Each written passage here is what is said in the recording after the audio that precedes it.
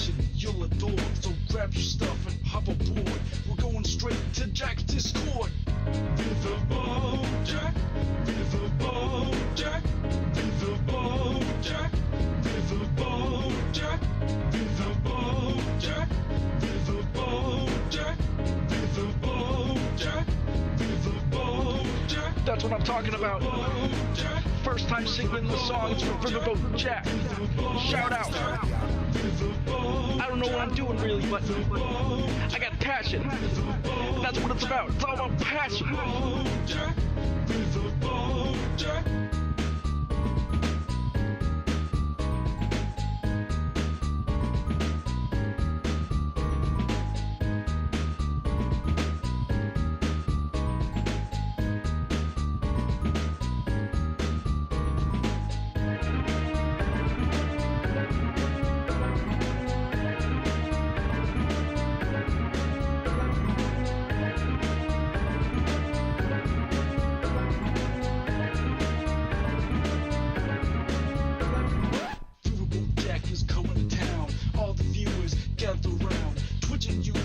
Where she streams, all that content is bursting the seams. Politics mainly, and plenty more.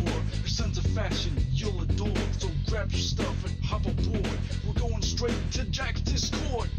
Riverboat Jack, Riverboat Jack, Riverboat Jack, Riverboat Jack, Riverboat Jack, Riverboat Jack, Riverboat Jack, Riverboat Jack, Riverboat Jack, Riverboat Jack, Riverboat Jack, Riverboat Jack, Riverboat Jack, Riverboat Jack,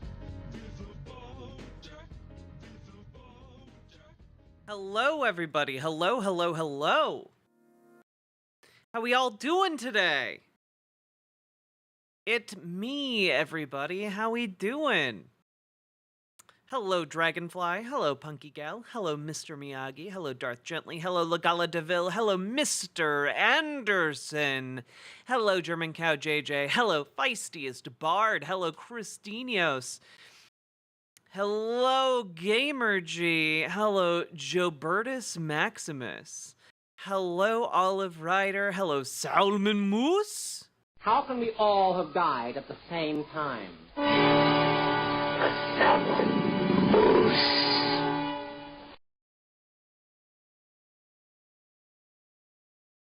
Hello, Snoogan. Hello, Hrundo. Hello. Hello, one and all. Hello, Geek Prime. Looking lovely. Thank you. But I edit the VODs. I know. I know what I look like. I'm aware. The meme is out. J.D. Vance. God. All right. What are you sending me? What is this? Would there... Ah, God damn it.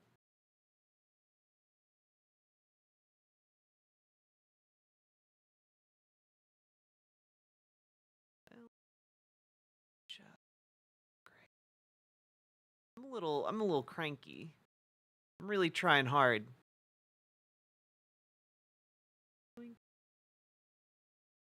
God. Oh my God. Why? luscious curves and supple fabrics.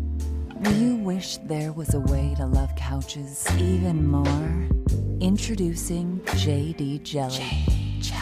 The only lube made for couch sex. Get those cushions ready for pushing. Whether it's leather, pleather, or wool, JD Jelly makes any couch a love seat so you can glide right in like a lubricated dolphin. Because we're all better off when weirdos their couches and not our democracy. Buy JD Jelly today, and all the proceeds will go to a childless cat lady who actually cares about protecting the fabric of our country, not weirdly having sex with couch fabric. JD Jelly. Couches, not democracy. That's pretty Do great. you love... This is pretty great.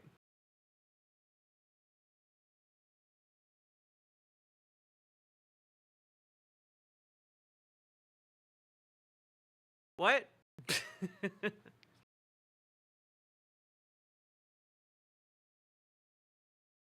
Can I buy this? Honestly, couches? I don't know, but here's a link to it so you can go see, I guess. just to the video, so you can look up the URL. I'm not bothering to get that info for you guys. Hi everybody.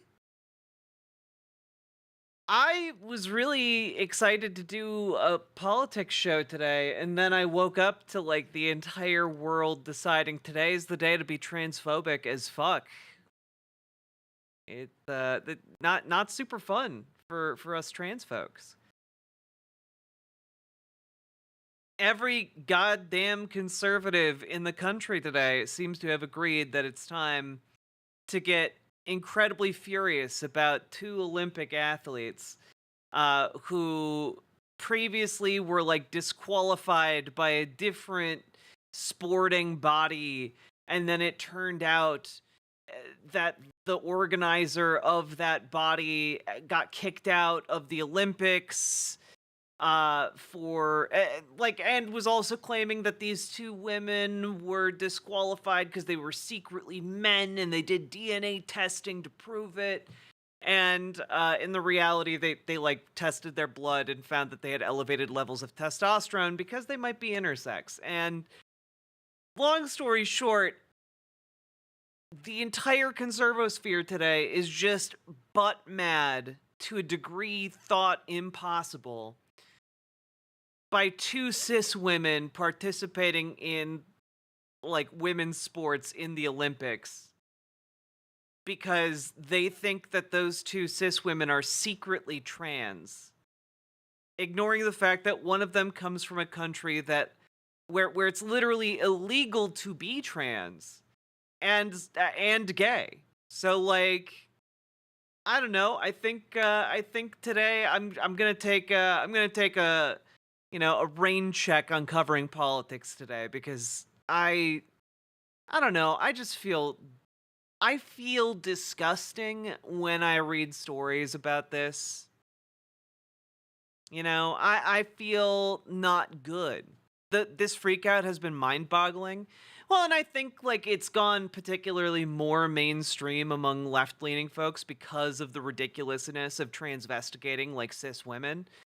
But like trans people shouldn't have to put up with this either. It just no one seems to care quite as much when it happens to us,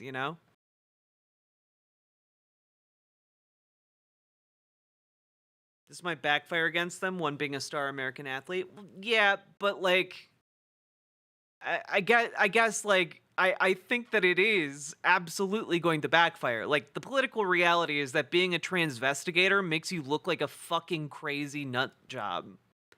Because that's what you are when you begin engaging in that. And my hope is that it does backfire and like this stops being like this acceptable thing to just go around the world talking about, but it makes me feel like shit.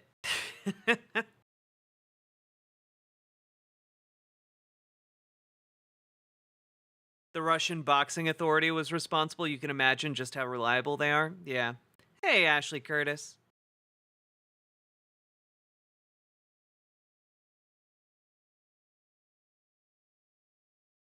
Wait, who was talking about the American?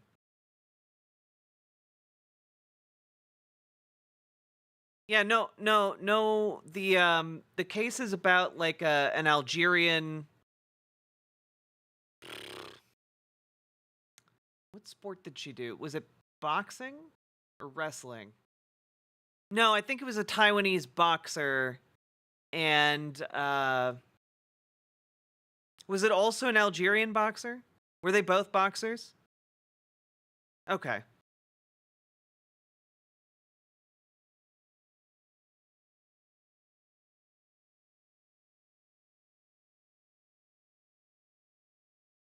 Looking like a brown shirt rummaging through the floorboards? I don't know what that means.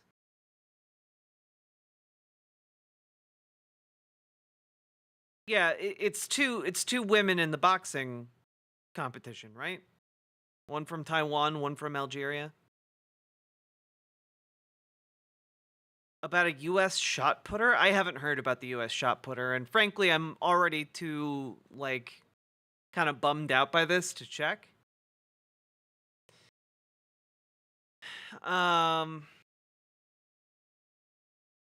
yeah, I don't know. It sucks.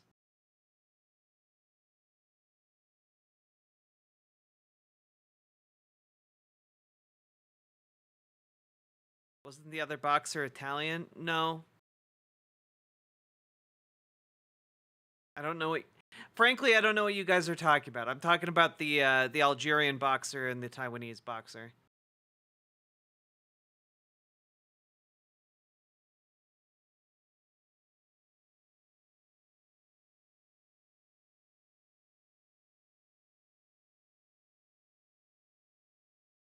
I don't know. It just bothers me today. I feel like trans people have had to put up with so much shit lately. Is that just me? Is that just me because I stare into the abyss as I put together these shows day after day?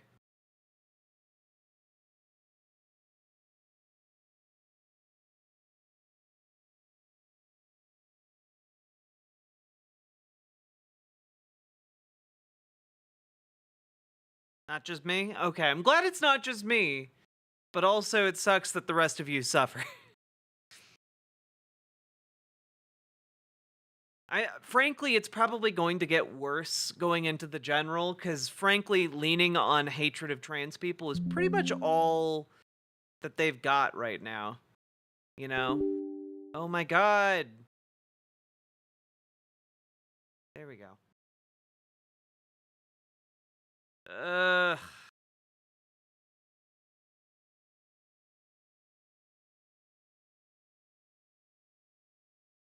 It's not. No, it's not just me. I'm cis. I noticed how ridiculous it's become. You'll be reading something random and some people will still manage to make it about trans hate. Yeah. Yeah.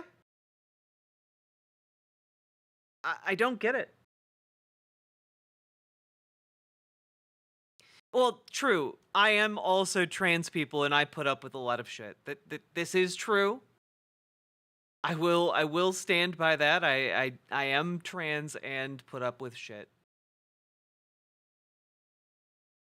Hey, ay.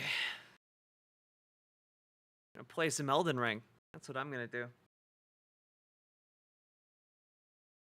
Wouldn't worry about it. Transphobia is on the decline. I'm gonna worry about it anyway. Thank you very much. Yeah, Catalina Gearbox.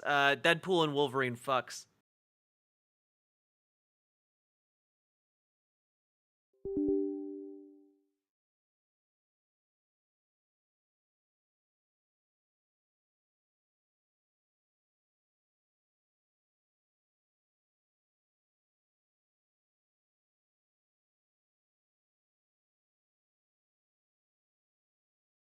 Big Mike.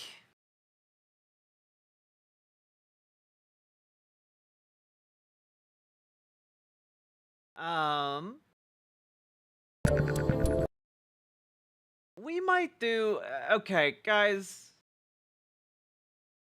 We might do a little bit of content. We might do a little bit of content as a treat, huh? Thank you so much, Carl. We might do a little bit of content as a treat. I don't know. I'm gonna play Elden Ring for a little bit.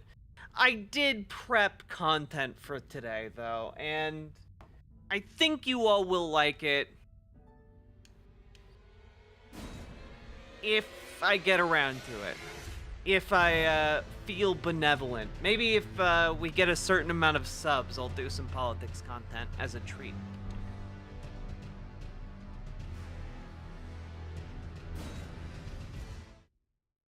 Are you going to be doing Shadow of the Erd Tree? I have been doing Shadow of the Erd Tree, but I might play some base game in order to get equipment that I would like so that I can beat the final boss of the DLC.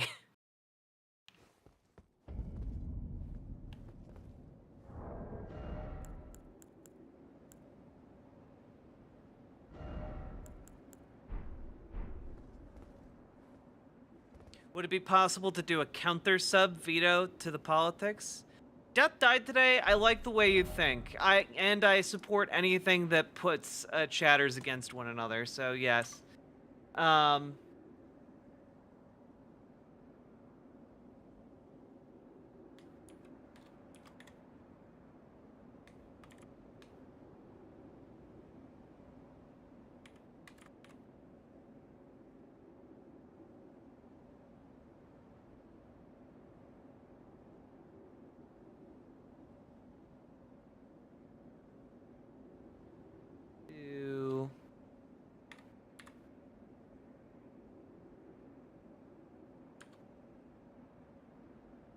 How do I want to frame this?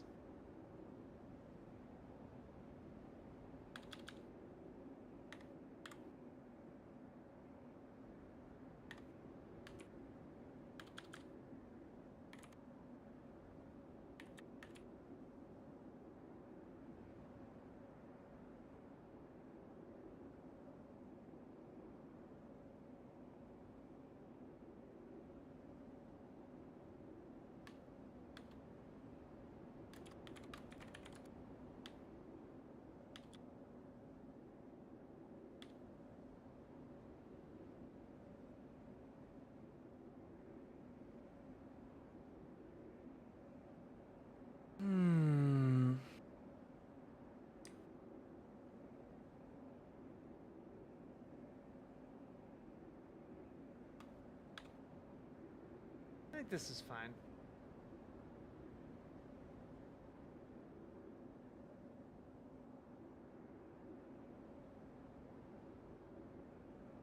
Sorry if I'm not super jazzed up today, folks. Today's hard. There we go. 0 out of 20 subs for politics. Again, I will take away 1 sub from this counter. You can actually go into negatives. I will take away 1 sub from this counter. Should you stipulate that you are donating for more Elden Ring.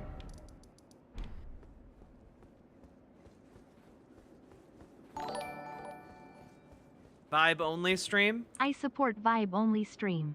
BWAUUUUUUUUYYYYYYYBWA.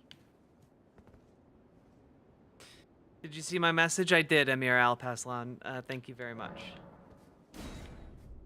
Vibe only stream, KBS putting us into negatives. Let's go. Going capitalist. Always. Okay? Gotta do what I gotta do to make a living, you know what I'm saying? What's up, nerd? General Radar, a pleasure to see you. But those remains do not belong to you. Lord Moog will have his dignity.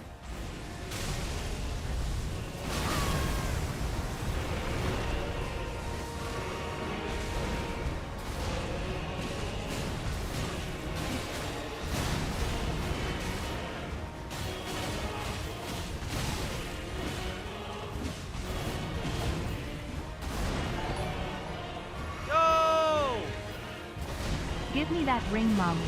Bibble. Dogs for the subs. Oh god. Subs for the dog. Nothing for the donos. Alright. Salmon Moose is at -10. Or sorry, -11, rather. Salmon Moose, thank you for the 10 gifted tier 1 subs. My god. Thank you very, very, very much. I appreciate that.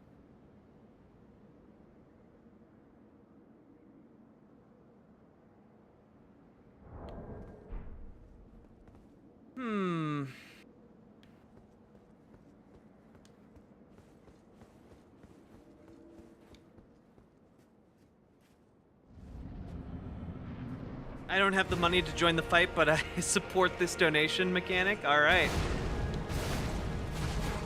Oh.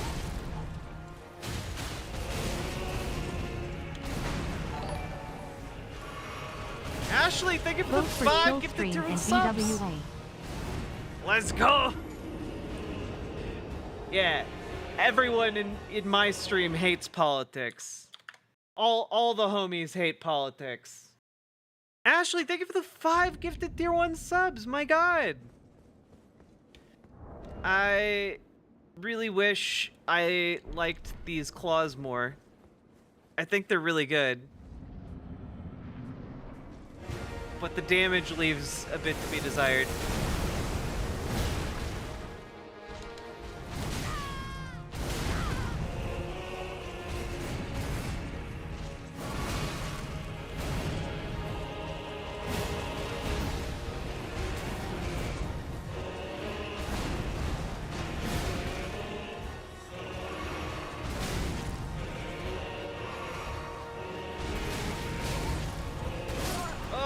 I fat rolled for some reason.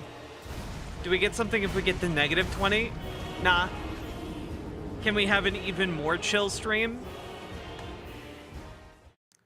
I mean, yeah, we can, I guess. I do have, you know, devices at my disposal that would make that possible, I guess. What's that guy's name? His name is Promised Consort Radon. And he's going to be kicking my shit in for the next 12 hours.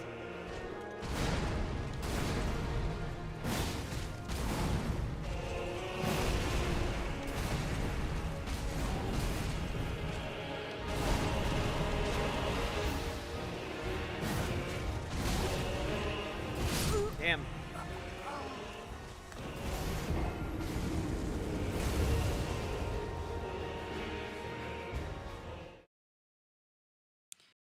If it hits negative 20, you should do your best Arnold impression from that horrible Batman movie where he said, "What killed the dinosaurs? The Ice Age." I could do that at negative 20.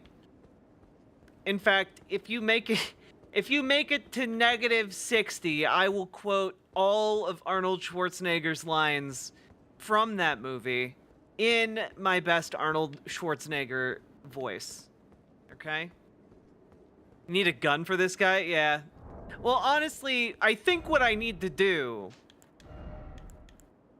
is it's time. Okay? It's time to learn.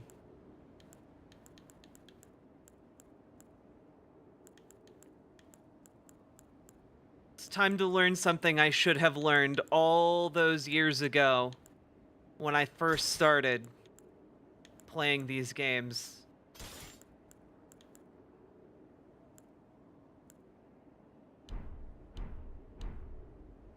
It's called this. I'm going to need to master the art of this. Yes.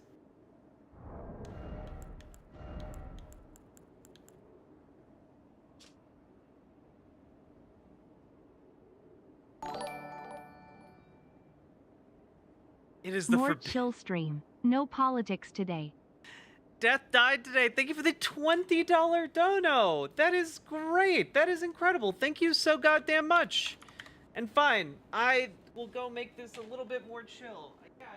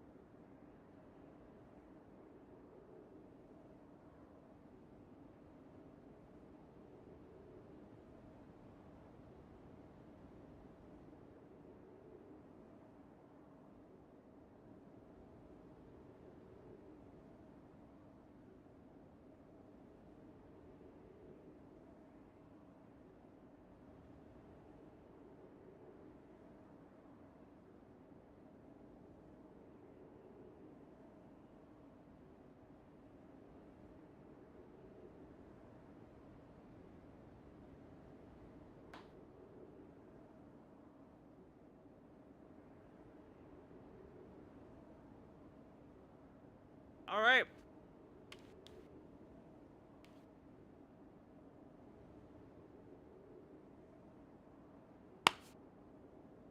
We are going to have a chill stream today. I will still leave politics on the table just for the lulz of it, though.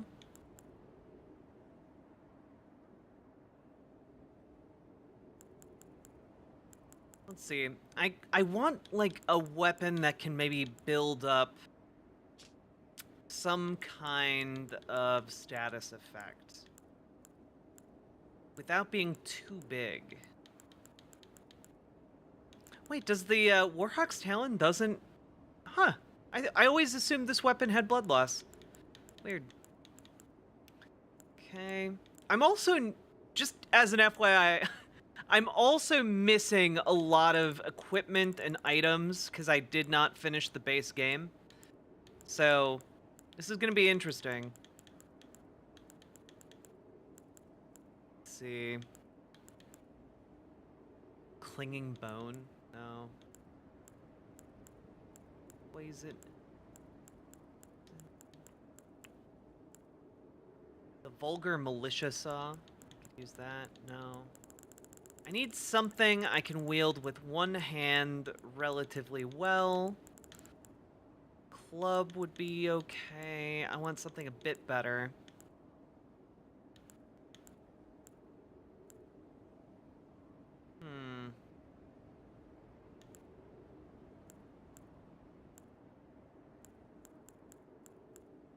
I mean, really, the main choice I should go with is probably this Sword of Darkness that I have.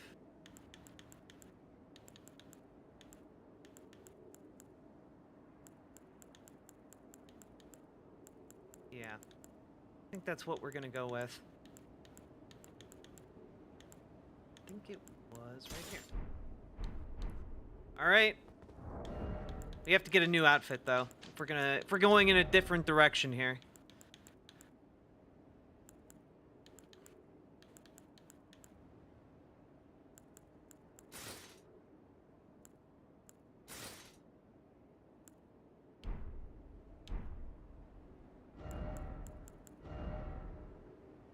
Tennessee District owes over $15,000 after illegally thwarting after-school Satan Club. I mean, I guess I'm not surprised by that. Yeah, I just, you know, it doesn't bring me any kind of satisfaction because, you know, like the groups that pushed for that don't care that the school district was fined. You know, they'd do it again, you know?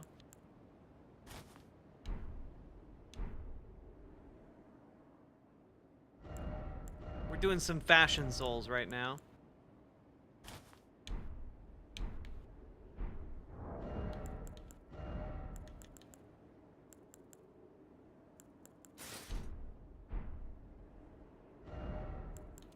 I need a better helmet, I think.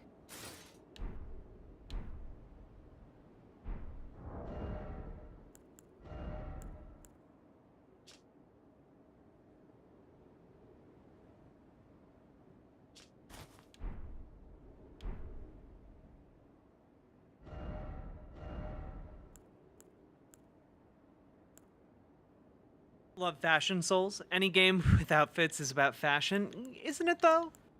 More people need to just kind of lean into that, I think. All right.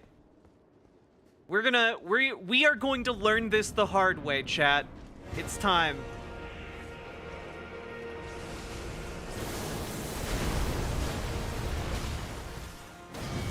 Oh my god. I did it! I did it twice! He's bad and should feel bad.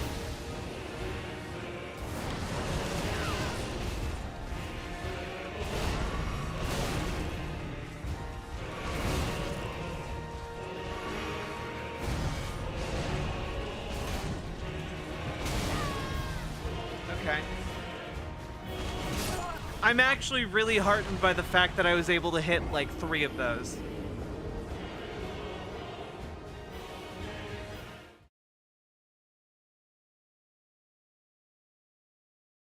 Chair, it's been so long. You could show us your Animal Crossing world in a laid-back stream. I don't actually have... I have a copy... Actually, I do have a copy of Animal Crossing. It's on GameCube, though. Nah, dude.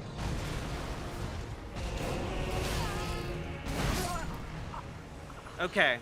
When he uses both his swords, I can't parry that, but if he's just using one, I can parry it.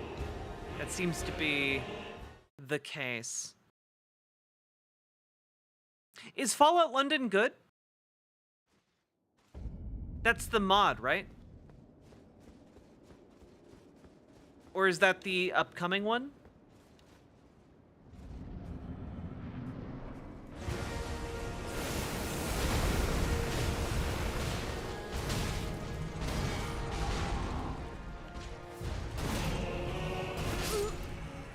Okay.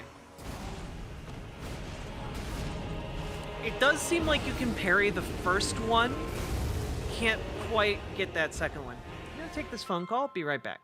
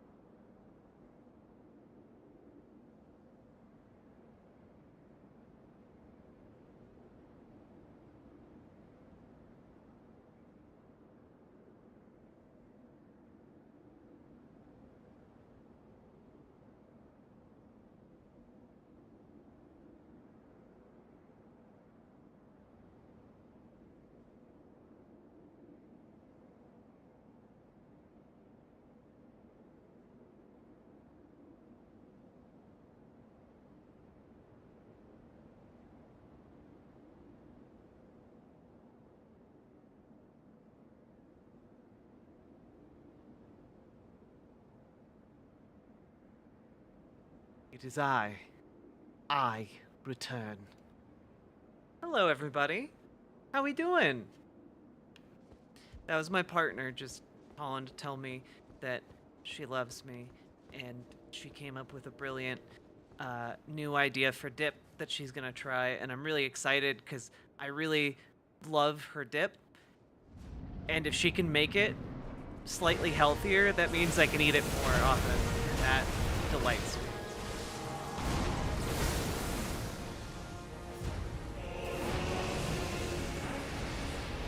Huh, apparently if you just jump...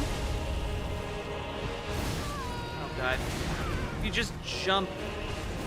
If you run sideways and then jump, you can dodge the meteorites. Alright, we're learning, folks. We're learning. Aw, yeah, LSL, like, she's just the best.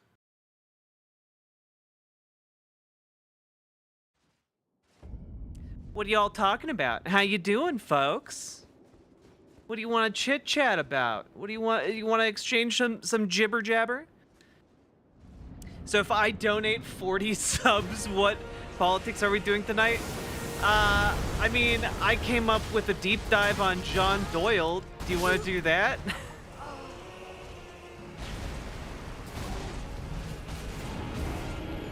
Today's your baby's 16th birthday. You went out to dinner? Hell yeah. Deadpool and Wolverine does fuck. Boy Meets Minnie, how are you? If you donate 40 subs, I will donate 1 sub and kill it.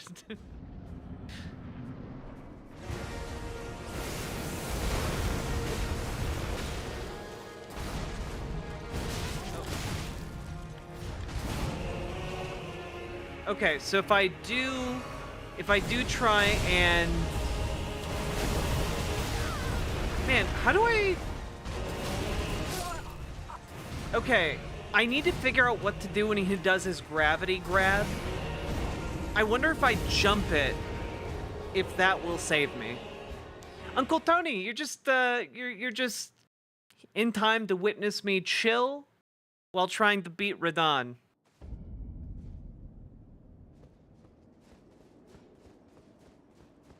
The sub war is on.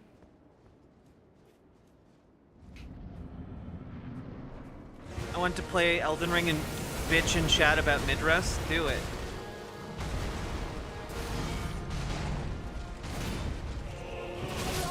Okay. Done. The sub wars have. Yes. The gravity whirlpool can be avoided by spamming dodge backwards. Okay, I'll give it a shot. Oh, damn! Damn! Alright, I mean, I could talk about John Doyle for a while. What was that again, KBS? Threatening a Chaos Goblin is never a good strategy. Also, BWA. Yeah, nerd. Okay. I did it, though. Like, I think if I had parried him one more time, I would have gotten a crit. Absolute mad lad paladin with 40 gifted subs. My God. Let me just delete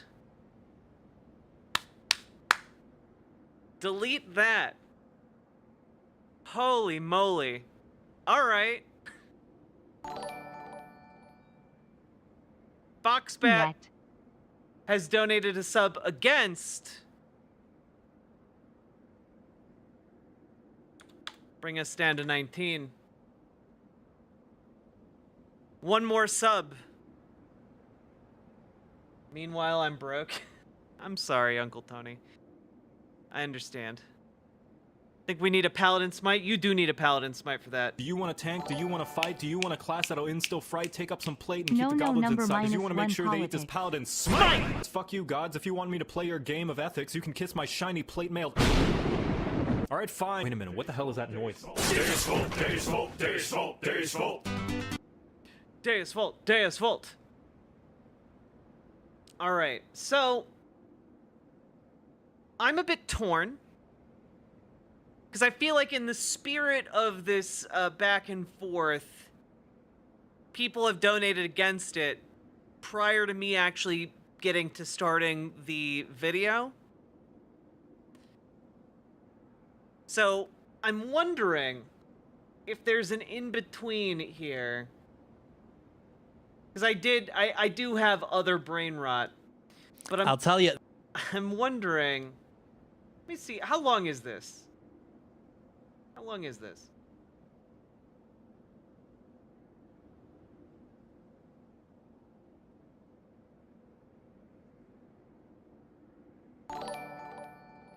Here's a quick 4. Here's a quick 4 pop. Okay, well I'm with Paladin Pepe laugh. that solves that problem. Win B, thank you for the tier 4 sub.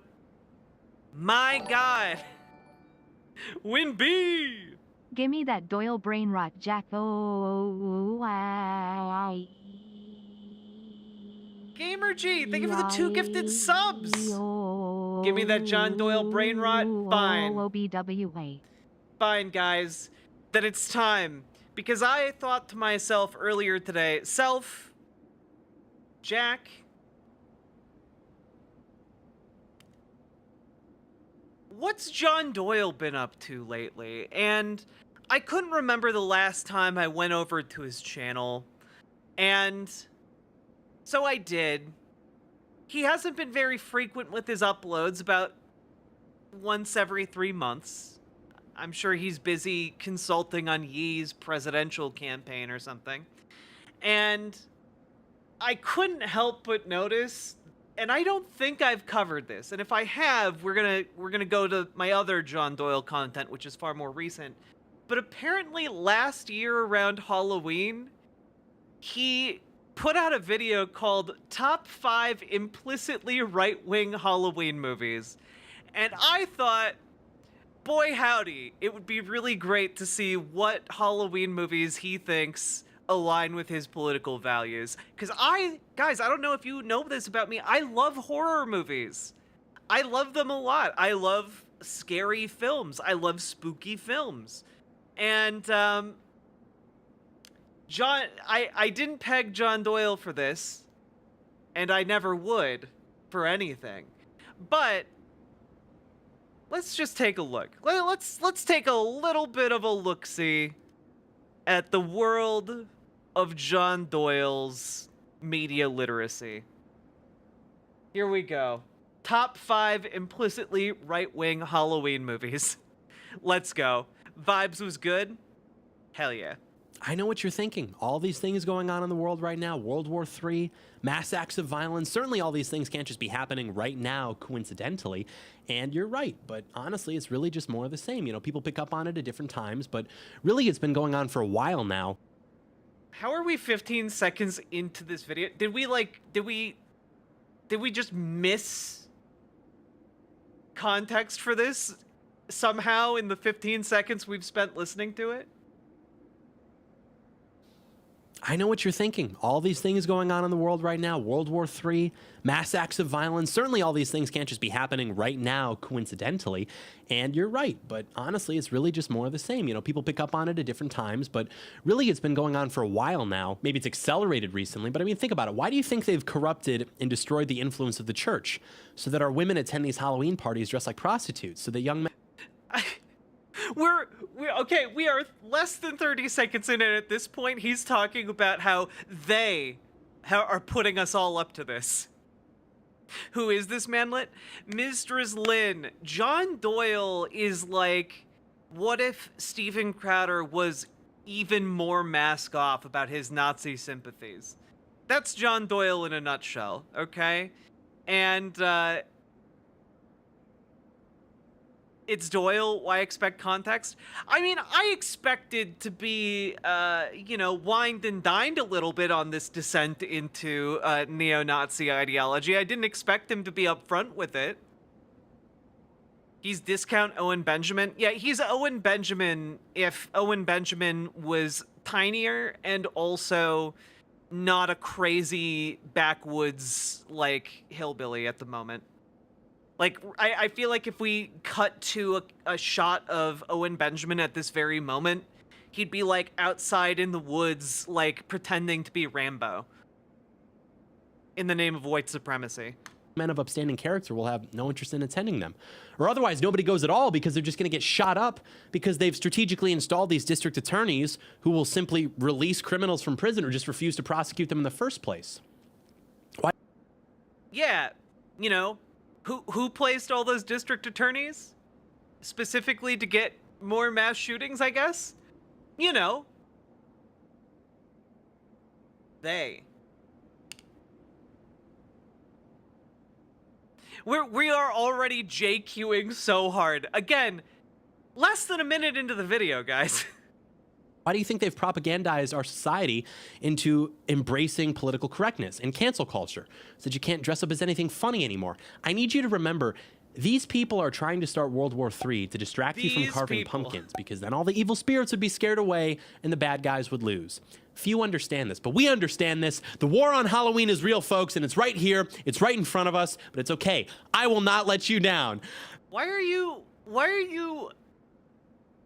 is your tone conveying that you're joking in this segment, except that you, like, unironically hate Halloween and believe all of the things you just said? Like, what is this tone shift as if you're joking when you just unironically believe these things, bro? The spirit of Robert E. Lee appeared to me in a vision after he was released from the statue before ascending into heaven. He told me the absolute best thing I could...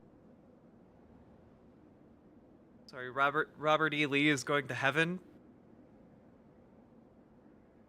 Uh-huh. I wonder, who else is going to heaven there, John? You know, Mussolini, Hitler, you know, are Franco, are all of your faves going up there too? All right. Can do right now to fight the bad guys is to autistically overanalyze Halloween movies in accordance with my worldview. And if I do this, I'm granted amnesty for my Yankee heritage. Don't have to tell me twice. Yes, sir, General Lee. I'll take it from here. But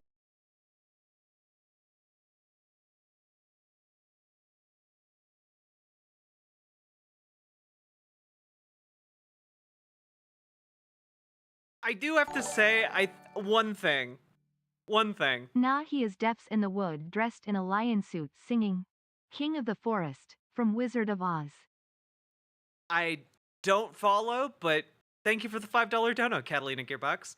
I do have to say, I think John Doyle is unironically one of us. And by that I mean genuinely autistic. I think he's one of my people. And for that I feel the need to apologize. You know, some of us, you know, autists, we fixate on, you know, public transit, you know, social justice issues, trains, infrastructure, you know, stuff like that. Others go down a far darker path where their unhealthy fixation is unfortunately fascism. And, you know, one day you're in the, you know, the wholesome Christian goods store, you know, picking up off-brand magic cards for a game called Redemption, and then, you know, the next day you're buying off-brand, you know, Funko Pops for different figures of the Bible, and then the next day you turn into this guy, man. You turn into this weirdo with a Jesus bobblehead, you know, and it's not a good time. Don't go down this route. Get a different fixation. Evan, he told me the absolute best thing I can do right now to fight the bad guys is to autistically overanalyze Halloween movies in accordance with my worldview. And if I do this, I'm granted amnesty for my Yankee heritage. Don't have to tell me twice. Yes, sir, General Lee. I'll take it from here. But it is true, the entire genre of Halloween movies, horror movies, it does tend to be one of the more explicitly right-wing genres of media. Dollar Store and it is Hassan. Important to have a trained... I feel like even calling him Dollar Store Hassan is too much of a compliment to him.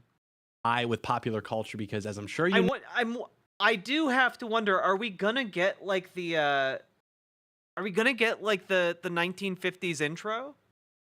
Like it's been like 6 years, at least. Like he was in high school when he made that. No, something like 80% of everything it. that comes out of the average person's mouth is in reference to pop culture, the latest thing, etc. Also, the most effective medium of disseminating information that's actually going to be retained by people is and always has been storytelling. And so there is actually some utility in these sorts of discussions. And some of them, yeah, are less serious, but some of them do actually contain some pretty important points about the changing cultural and political landscape of our society, especially throughout the last several decades. So there are some important themes and motifs that we should cover, but honestly, do you think he's gonna have Sleepaway Camp on the list? Oh yeah. Should we try and guess it? Should we try and guess his list before we get there? What would I have on my top 5 right-wing horror movies for Halloween? Are we gonna get Unironic Standing of Patrick Bateman? I feel like that's an easy one. I think Sleepaway Camp might actually be a pretty good guess. Like, it would be a really easy way for him to be transphobic. Ooh, no, you know what? Okay. It's gonna be the Patrick Bateman movie. What's it called? I'm blanking right now.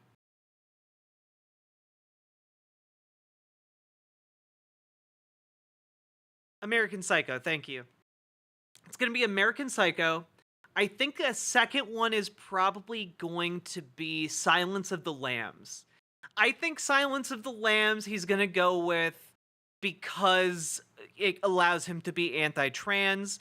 Psycho he might go with as well for similar reasons. So I'm going to go with, for transphobia reasons, Silence of the Lambs or Psycho. We're definitely seeing American Psycho. Predator? The late, great Hannibal Lecter. Predator or Terminator? I don't think Terminator 2 is going to be on his list. I think he might go with Terminator 1. Do you think he'll go with Halloween?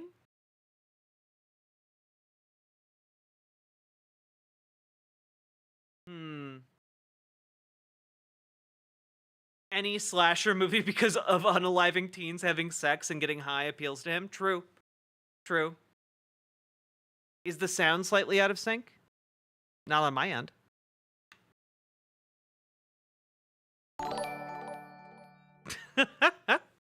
Secondary account just to give you an additional Prime sub. Leaving now to do mama things less than 3 Crystal_Hazer. Crystal Hazer, thank you for the time. Sorry, Crystal Hazer, time for Prime. Thank you very much for the Prime sub. I appreciate it.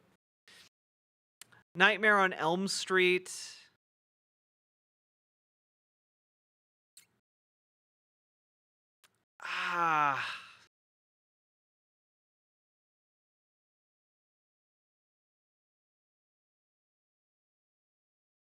Well, he already showed a clip from The Thing. Do you guys think I think that he might actually have The Thing on his list. I think The Thing, Psycho, American Psycho.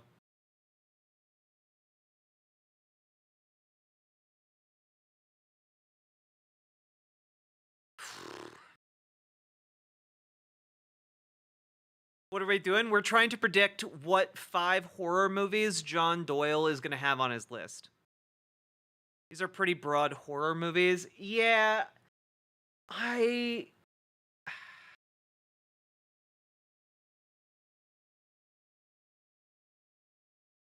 trying to think. Coraline? No, that seems too kid-oriented for what he's going with. Evil Dead? Nah, I think he'd be too off-put by Evil Dead. Nightmare on Elm Street, I think, might be a good possibility. You know, gotta punish people for being gay.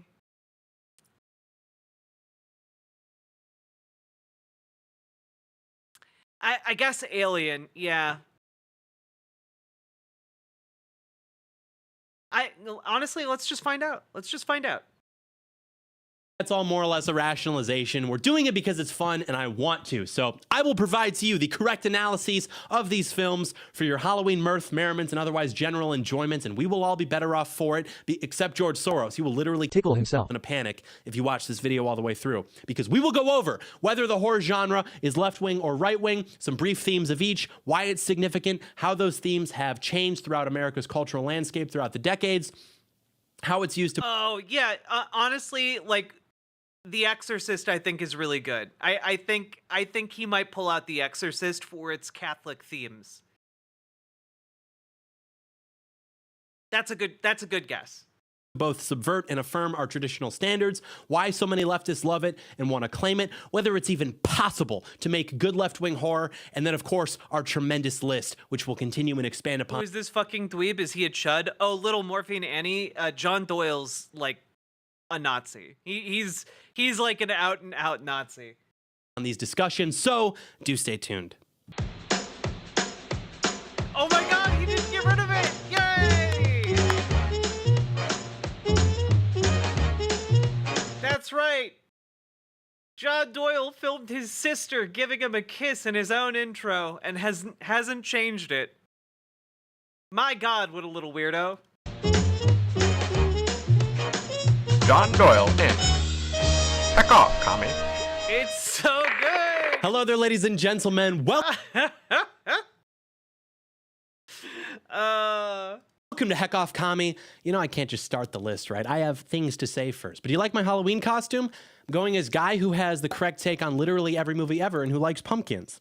Okay, here's the thing. I get it, we're all excited here. I have to lay down some ground rules first. First of all, I get messages now all the time from people who are just memeing it too hard. Oh, John, is this inherently right-wing? What about this? Is this implicitly right-wing inherently? Stop it. You're being disordered. It's too entropic. You're flying too close to the sun, like a liberal. I did not come out and declare that Beauty and the Beast was implicitly right-wing because it was funny. I did it because it was sexist and vaguely anti-LGBT, depending upon your position on the Beast furry question. The point is, things actually have to be right. I'm trying to make sure that I have the audio balanced okay for you guys. You might have noticed the audio got really wonky there. Is this an okay volume for the both of us? Wing. Otherwise, you're just being stupid and subjective. That's left wing. Now, that being said, there are some honorable mentions. Sure, this is not a definitive list. This is just 5 things that immediately came to mind. I'm also not commanding you to go watch these movies necessarily. Some of them are pretty rough, and I, of course, Wait, is he for sexism? Yeah, he doesn't think women should vote, man. Like, dude's basically evil in every way. All violence, etc., etc. Look, I'm just a film critic. I'm just a guy who likes ideas. And speaking of ideas, I will be debating key Gamergate figure Brianna Wu on November 6th at the University of South Carolina. Oh my god. Fucking kill me. I can't escape from this woman. I want to stuff John Doyle's personality in a locker. The whole man belongs in a bin. True. I mean, I guess we could look this up if we wanted to, you know, all commit seppuku at the same time, I guess. That is going to be a nightmare. This already happened. That content's out in the world already. This video came out last fall. This is when Brianna Wu was inserting herself in, like, everyone's space on the left. Jack, she is so fucking insufferable. She's like that interpersonally as well, as I've worked with her. She's the worst. I'll donate 20 subs to make sure we don't deep dive into that pain. I mean, yeah, let's not. Carolina on the issue of pornography. Some of you may be too young to understand. Nah, Blair White is at the very least relatively consistent in her type of bigotry. Brianna Wu is inconsistent at everything. Understand the significance of this, but you should still all definitely come watch. I'll put a link in the description where you can get tickets and more information. Nice. Anyways, speaking of honorable mentions, that reminds me of another thing. The things we discuss have to be central to the plot. Like Friday the 13th, for example, after I tweeted my review of the Super Mario Bros. Movie and Scream 6, I had a guy ask if I endorsed Jason Voorhees as an example of vigilante Christian justice. Well, I can't, you put it in chat, I can't. You were mocking me. Here, just just as a little cutaway. From being of average height. I can't control that. I can't control my genetics. That wasn't very... You were mocking me. I did not appreciate that. Asking my followers if I should wear heels tonight, and I did not. I never mocked on her appearance, and there's plenty of subject matter there, believe me, but I never did it. So I didn't appreciate that. Wow. What a thrilling clash of intellects there. Good golly. Oh boy. Well, I guess I'm keeping that in the wings until you guys are very naughty, or I need to extort you. So I thought about it. Is he one of our guys? Okay, well, doesn't talk. That's probably autism. Punishes sinners. He's got mommy issues. It's arch nemesis. Preys upon children. Like, okay, yeah, I'm thinking this is our guy. Or even something like the original Black Christmas from 1974, which John Carpenter took a lot of inspiration from for Halloween, particularly in the cinematography. That movie, of course, sparking the popularity of slasher films. So you could argue that's all thanks to Black Christmas, maybe Texas Chainsaw Massacre too. But anyways, the guy in Black Christmas, he's basically like an autistic incel, which if you haven't seen that movie, you should definitely check it out. It's genuinely unsettling, but like what kind of message does that send? You know, like, yeah, can the character be literally me? Yeah. It doesn't necessarily make it a right-wing Halloween movie. You know, we have to play by the rules. Also, I have to be responsible with my message. Did he just say he identified with an autistic incel that went on a killing spree? Because I feel like that's a little bit too true for him to make as a joke.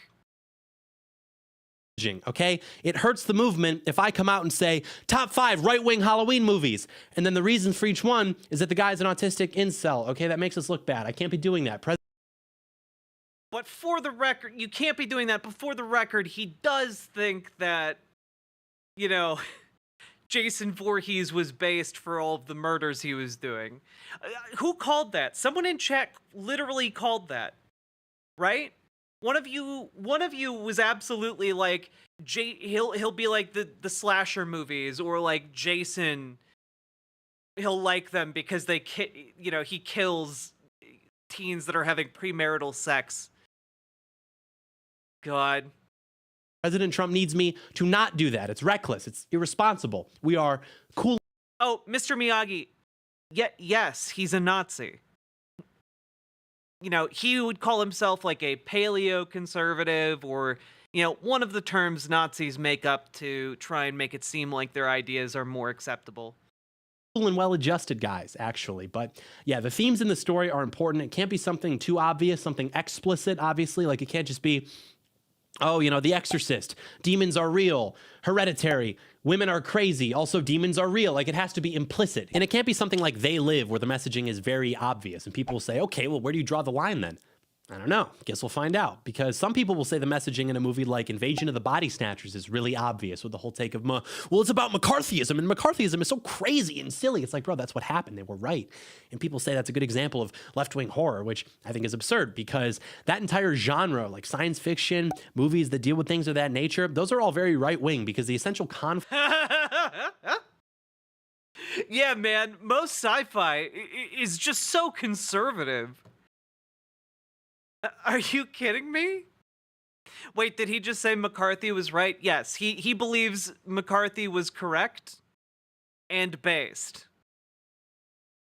Hold on, it was pretty fast. No, yeah, nah.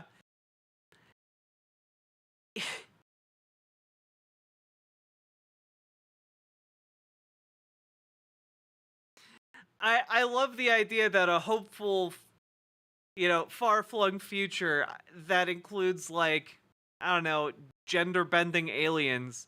I'm looking at you, Star Trek. Apparently that's conservative to people like John Doyle, because, again, we're talking about someone who barely has 2 neurons to rub together.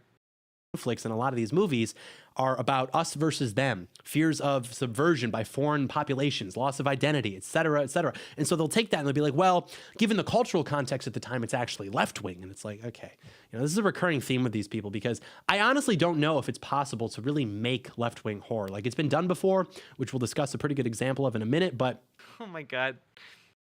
I don't even know if it's possible to do left-wing horror. That's most of what horror is, man. Most horror movies are left-wing. They critique ghouls like you, frankly. Like, the fact that you opened the show and you're like, yeah, I really identify with this serial killer and this serial killer and this serial killer kind of indicates the movies make you the villain on purpose, man. I don't think it's because they're on your side. It's very difficult. Most people who try to do this just fail because you look at anything that claims to be left-wing horror and it's going to be like some 20th century critique of consumerism. And it's like, yeah, same. Like, who says we like consumerism? But in criticizing consumerism, of course, they really mean to criticize capitalism because obviously leftists are not anti-consumerism. Leftists are actually the let people enjoy things crowd. So it's not that. It's just that they're class insecure and they're projecting that outwards onto the world because nobody serious on the right is against criticizing capitalism. But it's very difficult for leftists to properly critique capitalism because their motives for doing so are not disinterested because they're driven by resentment. And so they'll highlight consumerism or they'll highlight material inequality, both of which are to basically say, I'm mad that I don't get to buy things that other people get to buy, which is affirmed clearly by the Basically, he's trying to say leftists are poor, therefore they're all just mad, bro. That's his main critique here. His main critique is that you guys are too poor to have real opinions. The fact that every time one of these people finds a way to make a living being resentful about inequality, they always keep it for themselves and just go buck wild, which I don't care about. Like, oh, damn. He did it. Resentful about inequality, they always keep. That's right. Leftist political commentator Hassan Piker faces criticism for buying a nearly $3 million home in Los Angeles County. That's right. Socialism is when no house. Keep it for themselves and just go buck wild, which I don't care about. Like, do what you're going to do, but we can't let these people think that they have any moral claim to any issue we face, even capitalism, which we still win the debate on against them or neocons or whomever. And so this is the problem. And this is common with a lot of movies in general nowadays, where they'll use the traditional themes of a right-wing horror movie to serve an ultimately progressive agenda by just plugging in a bunch of... Okay. If he uses Get Out as one of his movies, I'm gonna fucking lose it, bro. You're gonna make me hear cackling sounds, the likes of which you guys have never heard before.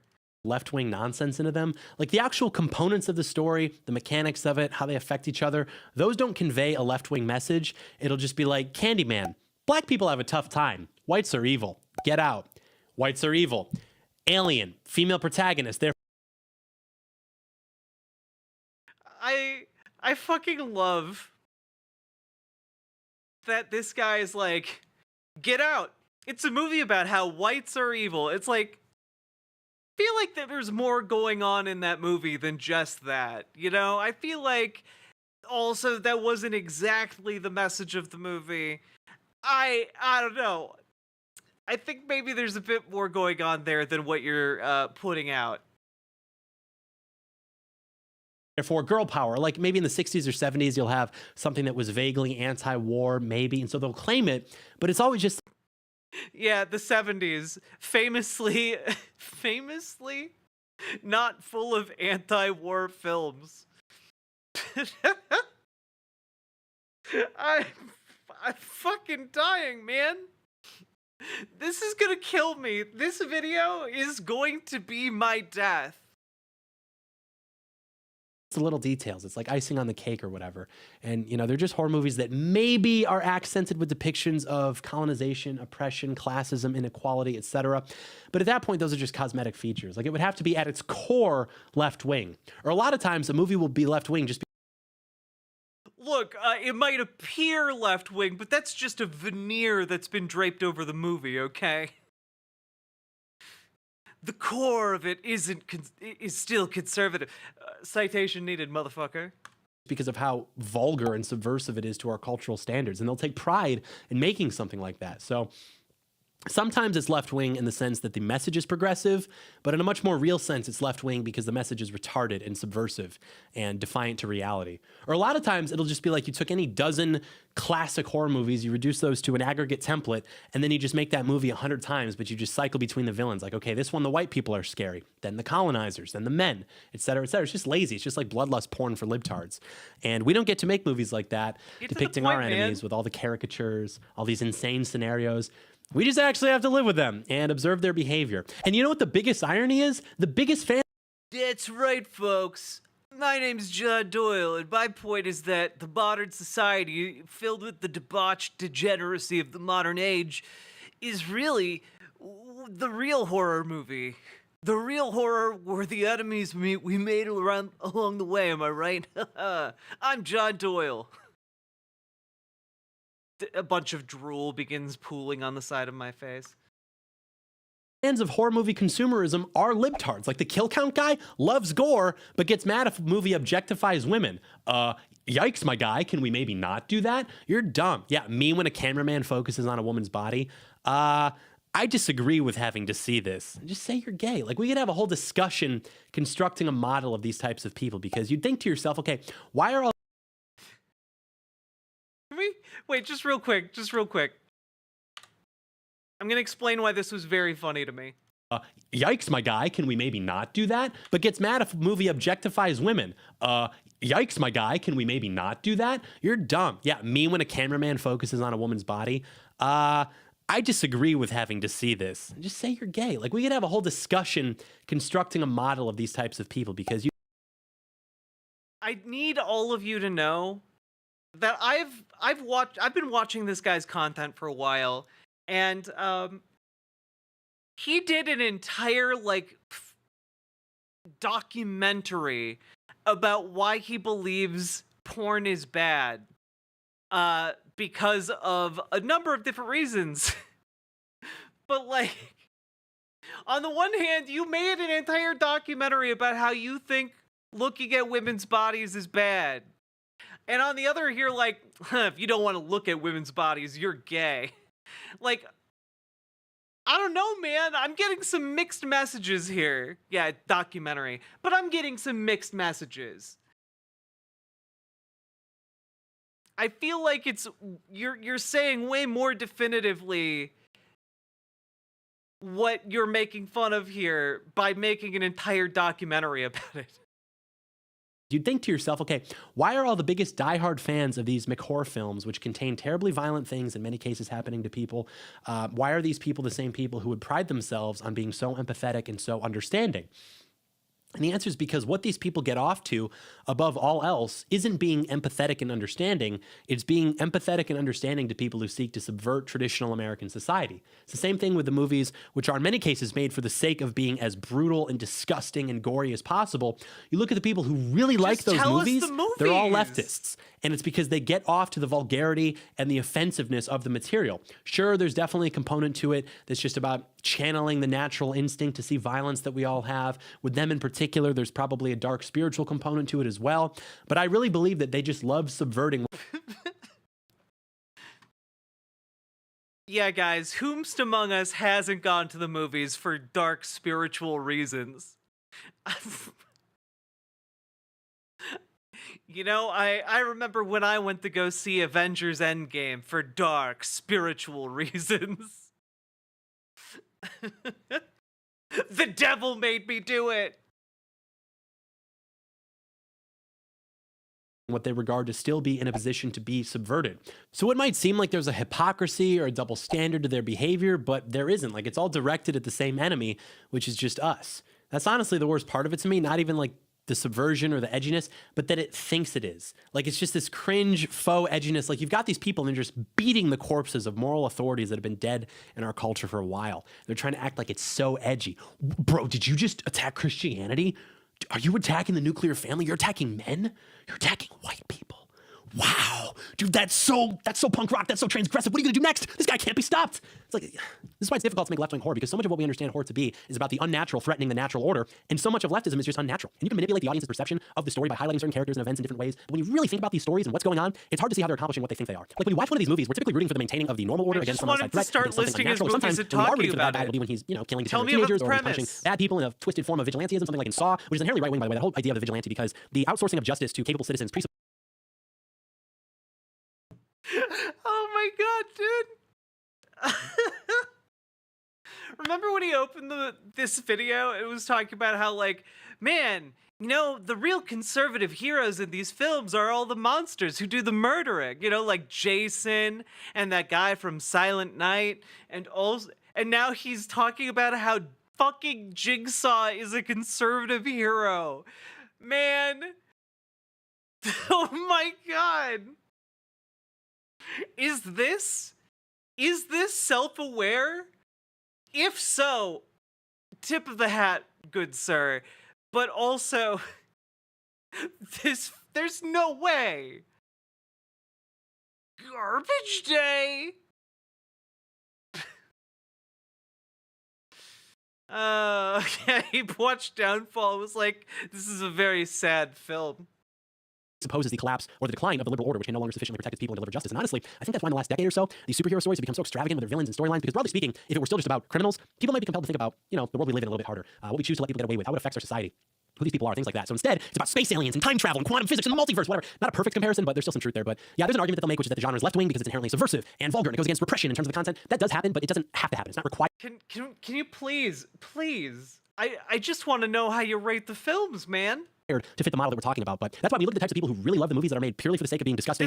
This is the YouTube equivalent of when you open up a recipe page on a website and it turns out that, like, first they want to like wine and dine you with their entire life story that led up to them inventing this one dish, and you're scrolling through someone's entire autobiography in order to figure out how to make like their cinnamon strudel waffles. And that's what this is. John Doyle's just copying that. I just want to know what your reviews are, man, so I can make fun of you for those. Instead, I'm having to sit here and make fun of you for this, and it's a lot less fun. You know, we had a whole slate of predictions.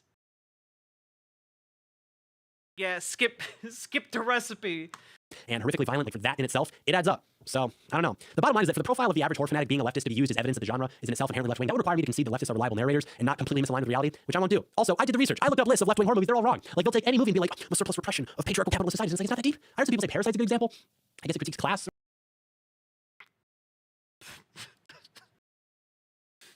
Oh no. Oh no. John.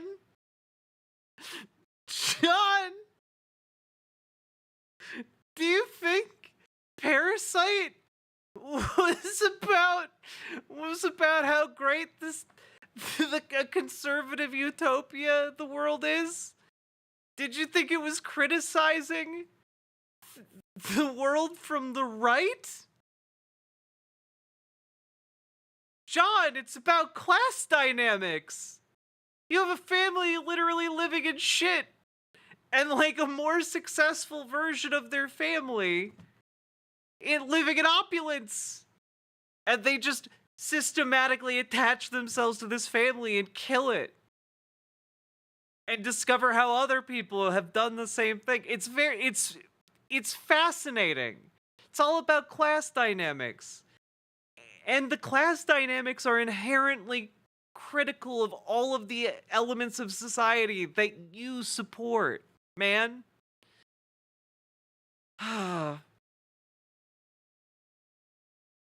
Or whatever, I would have to say. But, you know, we don't deserve Bong Joon-ho, okay? Yeah, the problem is, though, for it to really be good, it has to ultimately tie back into something that exists in the real world. If it's just drawing from or inspired by a fake narrative in society that's completely untrue, like most of these left-wing horror movies do, it's not really doing what it's trying to do. It's basically nothing more than propaganda.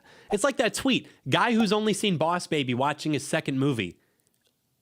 I'm getting a lot of Boss Baby vibes from this. It's like the same thing with these people. They're so consumed and preoccupied with these fake narratives that they see a movie which echoes them and they're like, this is just like real life. This is like really smart, actually. This says a lot about society. Moreover, critiquing class and... Again, this is where we're getting like the anti-intellectualism, anti-empiricist kind of element of fascism, where he's like, you think a movie's good because it has ideas and is about things? Oh, with your hoity-toity points of view.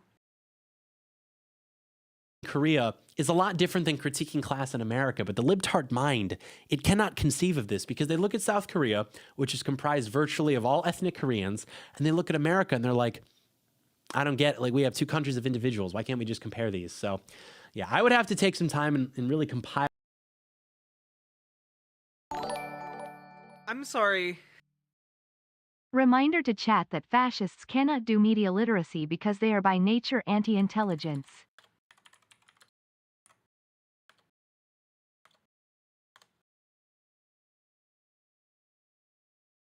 Like, guys.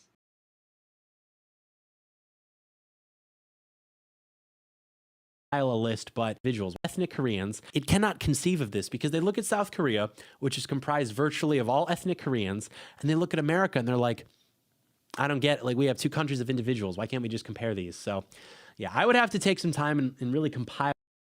I just, you know, he's threading through all of this like, oh, look at South Korea, an ethno-state. You can't really compare an ethno-state to the United States. Because his point of view is that the ethno-state is superior. Yeah, John Doyle? The John Doyle, an ethno-nationalist? I am shocked to find gambling in this establishment. A list, but I don't think it's possible, generally, especially nowadays, to have truly good left-wing horror films. I think that notorious shitlib Stephen King got it right when he said the entire genre is inherently reactionary. Something like Smile is a good recent example of this, actually, which honestly I thought was a good movie where, like, yeah, it's scary or whatever, but the ultimate message. Okay, I'm fast-forwarding again. I thought he was about to get to it. About generational trauma and passing it down and mental health and healing and growing, which is like a whole liberal understanding of human psychology. So that was pretty cringe, but I did appreciate at the end where they're basically like, LOL, psych, it never goes away. So who knows? Maybe the director's our guy, but yeah, that's their formula. They want to take the general themes of a right-wing horror movie and then just plug their moralism into it, particularly with the bloodlust stuff against whichever villain is due, which contextually does make it left-wing because then it's meant to inspire resentment towards the remaining living impediments to their agenda. But the class-based stuff doesn't really do that as much. Like, that movie is ultimately trying to say, oh, inequality is bad, but then it's like, okay, that's not left-wing so much because of that, but more so because it's like delusional and insane. Or they'll also say that horror films became more left-wing when the source of the evil shifted from being some outside threat, a creature, a monster, whatever, to being inside of us. Anyway, to be brought to this point, and maybe that's supposed to subvert our understanding of morality and conduct, but that's not the part that does that, because right-wing people are not optimistic about human nature. So what makes these stories left-wing isn't so much that they shift the evil to us rather than them, it's that they take it farther by trying to basically excuse the evil, attribute it to environmental factors, make us sympathize with it, and basically view morality overall as less objective and more circumstantial. And John Carpenter had an interesting take on this, which I disagree with actually, but we're getting too carried away here. But yeah, it's sort of meta, I guess. Like, horror movies Are you getting too carried away? You're only 15 minutes into your video and you haven't talked about the topic yet. Right wing. Horror movies can be left wing. Horror movies that claim to be left wing are incoherent, which makes them right wing because the ultimate takeaway is that liberals are retarded, which is in alignment with the natural order. That's the takeaway with one of these movies. You know, it's like the message is not what is intended, but wow, imagine believing something so stupid that you actually produce a movie about it. Crazy. I saw it was getting a sequel, and I'm kind of intrigued that I want to check out the first one, I guess, is what I'm saying. They're just as bad as I thought. All right, time for your self-improvement advice. Got a little bit of a cold, boys, but it doesn't matter. Sometimes you can make your day a whole lot better and more enjoyable by changing something small, like wearing comfortable clothing. For you guys, it starts with your box. Been wrong. But yeah, the original Halloween from 1978. If you haven't... I know someone said Halloween. Okay, so we finally get to the actual heart of the video. 17 minutes in. All right, let's go. Transition from what we were just talking about. Number one, Halloween, the original John Carpenter film from 1978. Funny story with this one. I've always loved horror movies. So, Halloween is an inherently conservative film. Okay.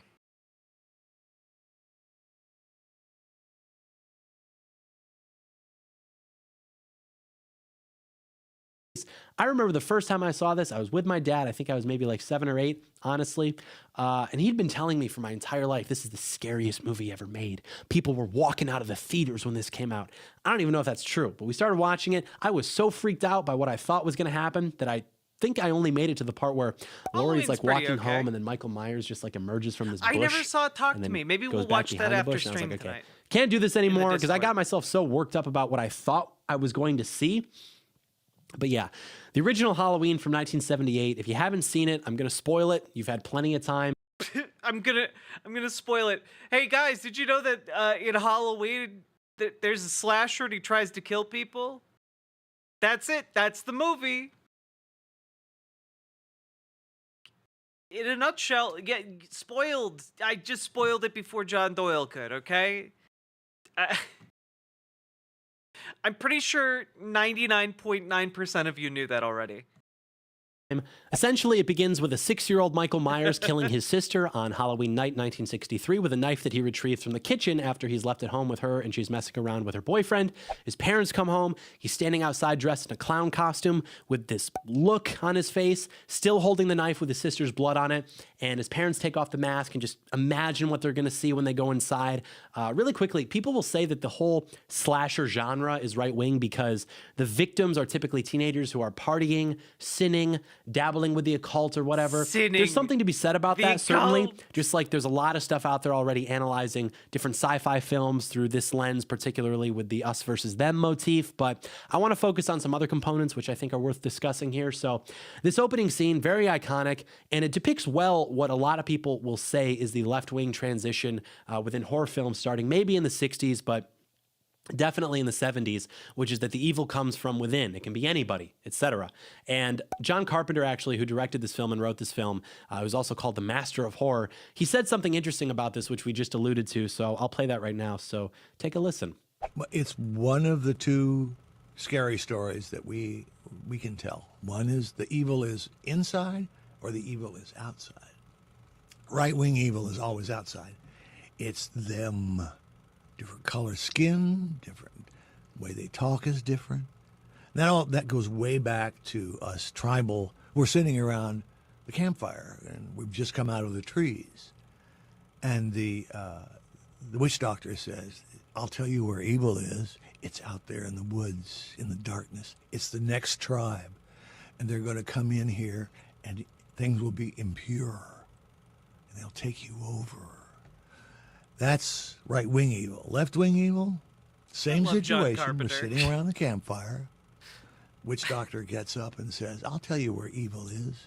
It's right in here, and he points to his heart. It's in each of us. We have the capability to commit evil. The good man chooses not to and fights against those impulses. The reason his model doesn't work is because the right-wing view of human nature can actually fit both of these models, which he assigns individually to the right and to the left. Like what he says about left-wing horror, that we're all vulnerable and it's only through strength and discipline that we can choose to be good. That's not left-wing because that is a skeptical view of human nature. That's right-wing. The left-wing view of human nature is that people are basically good, and when they do things that aren't good, it's because of socioeconomic factors, neurochemical imbalances, which they can't control, etc. Because since we're all the same, if people behave differently, well, it can only be because they were introduced to circumstances which compelled them to do that. We're all the same function, we just get different. Yeah, guys, I've been telling you he's a moron. He's a Nazi. He's dumber than a box of rocks, really. And Uncle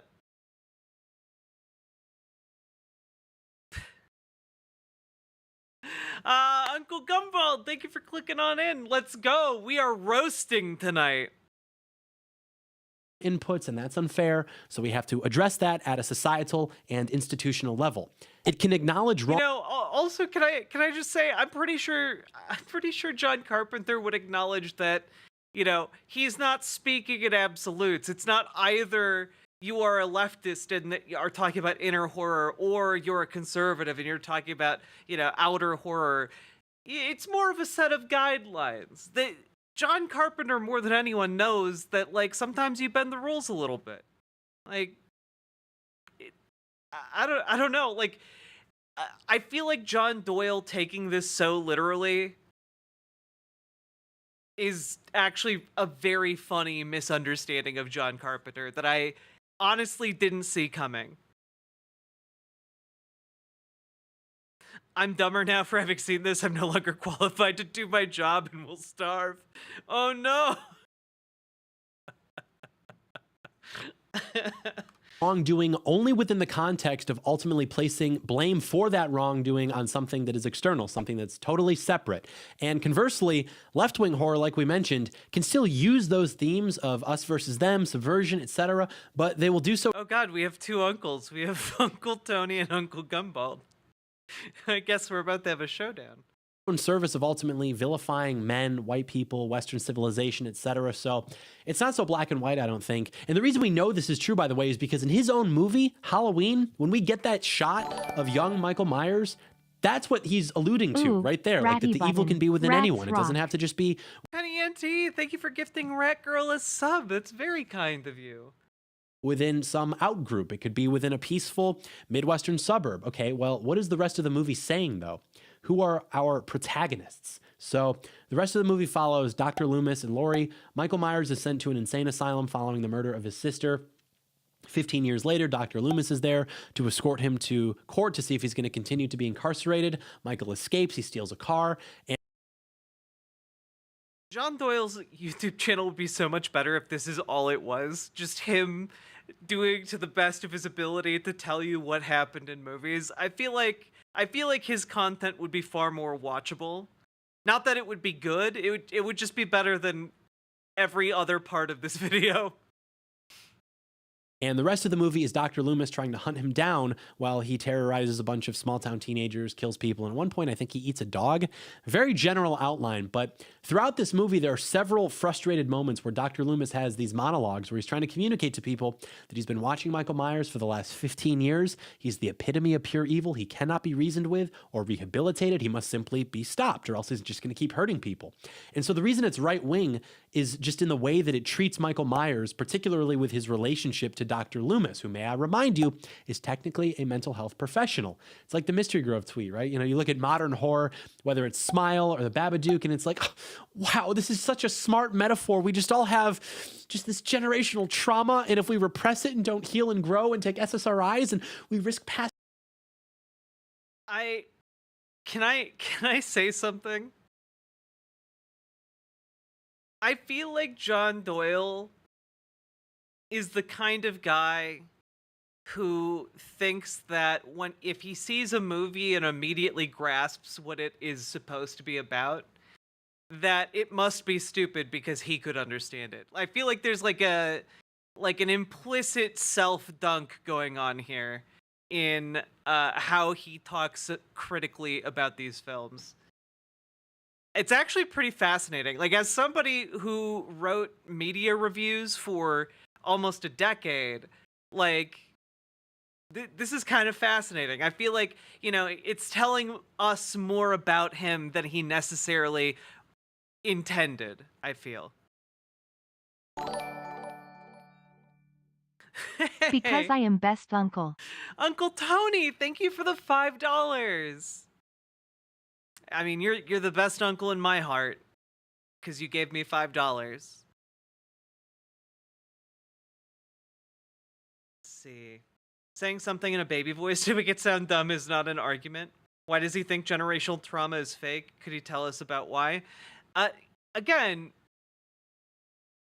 John Doyle doesn't believe in, like, empiricism or, like, you know, academic achievement or ability to articulate things. He's a Nazi. He's against people being able to articulate things properly. That's why he spent 20 minutes before he finally got to talking about Halloween in this video about Halloween films. Passing it down to others versus Dr. Loomis just like, I'm going to medically diagnose you as evil and then well, and also, if you notice if you wind up watching more extremist content, as I have, like, the pattern here is that people like John Doyle and these white supremacists and Nazis, they tend to try to be as nebulous as possible to give themselves wiggle room to, like, you know, go back and deny or be like, oh, it didn't happen like that, you know, gaslight, stuff like that. You know, if he's nebulous about it, then you don't have to, you know, you can just kind of smoothly skate on by due to your frictionless, thoughtless brain, you know? The less facts he has to serve as friction, you know, the better. Shoot you with a gun. Like, that's awesome. That makes sense to me. Oh, Michael Myers just needs a social worker. No, he needs to be shot. Do not read too deeply into that. I'm just, like, the point is, it doesn't matter if the evil is coming from the out group or from within. It's a way of understanding evil that says, look, we have to be realistic about this person, hold them accountable. They're not a victim. They were not victim of some circumstance. By all apparent measures, this guy grew up in a very nice home with a very nice family. He murders his sister still, and he's going to continue murdering people. Like, we have to deal with that. The liberal understanding of psychology, incarceration, it focuses on mental health being harmed by trauma, and prison as a means of rehabilitation, which is ultimately saying none of this is really your fault. You just had bad luck, bad circumstance, and so we're going to try to correct this in the meantime by giving you pills, putting you in jail. But once we make society equal, none of this is really going to be necessary, since nobody would ever just do something bad except white men. It's only when they're put into tough... Oh, Uncle Tony and Uncle Gumbald, I was kidding. You're both my favorite uncles, okay? You're both chat uncles, and to me, that means the world, okay? Thanks for being part of our chat family. Circumstances that they do bad things. Yeah, okay, well, it's not how that works, but it doesn't even consider that some people might be just like that. Some people might just be impossible to rehabilitate. But if you want to know why... Okay, so the great conservative messaging about Halloween is that some people are just too mentally ill. Like, what? So some people just need killing. That's the lovely conservative messaging of Halloween. That's what makes it the #1 Halloween movie. Are you kidding me with this, dog? Our country is so mentally unwell and so incapable of actually delivering justice. It's because both of them... Like, he literally came on this video and put his number one right-wing Halloween movie was the movie Halloween, because it teaches you the very conservative message to kill the mentally ill? Are you fucking with me right now? Again, it's the amazing thing about the discourse right now from, the presidential election is that finally people are going like, hey, you know what? Maybe this Tim Pool guy, we should call him weird. Because he's over there doing shows with white supremacists and stuff and is really weird about his hat. That is weird. And, like, you have to be really bad because people have been calling this guy weird for a way longer amount of time. And, frankly, I know it kills him inside. I know it kills him inside every single time someone points out that he's, like, socially inept. He's, like, really weird and gross. Like, this guy has the equivalent of, like, online daddy issues. I don't know. He's making it all of our problems is what I'm trying to say. Let it take the liberals this long? Yeah, guys, has anything this guy said in this entire video been at all relatable? As like if you come into this as like a normal human being, has anything this guy said not been immensely off-putting? He fucking said Jigsaw was a conservative hero, guys. I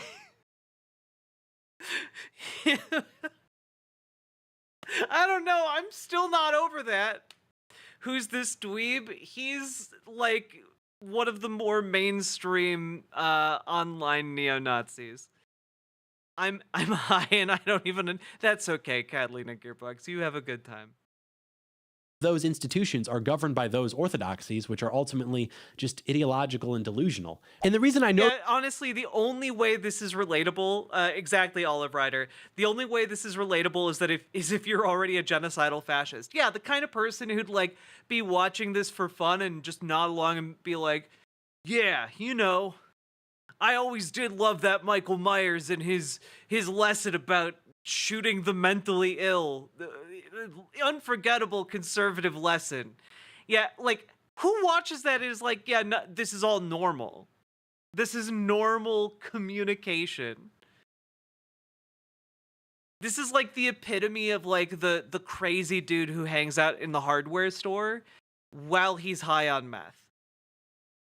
This is true is because you look at the evolution of this story, Halloween. Look at what happens in the 2007 remake, the Rob Zombie version. It's the completely opposite depiction. It's the same story, same general happenings, but it totally cucks. It shows young Michael Myers getting bullied at school. His household is abusive. His family's poor. My socioeconomic factors, my generational trauma. It's like it's a way of telling the same story, but it's trying to make us sympathize with Michael Myers by beginning the story showcasing him not as a killer, but really as a victim of circumstance. Give me a break. And again, I'm not unsympathetic to horror. Give me a break. That fictional man was evil through and through, without any circumstances, because that's how it was written.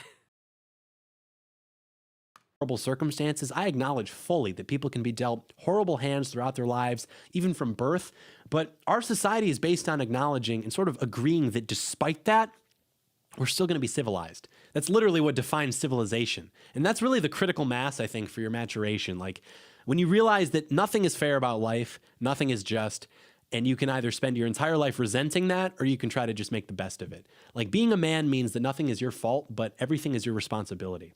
Now, of course, that doesn't mean that you don't try to seek justice and make things fair when they are so obviously not fair.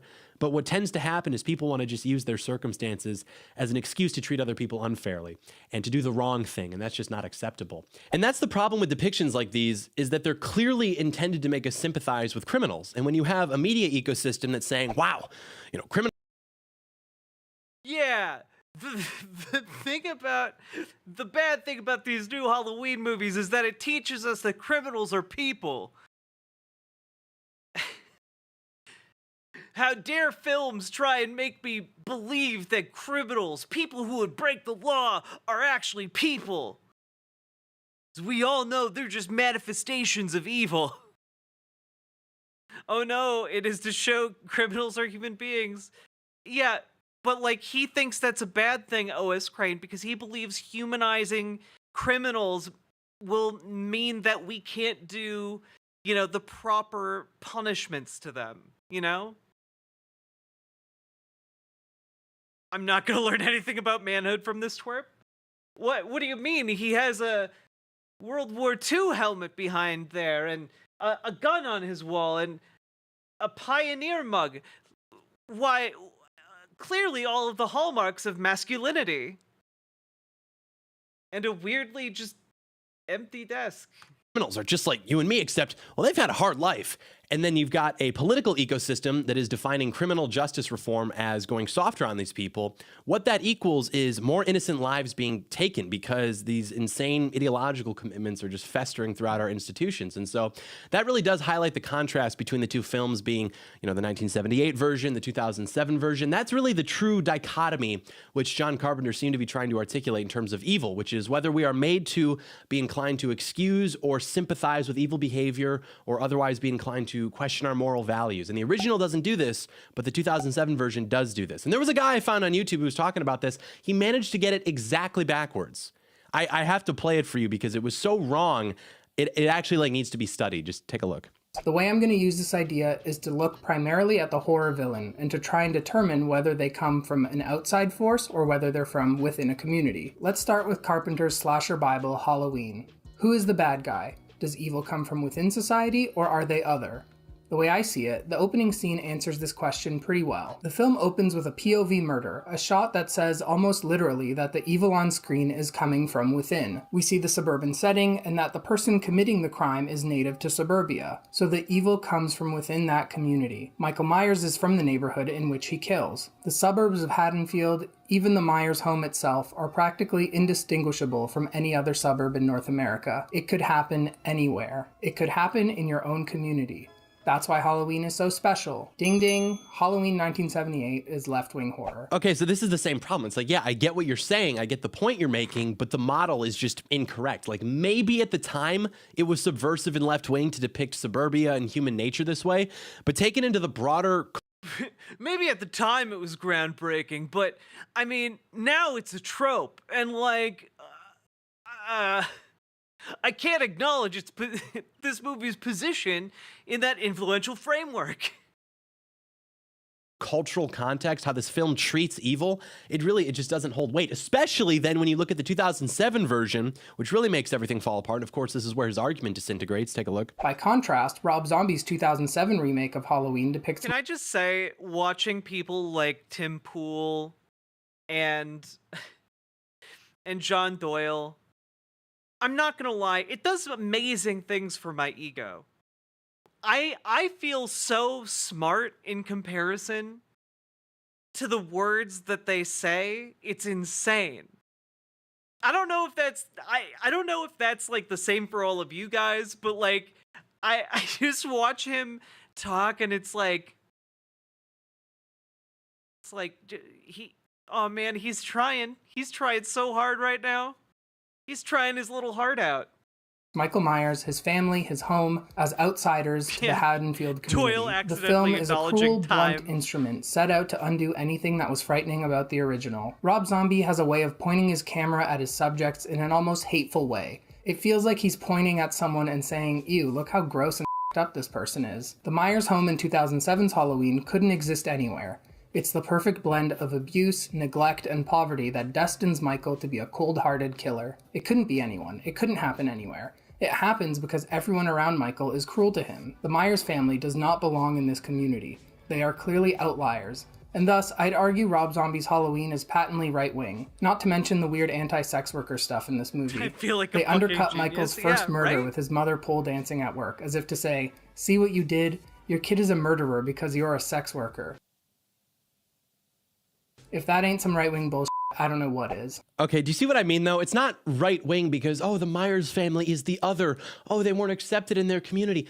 Yeah, like, probably for a good reason. Have you seen the way these people are behaving? They're, like, pretty much the worst. And it's not Michael's fault, but it's like he's experimenting with killing animals. I'm not really concerned about whose fault that is, per se. Just stay away from my family at that point. But that only works if you subscribe to the model being whether evil is coming from within or from the other. Why is he threatening the figure of Michael? Stay away from my family, Michael Myers.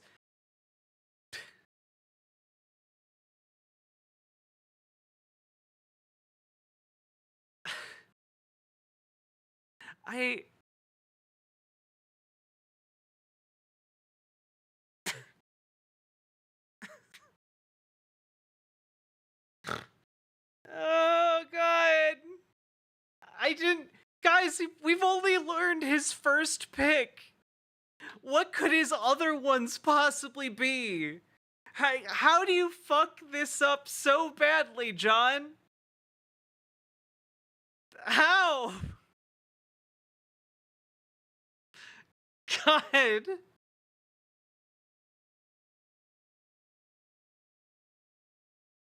Build-A-Dog, this shirt is the comfiest thing I've ever worn in my life, and I like it a lot. Which I don't because it's wrong. And this is the problem with these people as a whole, like why they love things like sources and experts so much. They cannot independently think through things. And so they need some information. They need all these facts and figures from experts. My God. Framework to be their like authoritative frame of reference, and that will then guide them to conclusions which are typically absurd, but that would never occur to them because they arrived at them from using the expert framework. But again, this guy is incapable of understanding that because he can't see the world through that lens. He has to view it through the lens of class, discrimination, people being mean. Did you just shame a sex worker, my dude? Yikes. Try being a decent freaking human being. And you can tell because of the way he unnaturally tries to use the word ain't, and it just sounds forced. Like they always try to mimic the behavior and language of the lower classes to create some sort of sense of solidarity. It's just very weak behavior. But the bottom... I don't know. I feel like people who are in upper class society say ain't. I feel like that was an inherently kind of classist thing to say. Line is whether we are going to make excuses for individual behavior or if we are going to hold people accountable for the choices they make regardless of circumstance, if we're going to be confident enough in ourselves to make those moral indictments and honestly assess whether some people are simply beyond rehabilitation. That's why Halloween 1978 is implicitly right-wing. Moving on, number 2. Thank God we're at number 2. Let's go. All right. I was getting really tired of him talking about Halloween. his reasoning was terrible. But I'm sure it can get worse. I think he can do better. He can still hurt us. Coraline. Probably have seen this one. Damn. Very fascinating. Great soundtrack. Great animation style. It's based on a novel. And essentially, the plot is that this girl moves into a new house with her parents. They don't pay enough attention to her. So she starts exploring. She discovers this new world that seems to be a mirror of her world, except everything is fun and perfect, and her parents spend a lot of time with her, etc. But eventually, she learns that things actually aren't as good as they seem, and her new mom is trying to get her to give up her eyes to stay with her there forever. Are you picking up what I'm putting down? Is Coraline actually an anti-trans allegory? 1 second, baby birds, I will feed you. You know, I actually thought about including Sleepaway Camp. Well, he did include Sleepaway Camp, but I guess he decided Coraline was more transphobic. I can't wait for him to explain how Coraline is a transphobic narrative. I'm actually kind of excited to hear what kind of mental gymnastics he undertakes in order to try and make that work. Like we're talking like the limbo bar is like 1 centimeter above the ground, and I'm looking at it and just saying, okay, how you getting under that, bro? Like, how is the one with the trans killer less transphobic? Yeah, that's my question. I want to see how this Coraline pick works. Where does this go? What is this? Could you imagine the look on Neil Gaiman's face if you came up to him and told him Coraline was right-wing or anti-trans? I feel like he would do a murder-suicide, man. Like, my God. Let's find out how this goes. Because the big scary plot twist at the end of that movie is just that the girl who's killing everybody is actually a boy. And back then people saw that and were like, wow. Or maybe even Silence of the Lambs, you know, Buffalo Bill, homicidal. Okay, well, I have to be honest, I didn't see John Doyle going for Coraline, of all things, over Silence of the Lambs or Sleepaway Camp. Transvestite who wants to wear women's skin, tipster. which of course literally never happens because there is no overlap between serial murder and LGBT identification. You know, in general, I think it's overlooked how significantly the widespread commercial. I don't know why he said it like that, because there is no correlation, so. Of the true crime, serial killer genre, that whole thing has contributed to the erosion of trust levels in society, which isn't to say it's the largest factor, but it's still interesting, especially because when you examine these types of stories under microscopes with the strength to extract the details necessary to satiate the detail-hungry masses, it almost always reveals patterns of deep. Feni Kagegami, we're going over top 5 implicitly right-wing horror films from John Doyle, and I'm where could this go next? Like, is he going to talk about The Descent? Like, I don't know. Like, where are we going? Where are we going with the horror? The Blob? Is he going to talk about The Blob? Sexual perversions being demonstrated by the killers. Like, these same guys, Dahmer, Gacy, it's his next pick, Attack of the 50-Foot Woman. It's like some sort of, like, he just starts going all in about how he's definitely not into giantess porn.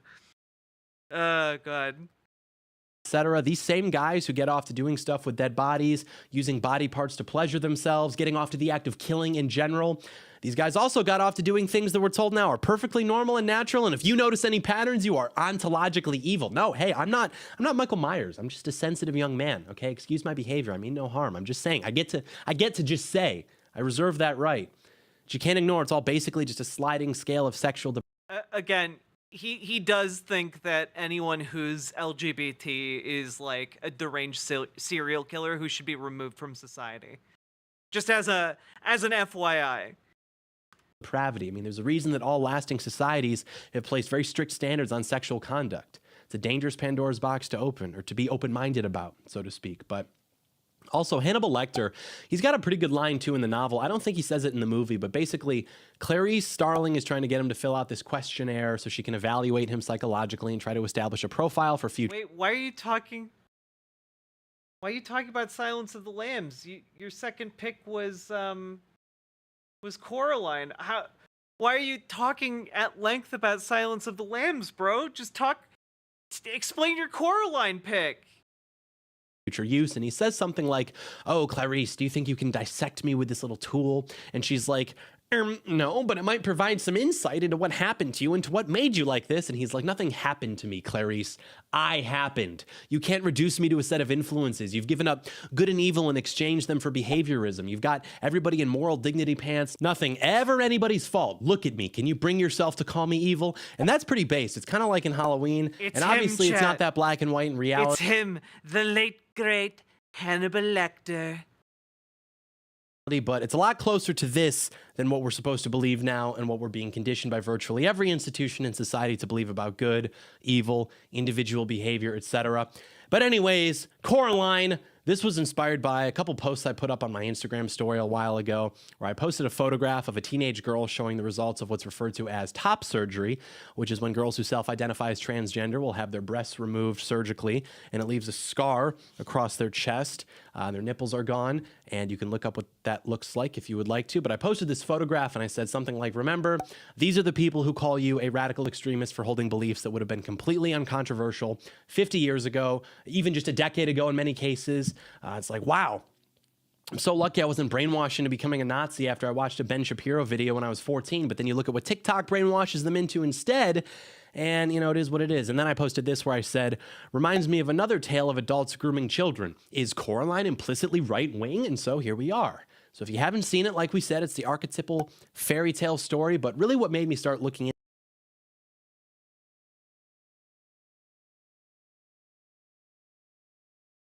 this is the dumbest argument.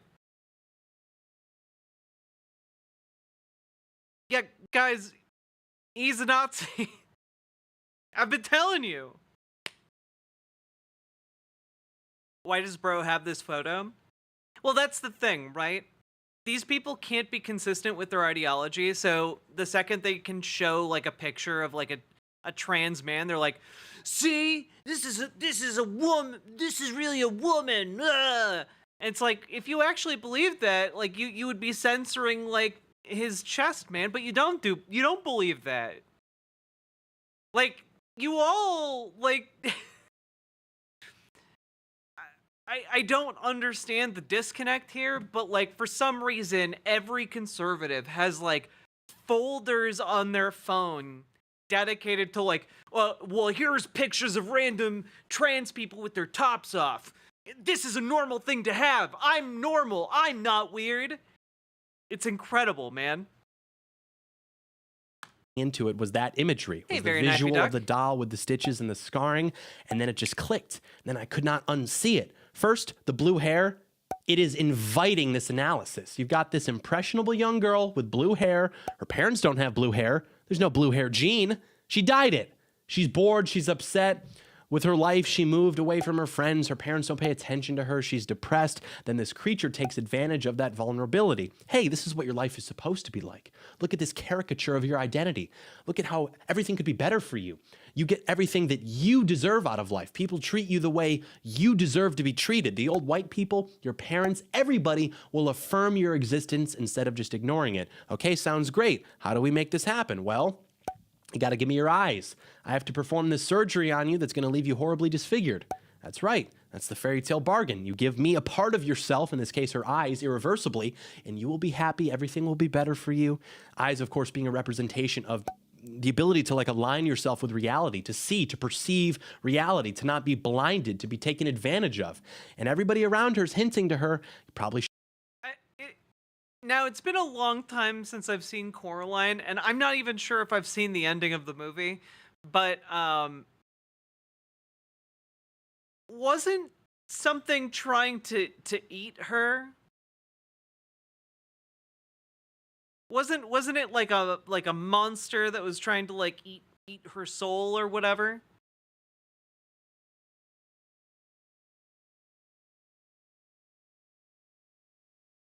Does he want to exterminate blind people? I don't know. But like I don't know. I feel like his commentary here is so surface level because he's just like, well, they're removing a body part here, and also they're asking for a different body part in this movie. Oh, these are the same. Like, bro, what about gallbladder surgery? Surgeons do gallbladder surgery. Is that the same? Is it the same to get like your gallbladder removed? As it is, like, is that what's the comparison here? I feel like it doesn't work. It's honestly psychotic. I feel like I'm going psychotic trying to make sense of this.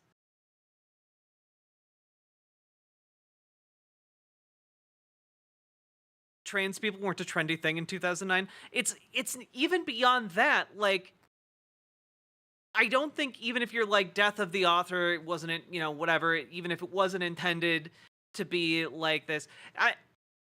No, I think even on its own, just based on the text, you can't really interpret this story to be an anti-trans narrative. The substance just isn't there to support that.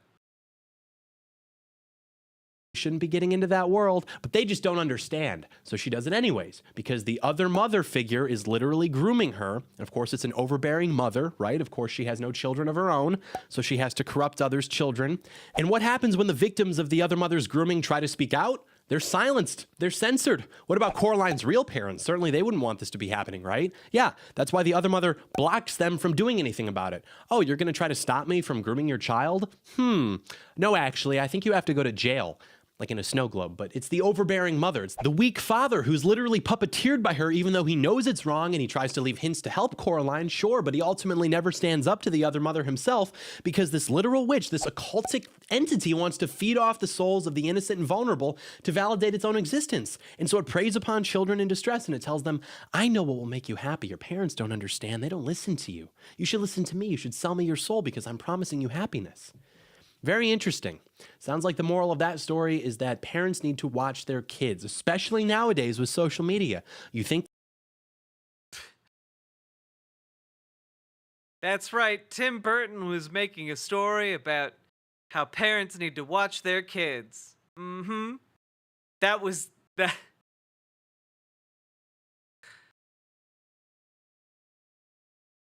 Wasn't that exactly one of the problems with the other mother? I feel like you're somehow missing a huge part of the text here, but you know, whatever. They're safe because they're under your roof, but you never know what they're getting involved with. All right, moving on. Number 3, Squid Game. I already know what you're going to say. Well, actually, Squid Game's not a movie. Yeah, well, this isn't your list, so... I also wouldn't describe Squid Game as a horror movie. I don't know, like it's more of a thriller series to me, but okay, well, fuck all of our guesses, I guess. Please tell me how this movie is conservative, John. This movie is conservative. I don't want to watch Doyle misunderstand Squid Game. He's going to do it and you're going to love it. Oh, go cry about it. I don't know. When Squid Game was popular, I forgot to talk about it, so I have to do it now. I have to. The real horror is the idea that someone somewhere would not get to hear my opinion on literally any topic at any point. So, yeah. So this is another one of those things where people think it's left-wing because it's critiquing capitalism, which is largely to say it's critiquing usury, and it's like, yeah, same. You know. Jesus Christ. Yeah, John, the only thing wrong with capitalism is usury. Yeah, the only thing wrong with capitalism is giving out loans with interest. That's what's making the system not work. It's the banking system. I just Build a Dog, he was GQing in the first like 30 seconds of the video. It was insane. But sometimes he just comes back around to it so unexpectedly. I guess of course his main problem with capitalism would be interest on loans. Holy moly. No, I remember at the time, people on the right were freaking out about this. They were calling it communist propaganda, anti-capitalist propaganda. We really just have to stop viewing these things through such image. It's explicitly that. It's explicitly critical of capitalism. Lenses, these very like sophomoric dichotomies where everything is either communism or capitalism, individualism versus collectivism, etc. Like, we wonder why we can't make culture on our side. Well, yeah, and usury, low, like interest, when someone's talking about loans and interest and is talking about usury, okay, they're talking about Jews. It's a dog whistle for the Jews. Because most of us are just illiterate. The reason this show is ultimately right-wing is because what it portrays is natural and honest about human dynamics, particularly between men and women during these high-stakes, life-threatening situations. Like, there are no girl boss characters. No, like, the only way women survive is by being deceptive and cunning, seducing men, things like that, whereas men tend to advance through just brute strength, ability. So that's really what I'm concerned about. Like, is this piece of media lying to me about human nature? Are you trying to make normal things that are so obviously not normal? And you had everyone at the time, everyone on the right was so mad about this show, and then you had some Cato Institute types who were like, well, actually, it's right-wing because that wasn't real capitalism. That was corporatism, blah, blah, blah. I don't care if it was about capitalism.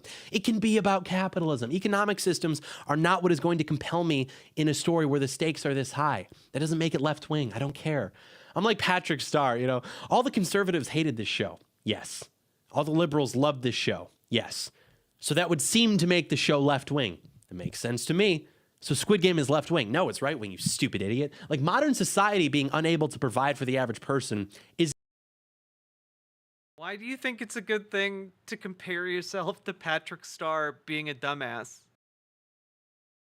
It's not as a result of a decades-long incumbent political consensus which reflects my beliefs.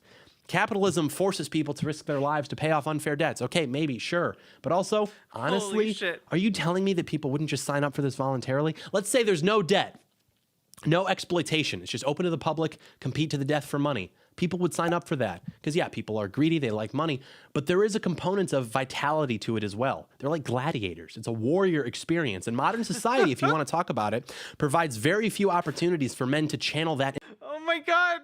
He loves Squid Game unironically because he thinks it would be based if we had real life or death gladiator shows like it.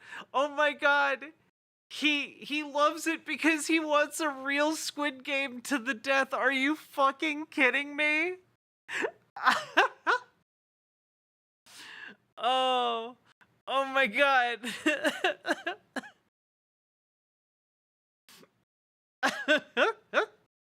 Motherfucker over here saying they don't make circuses like they used to. Oh god. Impulse anymore. Why do you think the last 20 years of media has been things like, oh, The Walking Dead, Lost, Breaking Bad, the whole post-apocalyptic genre? All of that media is about men becoming who they are. So I'm not saying it's moral to hypothetically construct this competition where people can fight to the death for money, but what I am saying is that we have to stop automatically assigning people victim status when they are perfectly happy to do something, which is different, by the way, from when something's obviously making them miserable and they just pretend otherwise. But I see this a lot from people on the right where they're like, oh, these poor soldiers, they're victims. Wow, stop the violence. It's all so sad. What are you talking about? Have you ever spoken to a man before? Constantly fantasizing about taking down muggers, burglars, blue helmets, whatever. After Vietnam, we found this out, that a large reason that combat veterans have trouble readjusting to society after they return isn't because they're just so traumatized. Of course, war changes you, but it's because once you experience the feeling of going to war with other men, that's tough to walk away from. That's tough to adjust from. And obviously, I don't have experience with this because... Did he just say it's tough to adjust from because it's tough to adjust from?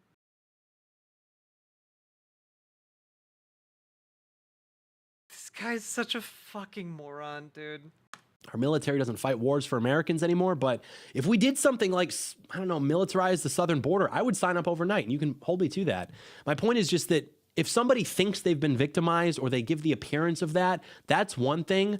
But I see a lot of people trying to assign victim status to soldiers automatically, and it seems to be from the usual suspects who would do it just because they're afraid of male behavior and what that's capable of. Dude, can I just say there's something especially like sniveling and cowardly about John Doyle, where he's like sitting there talking so smugly about veterans, and he has like, you know, a soldier's helmet on his wall and like a prop gun and like a knife, combat knife.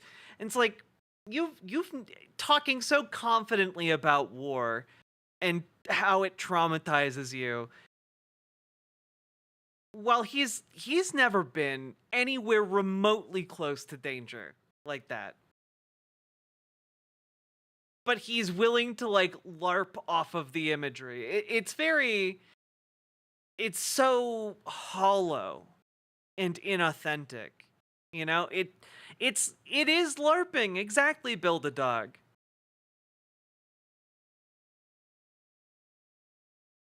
Love. But anyways, yeah, the director says, oh, it's a fable about modern capitalist society. Who cares? People degrading themselves for money? Sure. But if I made a version about how modern capitalist society forces people to degrade themselves for money by becoming sex workers, well, all of a sudden that wouldn't be so left-wing now, would it? Also, it spends a not insignificant amount of time focusing on these elite sex parties and rituals. The left never really likes to talk about things like that. They like to ignore it. Yeah, the left never talks about cool sex parties or rituals. I guess don't go on Tumblr for like the last 20 years. No one's talking about those things. Dismiss it. And I honestly think it's because they're like offended by the idea of sexual abuse not being democratized. Like, why do only the elites get to do this? Why only the 1%? No fair. Like, seriously, obviously judging by their conduct, they're not offended by abuse or grooming. So clearly they're just like resentful because they're excluded from it. Resentment, of course. I mean, I don't think John Doyle is terribly concerned with those things either. Let's be real here. I'm pretty sure in the circles he runs in, like, people talk about, you know, I've been on 4chan before. Okay, I'm sure in the circles he runs in, there are some people who are very appreciative of all of the abuse. Of course, being at the core of all leftism. So, all right, moving on. Number 4. Wait, shit, y'all, is John Doyle trans? No idea. I have no idea if he's trans or not.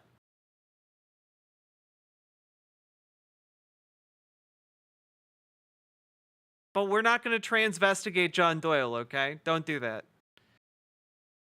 Or the remake of The Last House on the Left. Very importantly, the remake. This might be my favorite.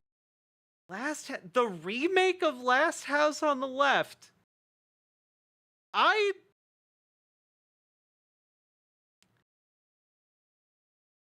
have to be honest, I did not see this one coming. God, his taste in movies is terrible.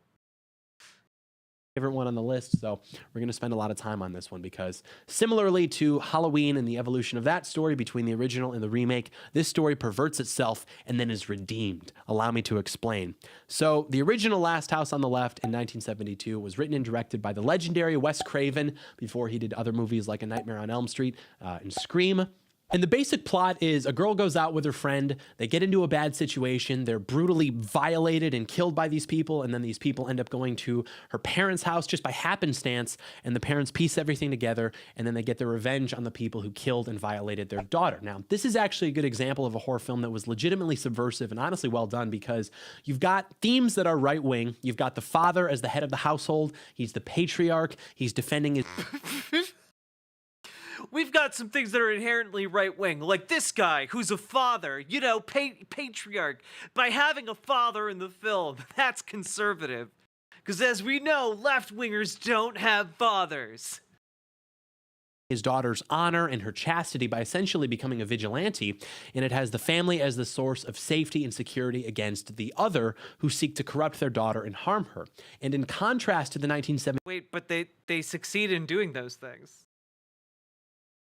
1972 version where it's like, okay, yeah, you violated and killed my daughter, you deserve the worst. The fact that what happens in the 2009 version to the killers is even more brutal, and the daughter wasn't even killed, proves that it's not just like revenge in the broadest sense of the term because something bad happened, but revenge for something terrible happening that harmed the honor of the family, that breached its security, that the father views as transgressive to his authority.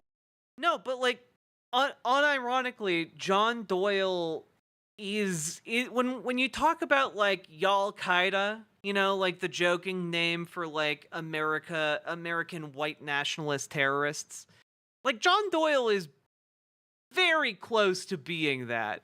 You know, like he's literally making videos about how, hey, fathers, your daughters are your property, okay? And in order to protect their honor, you have to be willing to murder anyone who might look at her the wrong way. And like, that's insane.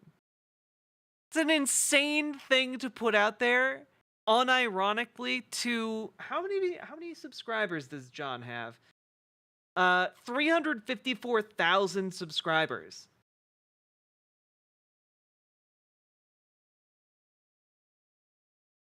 Oh boy. Authority and insulting to him by harming his family. Now, what's interesting, and this is why ultimately the 1972 version is subversive and the 2009 version is our movie, because the stories and the way that they conclude and how they portray the characters throughout them are different. So to give you the full picture and the full context, we're going to have to wind the clocks back. But basically, what happens is that at the end of the 1972 version, the audience is made to feel that the parents were unjustified in their actions and that they're actually just as bad as the people who brutalized and killed their daughter. Whereas at the end of the 2009 version, it basically like glorifies the parents doing what they did. And so that's sort of tying back to the revision that we did earlier on John Carpenter's model, where we said what ultimately defines it is something to the effect of whether we are made to sympathize with the villains and or question our moral convictions.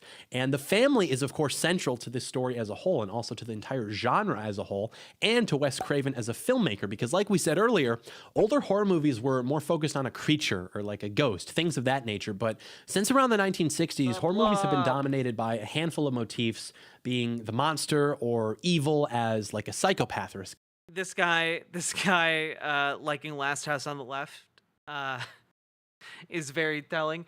Yeah, again, the through line here is that he really seems to sympathize with the killers in all of these movies, and I don't think you're supposed to be, I don't think you're supposed to be rooting for the central antagonist in these films.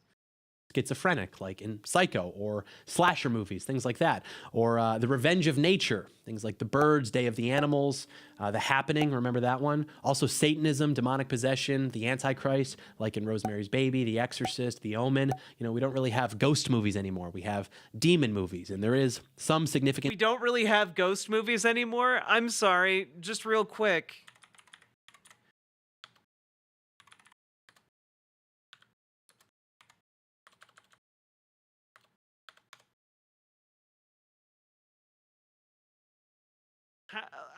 I'm sorry, we don't have ghost movies anymore?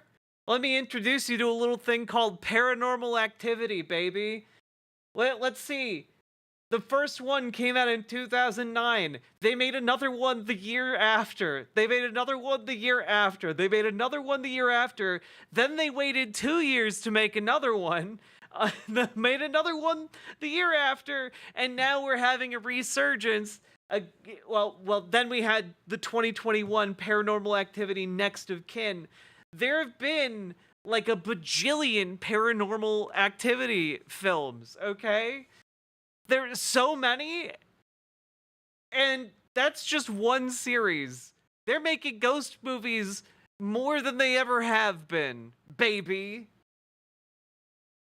To that, I think The Child from Hell, right, which is often connected to the satanic motif, things like The Omen, again, Carrie. Then you've got cannibalism, like in the Texas Chainsaw. I don't know. Shudder. By the way, Shudder, please sponsor my channel. I would love to review horror movies. But I've been watching a lot of horror movies on Shudder lately, guys, and I can assure you, there are plenty of movies about satanic evil spirits, okay? That's alive and well in horror these days. Massacre, The Hills Have Eyes, Night of the Living Dead, etc. And all these motifs, even though they seem somewhat separate, they can all actually be unified and drawn together by one unifying force, which is the family unit. And in the case where the connection to the family unit is the most tenuous, probably the revenge of nature, that motif as a whole, that ended up being the least successful and productive in comparison to the other motifs. And in the more successful examples of it, namely the birds and Squirm, the attacks still seem to be linked to or drawn out by sexual or familial tensions. So in the other ones, the connection between the family unit has been much more consistent. The psychotic, the schizophrenic, the antichrist, the child monster, all these things are shown as a part of the family, whether the family Mobius. is guilty There's some good or cosmic innocent, horror on like Shudder. in The Omen. So older horror films were much more focused on monsters. We had a tour of service, perhaps, with science fiction invaders, where the heroes were always American, perhaps a metaphor for foreign or communist infiltration. Good thing that didn't end up happening. But since the 60s and 70s, horror movies have followed the trend of subverting the family unit, questioning its goodness, its utility, its naturality, etc. But in some cases, like the 2009 version of Last House on the Left, it ultimately is good because we see the family unify and triumph over the other. For cosmic horror on Shudder, I would definitely check out Glorious. I very much enjoyed it. It is very weird, and J.K. Simmons is wonderful in it. It's about a guy who stops at a truck stop, goes to use the bathroom, and discovers a portal to an eldritch entity in the glory hole of the bathroom. It's really good. It's really, really good. So it does depend on the movie in itself, and popular media is often a good measure for people's anxieties. So perhaps the success of the horror genre can in part be attributed to that it reflected the anxieties people felt about the collapse of the family structure during the same time period. And Wes Craven himself, like we said, has been pivotal in this because the majority of his films, in some way or another, focus on the collapse of the family in modern America. In The Last House on the Left, it's the generation gap, the child abuse scene in the Krug family who ends up attacking and killing the main family's daughter. It's the overbearing parental figures in The Hills Have Eyes, alcoholism, murder, a negligent father. Oh, yeah, Color Out of Space is good. What's the name of it? It'll come to me in a minute.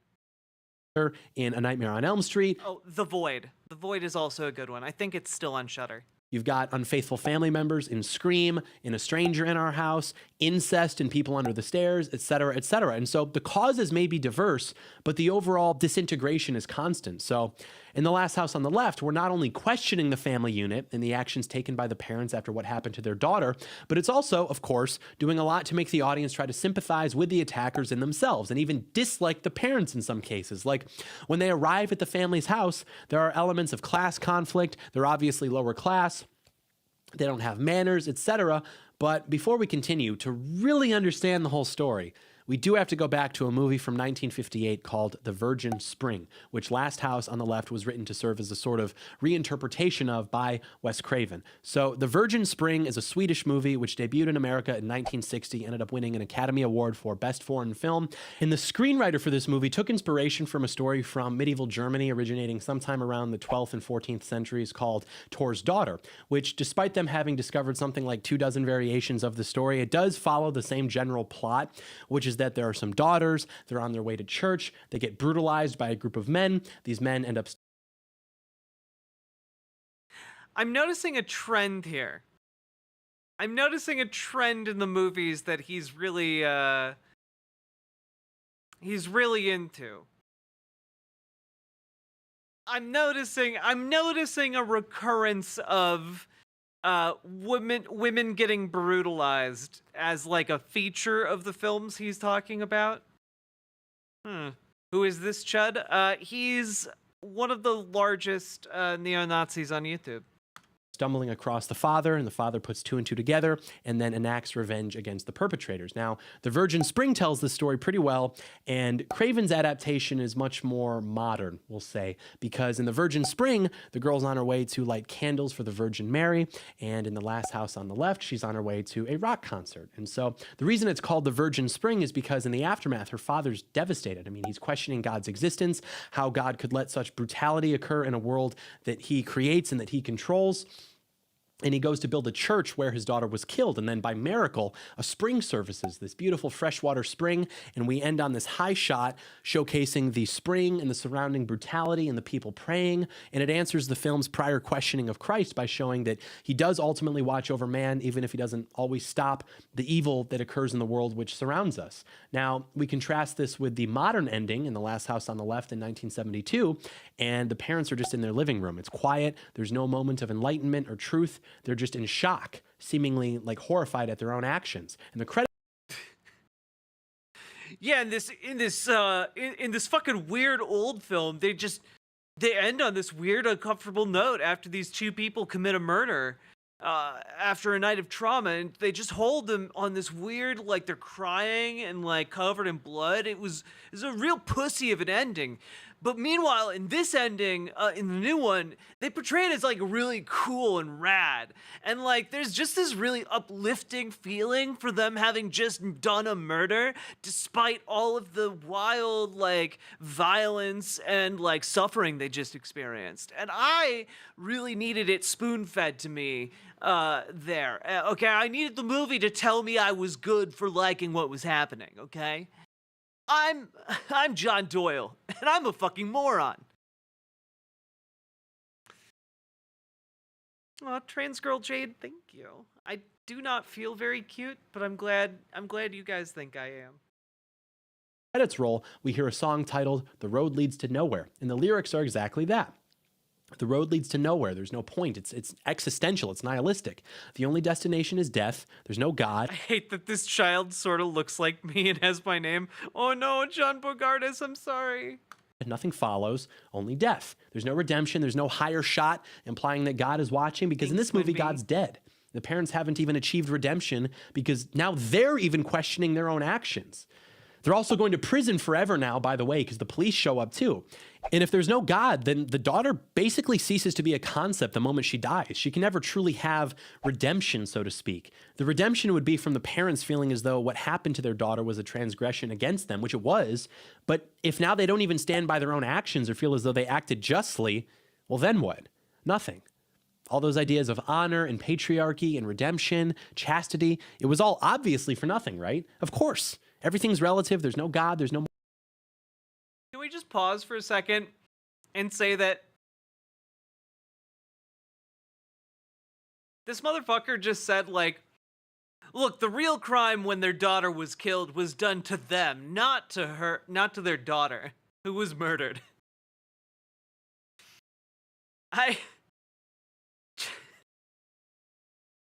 John! How are you consistently this openly vile? Oh, God.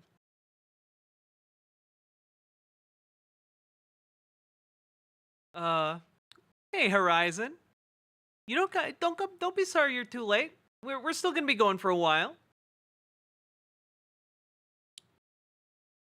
Also, we've been going for almost 3 hours now. If you guys have been enjoying the stream, hit the follow button on Twitch, hit the subscribe button on YouTube, hit the like button on the YouTube stream, and please consider dropping any subs or donos that you feel inclined to.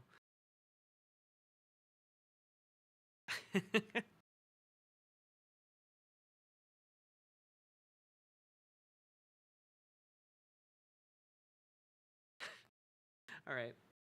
I'm really scared for what his last movie is gonna be, chat. I'm really scared. Actually, Ms. Drizzlin, I get my hair colored every so often. You can kind of see in like in the original logo that I have, my hair is kind of yellowish. I've kind of like a muddy brown hair naturally. But this color is basically the undercolor of that hair. So it's basically bringing out kind of some of my natural color. Thank you very much. I thought this was his last movie. Nope, there's one more. Morality, it's all undefined. And this perfectly reflects the growing atheist sentiments of the 1970s, with many asking, even the cover of Time magazine in 1966, is God dead? You know, we watch what happens to these women as the audience, and we're... Nietzsche's just like, did I stutter, bitch? Smokewalker, thank you for the tier 1 sub.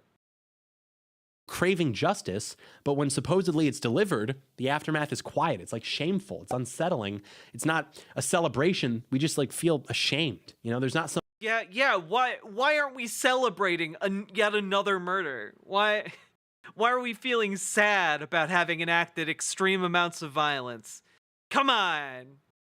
Live a little. A moment of enlightenment, nothing implying a higher order. It's just darkness, just quiet, nothingness. Everything means nothing. It's all just molecules moving around, man. Like, what has even been gained? Nothing. The daughter's still dead. They don't feel any better. They feel ashamed. They're shocked at their own actions. They're still on the road to nowhere. As the soundtrack says, the castle stays the same. The house is still empty, but it's just bloodier now, right? And by showcasing that as the finale... Yeah, why are you showcasing the finale of this movie in anything less than heroic terms? I don't understand it, and therefore I hate it. Finale of the movie, depicting the bloodshed and retribution, is just nothing more than futility. It was all for nothing. Whereas the ending of The Virgin Spring, it's uplifting, it's vindicating.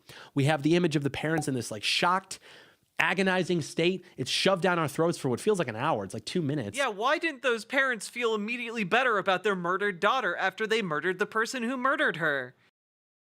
Did doing revenge not heal their souls? Were they not ready to do like a little song and dance number in front of the first responders? There's no triumphant music, no overture, which we would hear is, oh, justice. It's just the image of people in pain. And so by ending in this... What, you're trying to tell me that this circle of violence is bad or something? Ugh, disgusting. Way, by freezing on these tortured faces, the movie's actually portraying an argument against violence and against revenge, despite what the... And I, John Doyle, am in favor of revenge. Critics at the time thought, which is that it was trying to glorify and encourage it. Whereas the movie even goes as far as to make clear that it's not so much what has happened to the daughter that has traumatized the family. Again, it's absolutely horrific what those people do to her. You can go check it out for yourself. But it's not so much that, but the realization by the family of like, wow, well, I guess I'm no better than the people who did it. And that's the contrast. The final image in this movie is not of beautiful, fresh spring water, indicating God's existence, the ultimate plan, putting aside the violence that we've just witnessed in focus of that existence and of that plan. Rather, we're staying on these two broken, shattered human beings, and there's no plan. Everything leads to death, and death. What? Look, I need my violence to be vindicated with, by Jesus Christ, okay? If I can't claim that these killings were divine, what's even the point?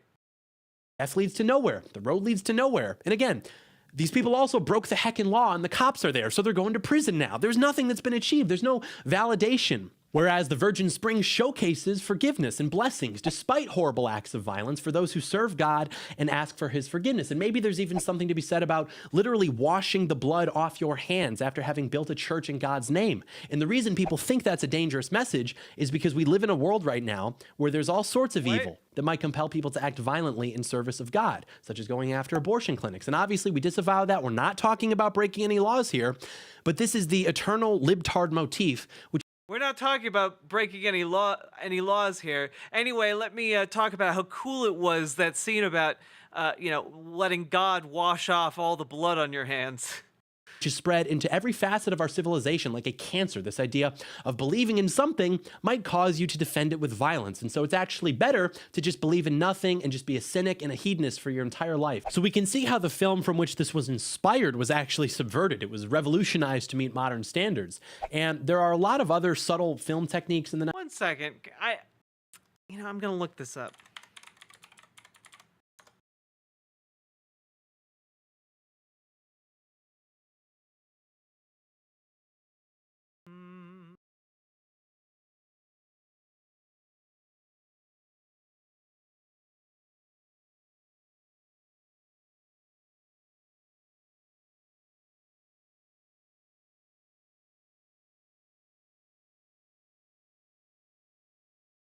Okay.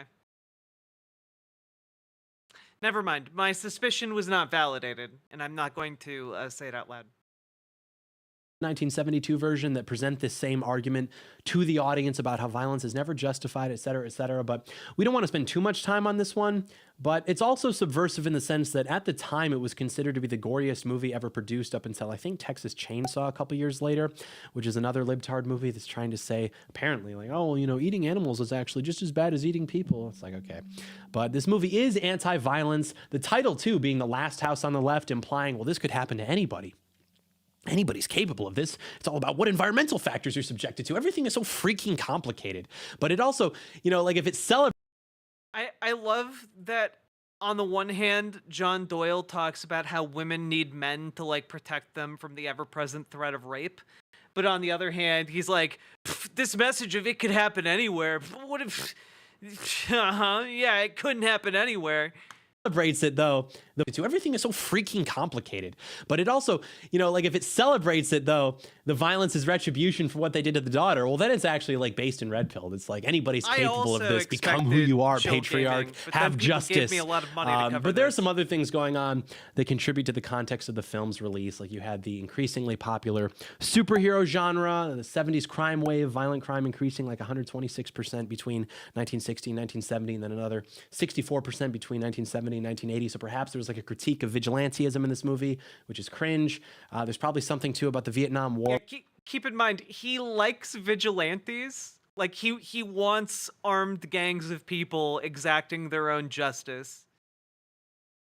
Like John Doyle is pro-gang, and that's really weird, right? That's weird to think about. Or with the anti-violence, moral relativism, stuff like that. And there are a lot of more subtle things too throughout this movie that are subversive. Like there are a lot of other examples of trying to directly expose or highlight the hypocrisy of characters, particularly the parents and their moral standards, their moral traditions, things like that. Oh, well, the friend who the parents said is a negative influence is actually a freaking good person who tries to save the daughter. Oh, well, the mom says that not wearing a bra is bad because it brings bad attention, but actually mom equals bad because she's wearing a bra that actually highlights her boobs. Wow, everything is so freaking complicated. There's also strong anti-cop sentiment too. The police are totally incompetent. There's anti-justice system sentiment because the killers are able to escape from prison, and which is also hilarious because it's simultaneously telling the wait, what? It's anti-prison because they escape from prisons in the movie is a take that is so silly. I can't. You guys want. Like, these guys want you to believe they're the normal ones. You know, like, John Doyle wants you to think, like, a trans person minding their own business and going into the gas station for, like, a pack of smokes is, like, you know, weird, freakish, and degenerate. Meanwhile, he's, like, out there making videos like this, man. Like, holy shit. Absolute weirdos. A lot of them. Audience. Law enforcement is incompetent, the justice system is incompetent, but also don't freaking take things into your own hands. It's like the epitome of the sort of cynicism and nihilism that was infecting the country right around the same time. There's not a single character in this movie who is not involved in some moment or subplot that is supposed to expose the hypocrisy. God, I bet when John Doyle saw Death Wish for the first time, he just like came in his jeans just over and over again. It was the only time in his life he experienced orgasm. Like, for those of you who don't know, Death Wish is a movie about a one man going and cleaning up the streets by just shooting a bunch of black and brown immigrants. It's like basically a racist wet dream. Or incompetence of institutions or moral frameworks that are important for our society to function as it should. It wants to subvert them. Whereas the 2009 version has a much more clear us versus them, bad guys are evil, good guys are good, and it becomes much more clear every year that in a corrupt and fallen world, we have to be willing to use force to defend our own, to defend our families. And so the ending of this version is... This guy is the worst timeline version of Napoleon Dynamite, is a 10 out of 10 comment from Non-Aesthetic Witch. Holy fuck. It's evil Napoleon Dynamite, everybody. Oh my god. It's triumphant. It's very cinematic, slow motion. Everybody gets on the boat. They literally ride off into the sunset together as a family. Nice. And then the treat for the audience for sticking around is the sequence where he just kills a guy. There's no moment of reflection, no like, oh my gosh, what did we do? Just tying up loose ends. Audience walks away. Everyone's happy. Splendid. The bad guy's lost. Even the taglines are different. The 1972 version famously said, to avoid fainting, keep repeating, it's only a movie, it's only a movie, which is like, yeah, we're gonna show you a bunch of violence, and then you're gonna walk away like, oh my gosh, that was all so equal and bad. And in 2009, it's like, if bad people hurt the ones you love, how far would you be willing to go to hurt them back? So true. No further analysis needed, no new. Man, I really love when a poster says eye for an eye, because man, I really would gouge out some eyes if somebody hurt me or someone I love. I love hurting others. Nuance. Bad news. Bad guys hurt one of the good guys. We got some work to do. Are you sure we're not taking this too far? Shut up, hippie. The root of this story, it goes all the way back, going all the way back, all the different versions. It's ultimately an attack of the daughter and her honor, her purity, the father's willingness to seek vengeance for this because he views those attacks to be by extension against him. Dude just loves honor killings. Holy shit. The boner he has right now. The 2009 version acknowledges this with a line where the guy talks about how tight the daughter was when he's taunting the dad before the dad ends up taking him down, and it's vulgar and it's horrible, but there's a reason he said it. And it's no surprise to me that an ideology which is skeptical of the importance of family structure, purity, honor, etc., views all these things as socially constructed, as archaic. It's no surprise to me that that person would conclude that violence in service of redeeming those things is ultimately bad. And at that, just as bad as the violence against those things in the first place. Also, the 1972 version is much more rebellious, rock and roll, free love than the 2009 version. The 2009 one basically just has the girls like, okay, I'll go do some gay weed. I'll go do some gay weed like a gay person. So it's not like in either version the girls are perfect angels going to light candles for the Virgin Mary, but the 2009 version is certainly a lot closer to that than the 1972 version. And it also brings back those clear dividing lines, which the 1972 version... I can't tell if he's saying gay weed as in like they're saying the word gay is like a pejorative because it's 2009, or like they're saying that in the dialogue of the film, like, that's so gay. Or if like they are gay, because I haven't seen this movie. Like I haven't seen the remake. I'll just do some gay weed like a gay little person. In my own gay little way. Version had made such an effort to blur. In the remake, there are very clear dividing lines between good and evil, whereas Craven made a serious effort to show the humanity of the bad guys and the ease with which the good guys could slip into this violent, manic vengeance and be no better than the bad guys. And he even said as much about the movie, I think, that he wanted to just throw the whole moral compass out the window, which he does do. I mean, he deconstructs that objective morality that exists in the Virgin Spring, but then we run it back in the 2009 version, so it's all okay. Good old family values.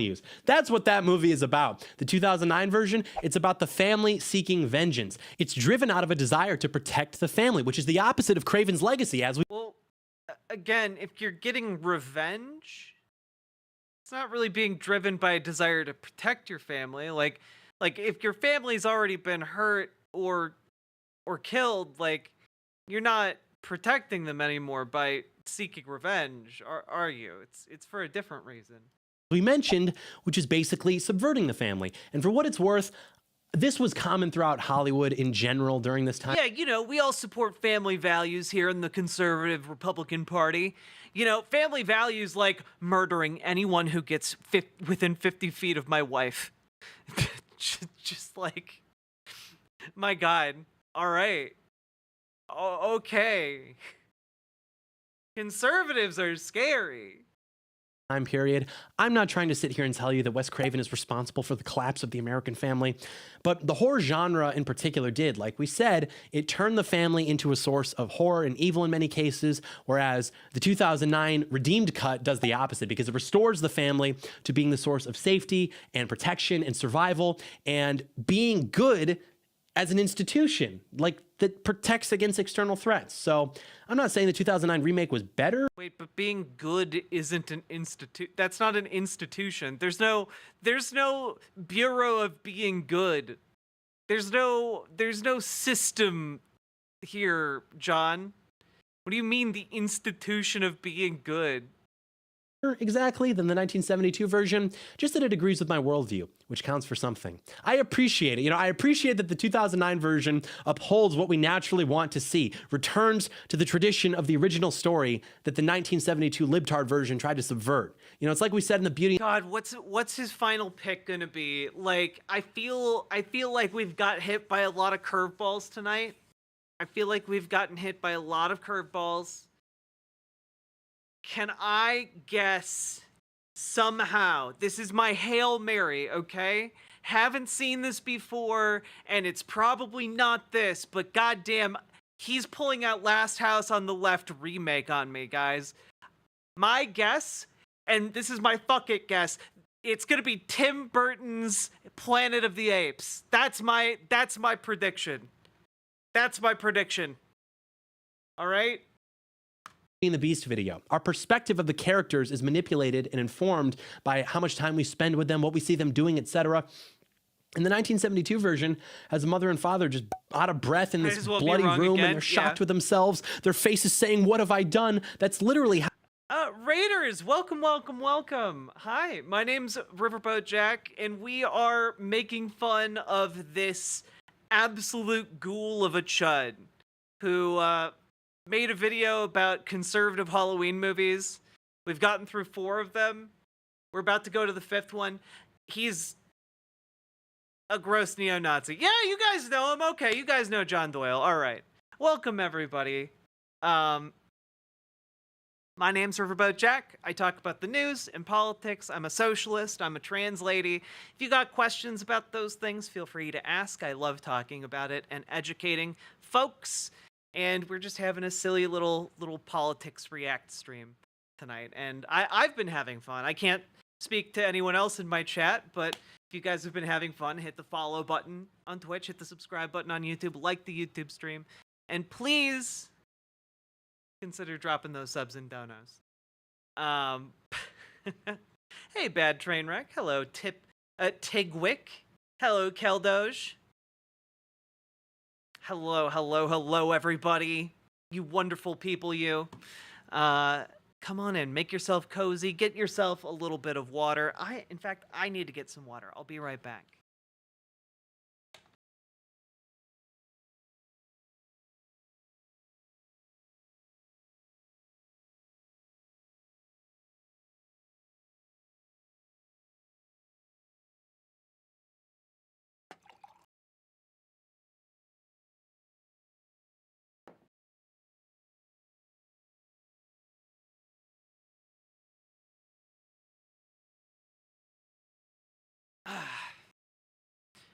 Fuck, what if his #1 movie is The Predator? I don't think it's gonna be The Predator. America and Men, maybe. Wish I had more Raiders for you. Well, I hope you all got a good stream with Ariana Jasmine. And Keldoge, thank you for your raid as well. And you know what? I appreciate the raid. I hope you both had great streams. And folks, go follow my friend Ari. Again, that's Ariana Jasmine _ on Twitch, folks. Go give her a follow. She's great, and I think you will all be really impressed. She's got good takes.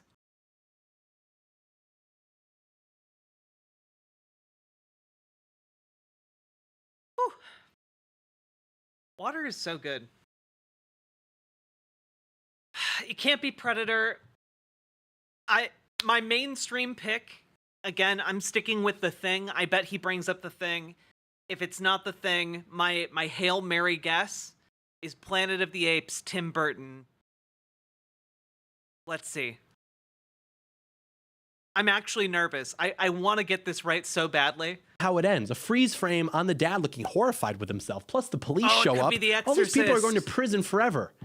Oh my gosh, when I found out that these guys raped and murdered my daughter, I should have just filed a police report and trusted the judicial process like a good citizen. Now look at me. Oh man, I guess morality's so freaking complicated. I should just trust our civic institutions to deliver justice. Okay, cuck. Yeah, I hope you get violated. Have fun in prison. Jesus Christ, dude. For the record, this guy's a Nazi. Like a straight up Nazi. Unfortunately, he's one of the most prominent Nazis on YouTube. He's got like over 250,000 subscribers. I think around 350,000 when we checked. Oh yeah, no, Keldosh, he's just gone completely mask off recently. It's been pretty foul. But like, man, if you aren't rock hard at the idea of just massacring someone who's wronged you, you're probably gay, and I hope you get raped. That he like literally looked into the camera and said that, man. Like, again, this is why it's so effective to just point at these people and be like, what a fucking weirdo. What a weird little cunt. My God. But in the 2009 version, dad just puts the guy's head in the microwave, just walks away like Billy Badass. Head explodes, boom, credits, no police, just some shots of the household. The fortress, his fortress, the head of the household. No police, no witnesses. He got away with it. He got away scot-free. And that's what I think about every day. My tools, he says. I've given her the Australia pass. Thank you, Salmon Moose. The patriarch protecting his daughter, no police, no gay philosophizing. Just it's a climax. That's the conclusion. That's the takeaway. Oh my gosh, I just did to them what they did to my daughter. How am I? John Doyle has never, ever, ever understood what a climax is. Any better than them? My principles, morality, and people are so freaking complicated and nuanced. Whoa! Versus the Chad. You just hurt my daughter. Thinking and knowledge is for the gays. They think they're so smart over there with their words and their learnings and their higher institutions, with their homosexual knowing things. I did not appreciate that. I think we'll see if I can use an appliance to explode your head. That's like the bottom line. That's the story as a whole. It is linked to patriarchy. It is linked to absolute morality. It is linked to God, the Wes Craven. But no, like, Keldosh, unironically, these people do believe that thinking makes you gay. Like, that's part of, like, fascist ideology for goons like this. It's part of what is related to the fascist kind of cult of masculinity, where they're like, if you take the time to... BCU suggested Donos. I feel obliged to do what I am told. Maybe that's a topic for therapy next session. Charlotte Nova, thank you for the $10 dono. I appreciate that. Thank you for supporting stream. You fine folks are what allow me to make my program day in and day out, working in these content mines. Thank you so much. Oh my God. But like, I don't know, he's such a weird little turd. I forgot what I was talking about prior to that, but he's such a weird turd, and I think that brings us full circle. Version tried to subvert that. The 2009 version redeems it. It restores order. And by the way, I disavow everything I just said. I am simply a film critic, okay? But a lot of horror movies are serious enough attempts at art to be worth the time that you spend thinking about them. All that said, if you're going to watch a version of it, you should probably watch the 1972 version. It is a classic, okay? I'm pretty sure it's on YouTube for free. So on to our last one, number 5, the original Pet Cemetery from... Damn it! Oh, damn it. All right. Okay, I'm interested to see where he goes with this one. I don't think I agree, but I can't wait to hear his thought process on this one. I can't wait. Oh my God, this is gonna be so good. 1989. Based, of course, on the 1983 novel by Stephen King. You know, I was trying to think of movies that were classics for this list that I remember liking a lot, and I just sort of thought to myself, oh yeah, Pet Sematary, because playing God is bad. Boom, right wing. Then I rewatched it. Keep in mind, yeah, that's the message of Pet Sematary, all right. Playing God is bad. Done. I saw that movie one time, like a decade ago, when I went through my Stephen King phase. All I remember is the general plot, specifically the way the old guy gets killed. And the scene at the end, the guy's playing solitaire on the floor by himself in the kitchen. I was just kind of like, huh, that's interesting. Thought that was only on grandma's computer. Crazy. But then I rewatched that before this video. That, I almost feel irresponsible including on the list. That movie's messed up. I mean, compared to a lot of stuff that's put out nowadays, maybe it's not so bad. It's really not that bad. Certainly not the most demented thing ever, but probably the most demented thing on this list. Basically what happens is you've got this family who moves to a new place because the dad gets a new job as a physician. There's a place behind their property where their new neighbor tells them there's an old pet cemetery where kids used to go to bury their pets when they died. Meanwhile, weird stuff starts happening to the family. A bee sting here, a skin knee there. Then this guy gets into an accident. He tells the dad to stay away from the cemetery. Then he calls him by his name, even though they'd never met before, and then he dies. Anyways, their family cat ends up dying too, and the dad doesn't want the daughter to be sad, and so the neighbor guy's like, oh, you know, go behind the pet cemetery. There's this Indian burial ground that can bring things back to life if you bury them there. And he tells them that he did that when he was a kid with his dog, but it might be a little bit different when it comes back, but it'll save the daughter from the grief. And so the cat comes back to life, acts all weird and vicious towards the dad. Its eyes are glowing now, whatever. Then the little boy ends up getting hit by a truck on the same road that the cat dies on. He's killed. And the old neighbor guy's like, don't bury your son there. Dad's like, I wasn't gonna. And then the neighbor guy tells him a story when some local guy buried his son there after he died during World War II. Wouldn't it be so, again, I just have to reiterate, wouldn't it be so much better if this is all John Doyle, what John Doyle's channel was? Him poorly recounting the events of movies, like, you know, basically doing the job of like an AI voiceover, but like somehow worse.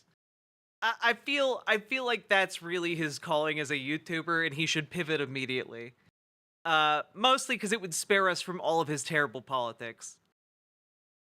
And basically he came back as like a zombie, terrorized the whole town. Everyone got together to try to kill the guy by burning it to death. And then the dad was also burned alive in the process by accident. And he tells them that he probably awakened some malevolent force by going there to bury the cat, which is probably why the son was killed, and he should just leave it alone because sometimes dead is better. The dad essentially doesn't listen, buries the son there. Son comes back to life, kills the neighbor guy, kills the wife, who's the son's mom, tries to kill the dad, and then the dad has to kill his own son. That part's disturbing. Not because of the nature of it by itself, but the way they do it. It'd be one thing if the dad was like, you know, ka-chow, one and done. This is the one thing I won't spoil. You got to go see it. He basically like tricks the son and makes him pass out. And the way the son reacts is just very unsettling. Just go watch it. But he does that, burns the old guy's house down, which is where this all happened. And then immediately he takes his wife's body back to the Forbidden Sandbox. And the ghost guy from the earlier accent, he's like, no, don't do it. And he's like, trust. Because I guess he thought it would work this time since less time had passed since she died, whereas the son, it had been a couple days or whatever. And of course, it does not work. She comes back like a disgusting zombie right at midnight, and then he starts making out with the dead wife. It's one of the worst things I've ever seen. This is how some of you MFers be, though. Bro, I can save her. Bro, she's different. Just totally switching up and deserve. He does really come across. I gotta be honest. Much like Steven Crowder, John Doyle gives off deeply closeted vibes. And it just comes across whenever he talks about women in particular. It's really hard for him to not show his disdain. Very similar to like a Nick Fuentes. Is it his voice? I don't know what I don't know how to pin it down. Observing the consequences. So yeah, she of course immediately picks up a knife and kills him, and then the movie ends. Very interesting behavior. So as I'm sure you've gathered, this movie is about grief and ultimately trying to, in desperation, conquer nature and play God. Does that make us sympathetic to the poor choices of the dad? Sure, but ultimately we see that there are bad consequences for these poor choices, so I don't think it's subversive because it just affirms what we know is true and real. And it really is a theological story too. It's trying to mimic and pervert the resurrection of Christ, but because only Christ can resurrect from the dead, only he has that power, what results in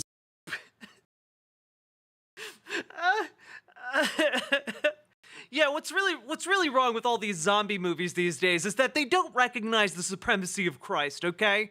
They don't recognize that. And that's really what's holding our zombie movies back these days. This is an insane ramble, man. John Doyle was born a yapper, and this is incredible. His skills are unparalleled. Instead is abominable and Master sinister. Yapper. Like you choose to utilize this occult version of that in a moment of weakness, and then you realize, after all, it's not the same thing entirely. I mean, the devil and his servants, of course, are going to promise you one thing, and then when you invite that into your life, you learn that it's just going to torment you. And that whole sequence really is a ritual. I mean, you're giving the body of the deceased to be absorbed by this Indian demon, and in return, of course, it just punishes you, obviously, which I do kind of appreciate, actually. Like, participates in indigenous culture literally one time, immediately the worst thing ever happens. So true, Stephen King. This continent is so plagued still by the remnants of pagan ritual human sacrifice. That's why the gnomes don't reveal themselves to us. But some people say it's about What? See, the thing about John Doyle is that he says a lot of things as if they're bits, but I know he's not joking. So when he says something like, "This is why the gnomes don't reveal themselves to us," I genuinely don't know if does he believe in gnomes? Is that a thing that John Doyle believes in? Or was he making a joke about gnomes? But if so, then I don't think he was joking about indigenous religious rituals and what he was saying there. So the gnome thing seems, there's a dissonance here, is what I'm trying to say. I don't know what the gnome reference is. Gnomes is a dog whistle. Oh.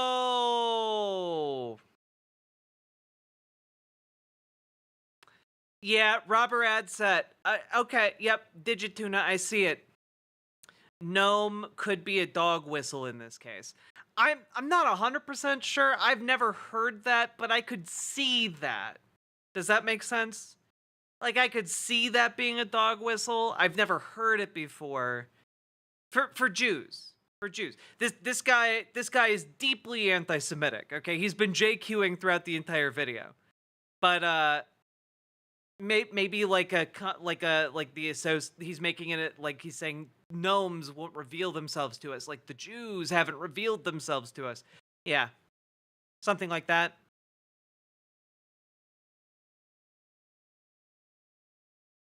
Either that or John Doyle just thinks gnomes are real. Either way. Either way, man, he's cooked. Faith versus reason, because the doctor isn't religious. He's got these conversations with his daughter where he's much more reason-based, so to speak, when she's asking about the... Okay, I've never heard the dwarf or gnome comparison. I've heard the goblin comparison. I've never heard I've never heard the the dwarf association, I guess. The afterlife and God after her cat dies. And then it's supposed to kind of contradict this in this moment of desperation because he has faith that burying his child will bring him back. But that's not really faith. Oh, Stephen King would probably punch this guy in the face. Like, it brought the cat back, so he knows it's at least conceivable. But I wouldn't use that word because you're just trying to play... Oh, okay, I didn't know this, Stone Corbel. In Wagner's operas, dwarves are a stand-in for Jews. They're covetous and obsessed with gold. Okay, I was unaware of that. Thank you for educating me. I appreciate that. God. So it's like you have faith, but in what exactly? Like, what powers are you entrusting? And why do you think that's a good idea? You're participating in the occult, and faith in God would say, definitely do not do that. But reason, as amoral, would say, well, if it's possible, why can't I do that? I want my child to be alive. He currently cannot consent to being realived, but I can reasonably infer that he would give informed consent if he could. Therefore, this procedure is ethical and good, actually. So I will proceed. Ha! Ha! Stupid idiot. What a weird little skit he's on. Also, keep in mind that basically his argument here is that Pet Sematary is a conservative film because it shows you that you shouldn't bring people back from the dead in spite of God. Like, you shouldn't do that. That's one of the magic powers God reserves for himself.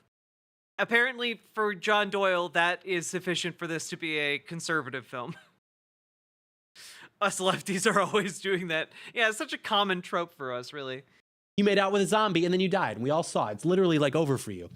This is your average reason enjoyer, by the way. Literally, I've seen it. These are the kinds of women that the John Doyle ankle biters are interacting with, by the way. But yeah, there's a lot of dialogue in this movie questioning why God lets people die, why it's his choice and not ours, etc. And even the dad who buried his son, who then came back as a zombie, old neighbor guy says to him, God help you. And he barks something back like, God never helped me. I helped myself. It's like, okay, well, look where that got you. I mean, you helped yourself by putting your faith into demons. You can't do that. You can't play God. You can't try to transcend death. It's always going to backfire. But it does raise some interesting questions about what life really is, what really is death, you know? If you can replicate someone's consciousness, is it really them? How can you tell? What if you can't tell? Does it even matter? Who knows? These are man-made horrors beyond my comprehension, but we see a lot of this in our culture. Hey, lefties, just got here, but my resurrected cat seems to be growing horns. Is that normal? It's a very common problem for all of us. We're constantly burying our pets in ancient Indian burial grounds / pet cemeteries, question mark? Now, with AI, all these medications and surgeries and transplants, makeup, editing, abortion, all this stuff to delay death, to conquer it, to conquer life, to conquer nature. And it's all just very wrong to me. I mean, these people who've had like 100 organ transplants just refusing to die, like... And I completely understand, by the way, that if and when this happens to me or someone I love, I will probably feel very differently. But that's always how these things go, right? Like in a clear mind, it seems bizarre and wrong. But in a moment of desperation, who knows? You know, that's why this story is a reminder that as a... Wait, what do you mean in a moment of danger? Who knows? You've been fantasizing supposedly with a clear mind this entire time about doing the murders, man. Like you've been identifying yourself with Jigsaw, with Jason, like with basically every single character in these movies that is enacting violence. You're like, that's me for real. He just like me for real. That's been you like this entire time.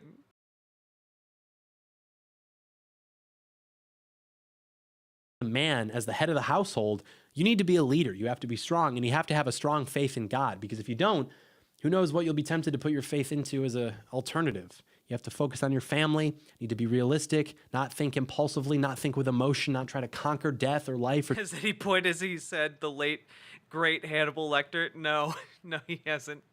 Delay the inevitable, not debase yourself, not dishonor those you love, because look what happens otherwise. This guy couldn't keep it together, and it cost him his wife, cost him his friend, his own life. Now his daughter's an orphan. All just very terrible.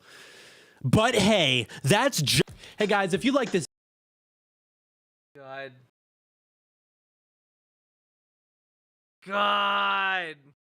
Does John Doyle have a family? I know he has a sister who gives him a smooch in the intro of every single one of his videos. We did it, everyone. We did a politics. You guys wanted this, according to how much money was donated. So you finished the video. You did it, everybody. Yay! And we learned that John Doyle has the worst media literacy possibly on the planet. We've gotten to the end of the line, and we haven't really learned much in general outside of using it as an opportunity to talk about fun horror movies. But I don't know. That was really silly. I had a good time. I hope you guys had a good time. I did not ask for this. I'm sorry, Charlotte. Lobotomize me, Captain. Any day, anytime. We have now been going for 3 hours and 22 minutes. I delayed there so that we went 22 minutes. And if you've been enjoying the show, hit the follow button, hit the subscribe button, hit the like button, and also consider dropping those sweet, sweet subs and donos. How we all doing? We did it! I asked for it, and I got everything I wanted. That is because... Do you want to tank? Do you want to fight? Do you want a class that'll instill fright? Take up some plate and keep the goblins inside, because you want to make sure they eat this paladin smite! Fuck you, gods. If you want me to play your game of ethics, you can kiss my shiny plate mail... Alright, fine. Wait a minute, what the hell is that noise?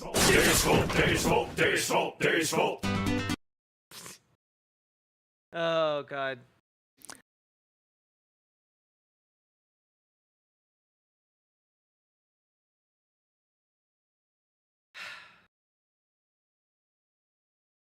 Now, I should let you all know, you had Thai green curry. That sounds wonderful. I'm doing better now that Doyle is done. Yeah, I can keep playing Elden Ring. Or...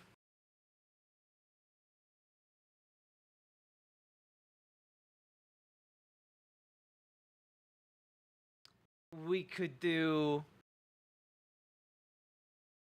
more politics.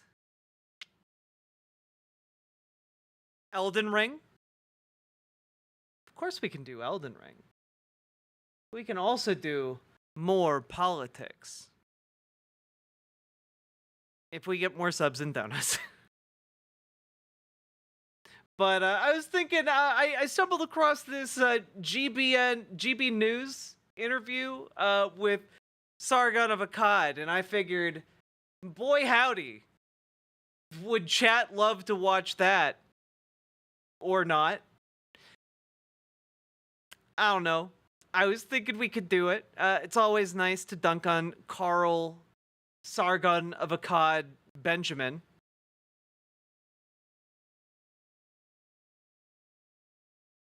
Sargon is still around? Sometimes.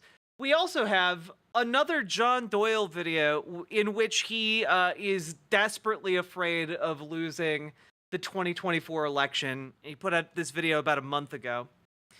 And we can also watch, as an alternative, Dave Rubin put out an 1.5 hour long video titled Why I'm Taking a Break, about why he's taking a month off during an election year. So my vote is for one of those. But only if we get some more subs and donos. And it's going to be a similar deal, okay? People can donate to add to our total or subtract from it. And I think that's pretty cool. I'm not paying any more money. That's okay. I'd like to play some Elden Ring. But also get subs and donuts. I'm okay with either. It's a win-win for me.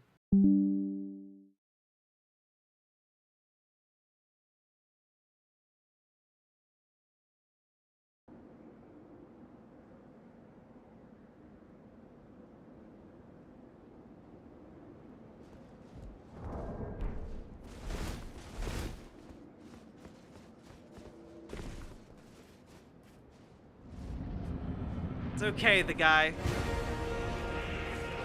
I will donate my courage and defeat the boss first try.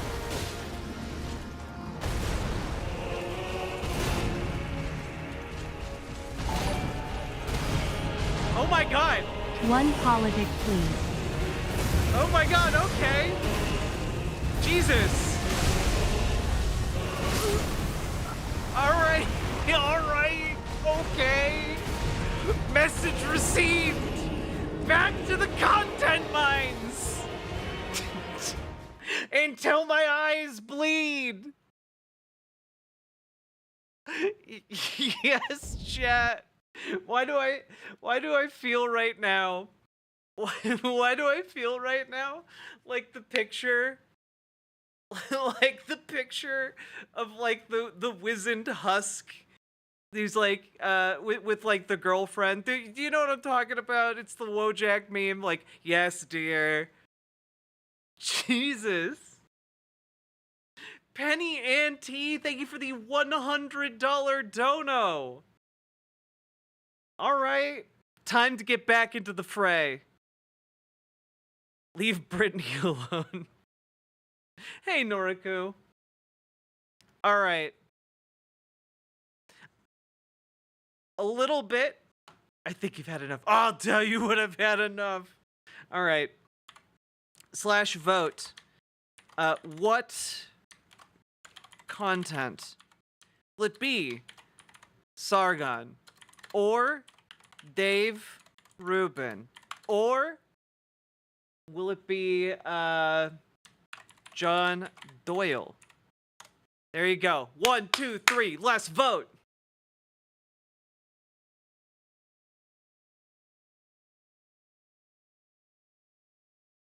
True Paladin lost, the softest bet of all. Ooh, Dave Rubin taking it. Taking the victory. You voted wrong? Get out the vote, chat. You guys need to mobilize voting in chat. Swap the steal. Voted Dave Rubin? All right. It's Dave time, baby. God damn it.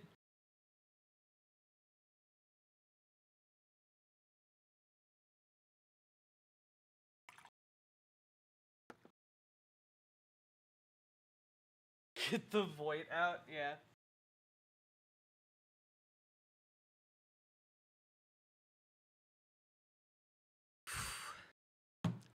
High level ideas. I'm Dave Rubin. That's not even what Dave Rubin sounds like. High level ideas. There we go. Hi, my name's Dave.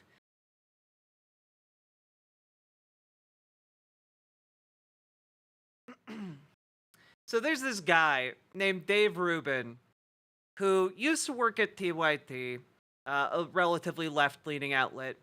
Did a video called Why I Left the Left, and basically started this grifter trend in conservative news politics. And now he's announced that he's taking a month off during an election year where as a political content creator, this is kind of like the year. You know, it's the year to try and explode your growth and become like a figure in like the discourse. And it's weird to take a month off during this time. That's a bit weird. And I can't help but feel it's somehow related to the fact that Dave Rubin is a married gay man with adopted children. And like, it must be an incredibly terrible strain on him to be surrounded by people who despise, gays, frankly, who think that he shouldn't have the right to get married or, be, have children even. So I imagine he needs to take a break from that. But more than that, what we've been seeing in the movement recently of conservatives, the conservative movement, has been a radicalization. And essentially you have these elements of the conservative party coalescing around extreme anti-Semitism, extreme homophobia, transphobia, etc. And like, Dave Rubin's a pretty easy target. You know, he's been referred to as the wounded gazelle. He's not, he's an easy target for other conservatives. And I'm wondering just a little bit if why he's taking a break has anything to do with the fact that he's kind of experiencing a bit of hardship right now when it comes to his analytics. This is still Elden Ring. There we go. My bad. Pro streamer moment. A direct message from the man himself. It is July 31st, 2024, and this is the season finale of the Rubin Report. That's right. The regular world operates on... You have seasons for your show, Dave? Are you fucking with me right now? The Gregorian calendar. Our season, however, ends in July because, as you guys know, I go off the grid for August. I'm about to lock this device from hell in a safe. I will not know the code. My iPad, I don't really use my iPad anymore, but my iPad's going in there. My computer's going in there. God, how funny would it be if he lost the code to that safe? How funny would it be if he put all of those things in that safe and couldn't get them out? I personally would be tickled by hearing that story. If you're a locksmith in Dave Rubin's area, all right, and you wind up having to open Dave Rubin's vault, I would love to hear that story. I am completely disconnecting. No news. No current events, no nothing for 1 month. We were just checking the numbers on this. So I have done this off the grid thing since 2018. You guys might remember some of these. Ben Shapiro brought me back the first time I did that. Oh no, Dave. Was this from the infamous conversation where he told you he wouldn't bake you guys? He wouldn't bake you and your husband a cake for your gay wedding? Dave Rubin literally can't get over this, man. Back in September of 2018, then Glenn Beck brought me back in 2019. Michael Knowles brought me back in 2020. That was COVID year. 21 was Adam Carolla, which was also COVID year, so we had to do it digitally. Then 22 was finally here in the free state of Florida. We had made the move with my friend Larry Elder. Then last year, I came back a little bit early because it was the first Republican debate. And because obviously I do a lot of stuff with Rumble and they were a big sponsor, we felt that I really just could not miss that. It was just one of those things. So we came back a little bit early. Michael, now you're not eating Dave Rubin. I don't think any of us want to do that. Alice brought me back.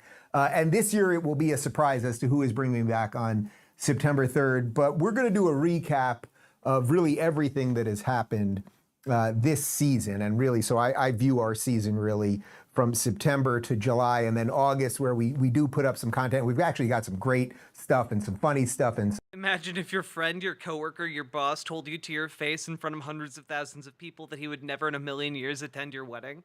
Yeah. Like... And he keeps asking, and the answer continues to be no. It's really pathetic.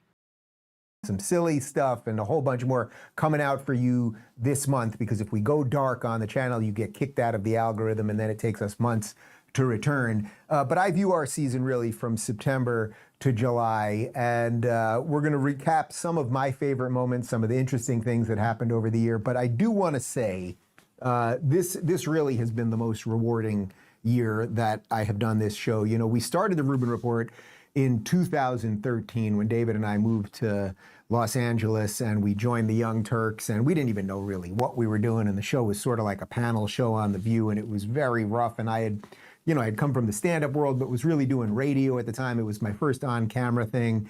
And then, without rehashing my entire story, you guys know the deal. I had my political... Yeah, so like if this was as normal a thing as Dave Rubin is making it out to be, why is he making an hour-and-a-half long video about it?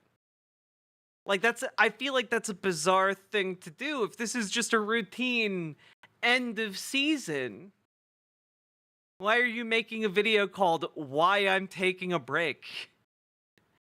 Seems not quite aligning with the reasoning you're giving here. Awakening. I bounced around to a couple networks, started going independent. There was the whole IDW moment, touring with Jordan Peterson, writing a couple books. All these things. Yeah, one of the weird thing about Dave Rubin is that he married another man named Dave. So it's Dave and David. I feel like that would be a little bit weird. Just like it's not like the end of the world. It's just kind of like, yeah, that's a little weird. Happened, but it really led to classic Dave being move. Here in Florida, building what I think is truly the nicest studio in the entire game right now. Having the honor of working with all these people who are all in the room with me today. We let Brock and Joey out of the closet into the main room for this final show. Welcome, guys. And assembling a team that every single day I get to come to work. Dave, were you keeping your own employees in the closet? Dave, you should know better. And it's joyous and happy, even when the news is not joyous and happy. And that did happen a whole bunch this year. And just working with people who I love, we just all come in here and just have a blast. The tone of the show that you guys get to see every day is the tone that we all have with each other. So I think we assembled that really tight. My previous landlords were named Nate and Nathan, also married, no joke. Damn. Rough luck. And then, the other part that I think goes along with that is that all of the ideas that I've been talking about for all of these years, they also kind of all fell into place in terms of how I do this show and the things I talk about. Moving to Florida, moving to a place that was more in line with my values. Now we have kids. I have a whole other life outside of this studio that is way less professional, let's say, than what goes on here. But the way Dave, that's a really weird thing to say. I have a whole life outside this studio that's very unprofessional than compared to what goes on here. Why are you saying that? Are you trying to make a joke? Are you sleeping around? Like, what is this? Are you announcing that you're breaking up with your husband? Like, what's going on? This is a weird video. Again, no pre-watcherito. I did not go in expecting this to be such weird vibes. Having these two young kids just like reinvent you every single day and give me more reason to fight for the things I fight for and everything else has just absolutely been incredible. And then just, traveling and meeting you guys wherever I go, and people, it's funny, people online can be mean and there's the trolls and all that stuff, and I don't really pay attention to that stuff anymore. Yeah, what but you doing, wherever Dave? I go, literally to the supermarket or to the movie theater or to the airport, like, people are nice everywhere. There are more and more people out there who I know are... Dave, did someone break into your house? Are you being held at gunpoint right now to say nice things about Florida? Like, what? You don't just make a video to say nice things about Florida, man. Like, what's going on? Are you okay? Trying to solve these problems and see the world the way, roughly that you and I see it. And I'm just very honored to be part of that. I guess it's a weird thing. Like, I'm honored to be part of the thing I created, but I really, really am. And I would also say that the proof is in the pudding, because we were just looking at some of the numbers, again, because we view this today as the end of our season. And not only has the show grown every single year, like grown by leaps and bounds, but this past year was just absolutely insane. So just for a little bit of, just to give you context for how big this thing has gotten, and it really is incredible. And again, this is really credit for the people that are sitting to my right now. From September of 22 to July. It's really a credit to the people who I'm not allowing on camera right now.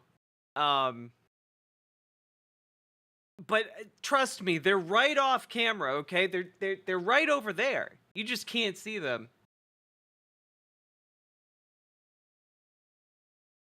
Oh, you guys want to see them? 1 second. Let me just grab them and make sure they're mic'd up properly.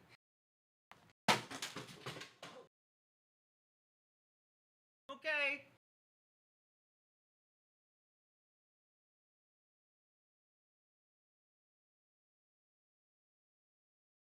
I tripped over my water bottle. It hurt a lot. I'll be right back. Oh.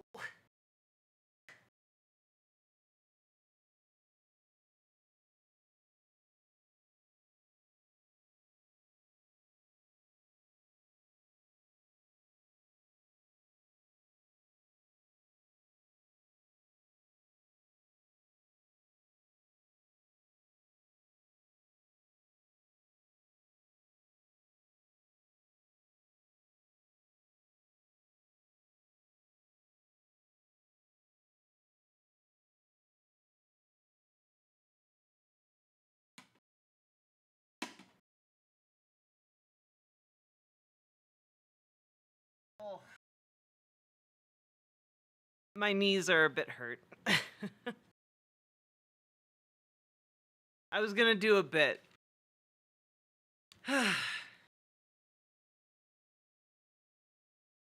I got up and I was gonna like jump off the side of the screen and be like, "Hey everybody, it's me. I'm off screen. I've been watching here the whole time." And then I was gonna jump back on. It was not worth it. Could have been worse though. How we doing? Dragonfly, he did eventually get through his list. It just took forever. Good night, Penny Auntie. July of 23. So last season, the Rubin Report on YouTube had 294 million views, which is a crazy, crazy number, right? It's a huge number. It's fantastic. That's just YouTube alone. I'm not even talking about Rumble there or audio podcast or anything else. But this year, we went from September of 23 to July of 24, so the same amount of time, we went to 548 million views. That's about a 90% increase, just under a 90% increase. And July was our... Oh, okay. So you're making this weird video because you've just been so successful, right? Why'd you need an hour and a half for that? Biggest month ever this July that we're closing as of today. 90 million views alone right here on YouTube. The Rumble numbers have been blowing up. The subscribers jumped by 50% this year. Like, everything's working. So first, I'm just putting that out there, and that's just a thank you to you guys. It's mostly a thank you to our local supporters. You know, obviously things have... I always forget he has a thing going on with locals. Has anyone ever jumped on that website? What's going on over there? Is it like the Facebook of conservative? Like, is it where the conservative wine moms go if they're respectable? Like, what's going on over on locals? Gone well here, and we continue to grow and everything else. The couple of bucks that you guys throw in a month keeps us independent. Like, independence only works if we have the people that keep us independent. So it's mostly a thank you to you guys, but it's a thank you to everybody that watches the show. If you buy some of the products from our sponsors. Yeah, it's like a social media site that I think he helped found. It's like a more boring, like, Facebook. Or any of that stuff. We're just very appreciative. Trust me, I am deeply appreciative of all of that. But before we get into the show, and we've set up a couple highlights of the year and some silly stuff, as I said, there's a reason that I do this off the grid thing, and people can't believe it. Like, actually, it's one of the things that when people say hi to me, I'm sorry. I feel like most people can wrap their head around doing something like that, Dave. That's not an unbelievable thing to do, actually. It's mostly just a privileged thing to do. Like, most people can't afford to do that. Me, wherever I might be, they want to ask more about that than anything else. Like, yeah, there'll always be something about, oh, tell me what Jordan is like, you know, behind the camera, or does Ben talk that fast? There's always that kind of stuff. What are my predictions, political predictions, you know, all that. But the other thing that they... Dave, why would anyone want that? You're like wrong 95% of the time. I guess they might want your predictions to just guess that the opposite is going to happen. Then they might be correct about 95% of things. Really want to know about is this off the grid thing. Like, do I really do it? How do I do it? Do I not freak out? And what about the phantom buzzing in my leg and all that stuff? And when I did it the first year in 2018, it was really kind of a joke. Like, my career was blowing up. You know, the numbers were all good. I finally had a little bit of money. And I was just like, let me just see if could I do it? Could I put this thing away for a month and not be part of it? Not be part of that machine, not be part of the doom scrolling and all that stuff. And not only did we do it, and we went to like some, you know, we didn't have a ton of cash at the time. We went to a little resort in Mexico. It was just the two of us. It was before. We didn't have a ton of cash, but, you know, we went to a resort in Mexico. Buddy, if you're going to a resort, you have at least a decent amount of cash. For kids, and it was great. It was absolutely great. It was tough. It was tough at first, like first couple of days, hand going into the pocket constantly. Oh my God, did I miss something? You know, you actually start thinking, whether you're in the news like I am, where you're just a consumer of it, you start thinking like, oh my God, does the world actually go on without me? And very quickly you realize that it does. And then we've been blessed that over the course of the couple of years, a couple of times we went to Bora Bora, we've gone to rainforests in Mexico. Sometimes we're just home doing projects. The COVID year, we're just home fixing things around the house, but just not being on the machines. And this thing, like you guys know, I'm not anti-technology. I'm very pro-technology, and I love sci-fi and all of that stuff. But this thing is a tool. The phone is a tool. I mean, like, this is a fine thing to do. I don't mind people doing this. What's weird is making a video about it as if it's like this really like groundbreaking thing, and it's not. Don't most people like have times where they're like, I'm not gonna use my phone this week or something, Cool. This access to all of the world's information. Notification is, David, exactly. For bad, but all of the systems and the algorithms, they're designed to keep us. Hey, guys, you're not appreciating his high-level ideas, okay? He's just telling you about this great new thing called not using a phone. It's called touching grass, guys. Anxious. They're designed to keep us in that doom scroll and that perpetual hamster wheel of craziness. And I have found consistently in the years that I've done this, like, it gives me fresh perspective. I've told you how suddenly I'll be 2 weeks in and I can remember every single word to an album.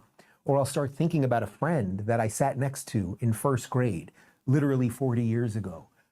All sorts of weird things. And then, we really focus on eating right, working out, taking care of ourselves. We're going to try to see some family this year, spend as much time with the kids as possible, all of that stuff. So I hope that although we are putting content out for the entire month, I hope you'll also try to take a little time in August. If there's ever a time to do it, and I get it, I know this August is going to be the craziest. And I know that the last 3 weeks have been completely effing bananas. Like, I get all of that.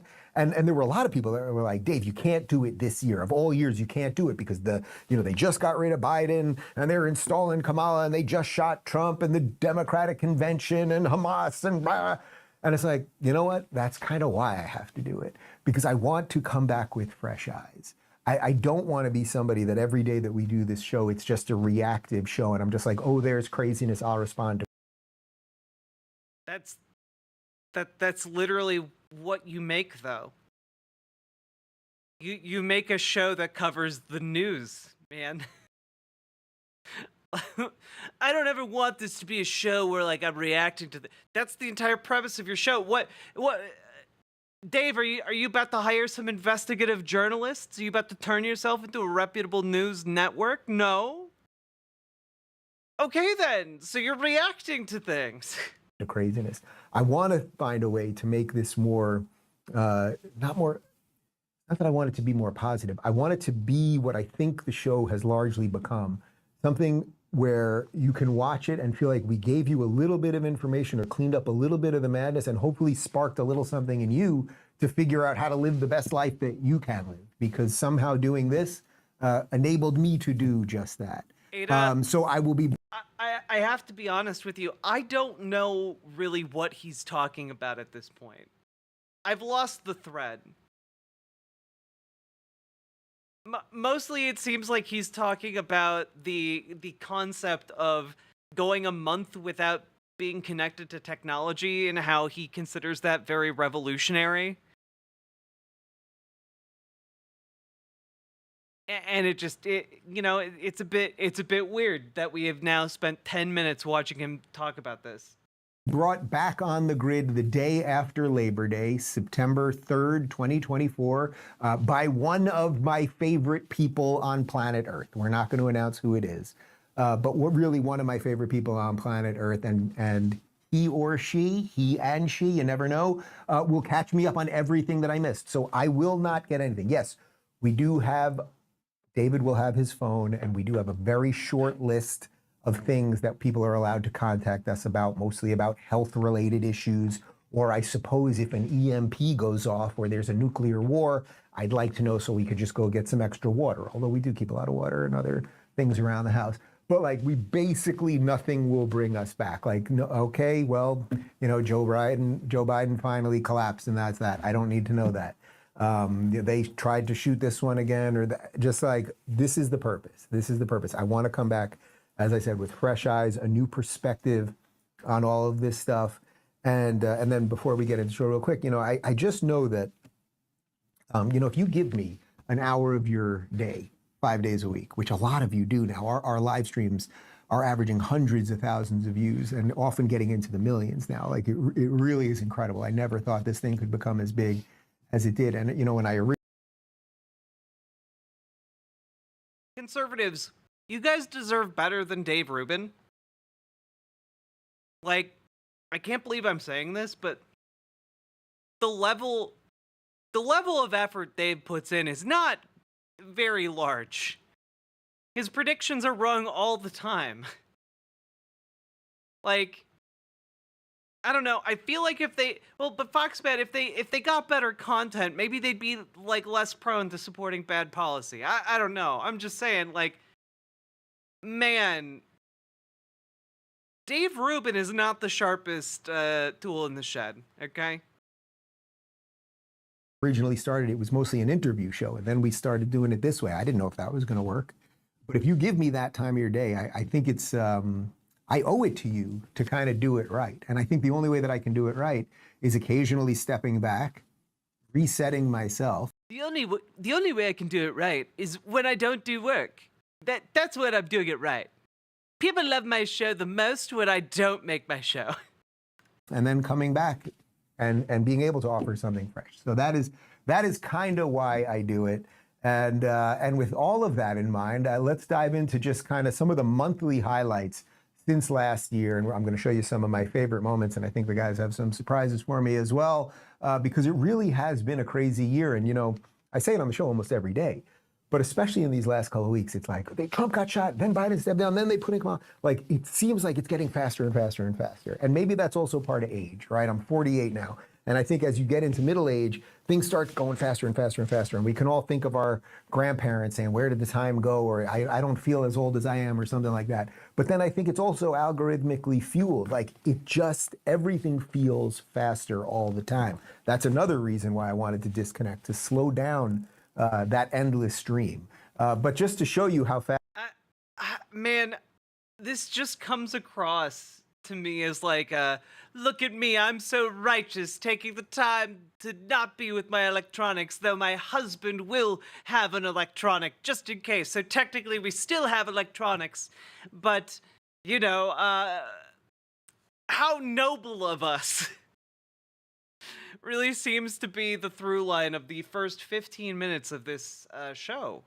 Fast things have gone. Last August, we did come back a little bit early, as I mentioned, so we're just going to go month by month for just a moment. And this was the middle, I think it was around August 17th, if I'm not mistaken, and this was the first Republican debate. This was in Milwaukee, and there I am with Jordan Peterson and Glenn Greenwald and Michael Malice, who had just caught. God, Jordan Peterson's suit, man. I dislike it. Dislike it a lot. Honest to God, he would look so much better in this picture if he was just wearing a plain white, like, button-up shirt with, like, that amount of, like, collar open. He would look so much better. But, like, he insists on wearing these garish designs. And, like, sometimes they work out. I'm not unfair to him. Sometimes his suits are okay.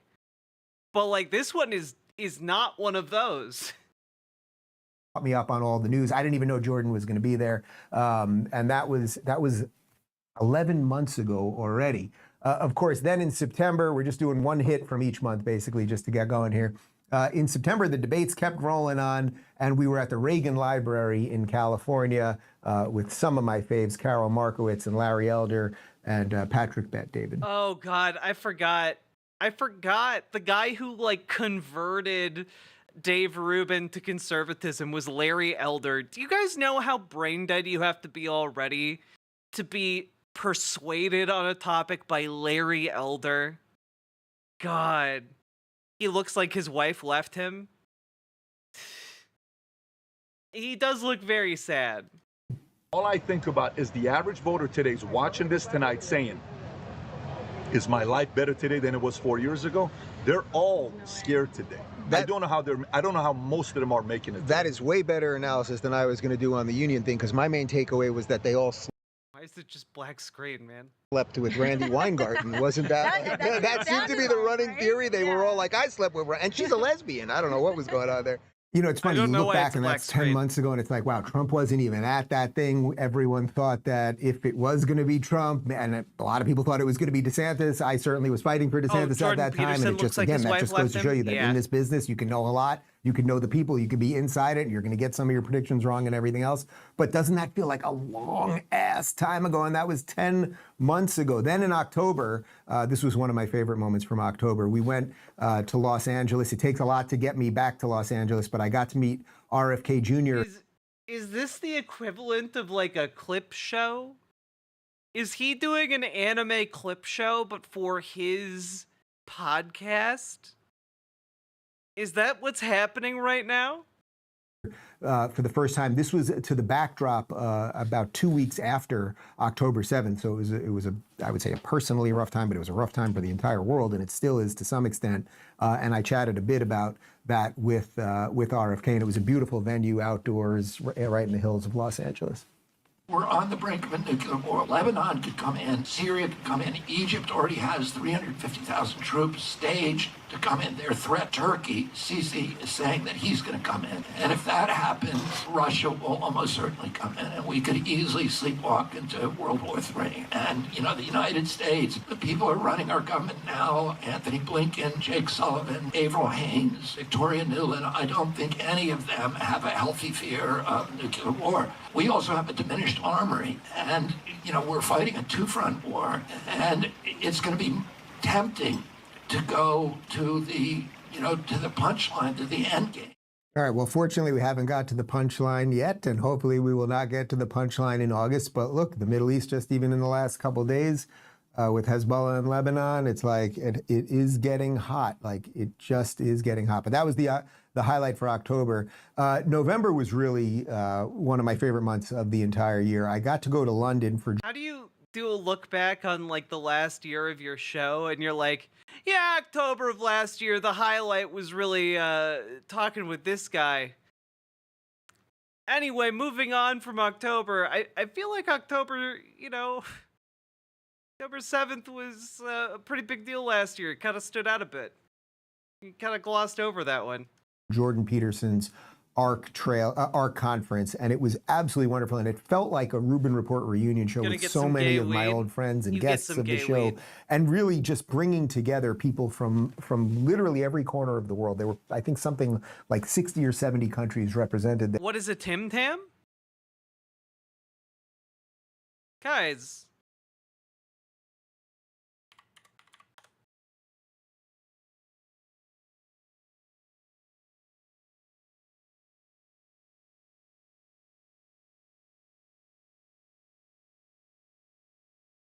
This is a Tim Tam. They're pretty delicious. They're little chocolate covered cookies that have like different fillings in them. They're very good. Don't eat too many. There to try to figure out how do we get out of this slow motion descent that the West seems to be getting into. Here's a little trailer we put together. Whole point of ARC. Wait, you made a trailer for the descent of the West? What? That's what's happening to the young people that we see who are adrift. They're taught to be nothing but self-conscious. What would be the proper policy? Replace the intellectuals of the left? Anybody, but don't give it. Oh man, I love when someone highlights Euron Brooks. Or Euron Brook? Euron Brook? Is it Brooks or Brook? It doesn't matter. I think we're sitting on a ticking time bomb. There's nothing you could do that would make them more miserable. It's identical with the instruction in misery. Why are you here at ARC? Wake people up in the... None of this makes any sense, by the way. This is just like nonsense. A nonsense reel. West. I am angered. Fundamentals that we need to fight for. The old saying is, I say screw that. I don't think that they are rescuable. And that's all real. And so is what's at the pinnacle. The highlight of the entire... Man, I love that his promo for his own show barely has him talking in it. You know, he contributes so much that Jordan Peterson was the main voice in that trailer. Our conference was the last night where at the O2 Theater, Jordan gave one of his talks. I did not open for him that night, but I was backstage with him and a couple other people. You might recognize these two chaps. There's Ben Shapiro and Douglas Murray. It was particularly nice, actually, to see Ben there because, again, this was right after October 7th. It was particularly nice to see Ben there, even though he wouldn't bake me a cake. And you know, all the Hamas rallies in London and everything else, and Jordan brought Ben on stage, and the applause for Ben, you know, probably about 7,000 people there. The applause for Ben clearly were not just for Ben Shapiro, the podcaster. It was that Ben, who obviously publicly wears a yarmulke and all that kind of stuff, represents something a little else. So that was really nice. And then this is probably my favorite picture of the year. This is backstage, and that's Jordan and me. Obviously, that's his wife Tammy, his son Julian behind him. And I'm not sure who that young lady is with him. There's Bjorn Lomberg behind me, Douglas Murray with his hand on my shoulder, and there's Phoenix, the producer of the Rubin Report, Phoenix Glenn, right over there. Wait, what about Dave's husband?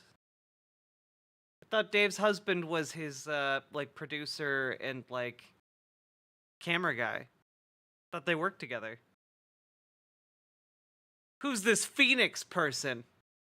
There. Then December, one of my dreams that I had kind of given up on came true. We were in the middle of doing a show in December, and I saw that Phoenix ran out of the studio while we were live on air. And I was like, and I'm doing the show, talking to you guys. Maybe he was taking the picture. And he never Fair. leaves the studio in the middle of a show. And I was like, oh, what happened? Like, was some kind of, you know, a medical emergency or something. We end up wrapping the show. I walk, Phoenix says, let me talk to you outside. And he says, Dave, I got some good news, and that good news was that finally, after talking about Bill Maher a whole bunch over the years and wanting to be on Politically Incorrect when it was on ABC in 1999 when I was first doing stand-up, I made my first appearance.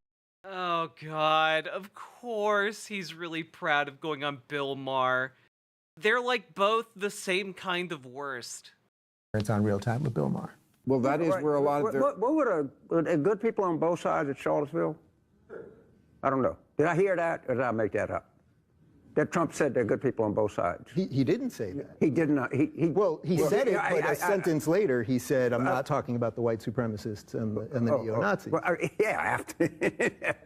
It's like Elon Musk. I think that was actually the first time that the sort of Very Fine People hoax was really blown up on mainstream media. And subsequently, in the 7 or so months since then, people know it's a hoax now, right? Like, they really know it's a hoax. You know, the machine doesn't stop, and they will keep pushing it as the hoax that it is. But a lot of people have woken up to that, and that was just really What are you talking about, Dave? A lot of people have woken up to what hoax? Are you saying elections are fake, Dave? What are you talking about? Expand upon this nonsense point you just made. It was a proud moment for me personally and professionally, and you know that Bill and I have become friends since then, and it put a piece. Just gonna move on past that, are you, Dave? Together. And when I said at the beginning of that like I had kind of given up on that dream, you know, one of the things that I found while doing this is you have to kind of stop wanting things. You just have to do what you do and do it, hopefully. You have to stop wanting things. You have to kill your dreams. You have to give up every single thing you love on the pathway to greatness. Otherwise, you'll never reach the top. Because you think it's right, and then the rewards will come on the other side. And I had really gotten to the point for years and years, that was the one show I wanted to be on. And then for about a year, I just completely gave up on that dream. And of course, that's when it came back. And then ironically, like 2 weeks ago, they wanted me on the show again. But it was David's birthday, and you got to have priorities in life. But anyway, I'm sure I'll be on again in the fall. In January, I think we completed the team. You know, I said that the other picture was my favorite picture, but this might be my favorite picture of the year because this is my complete team of everybody in the studio. So Adi joined us. She's the chick in the picture right there.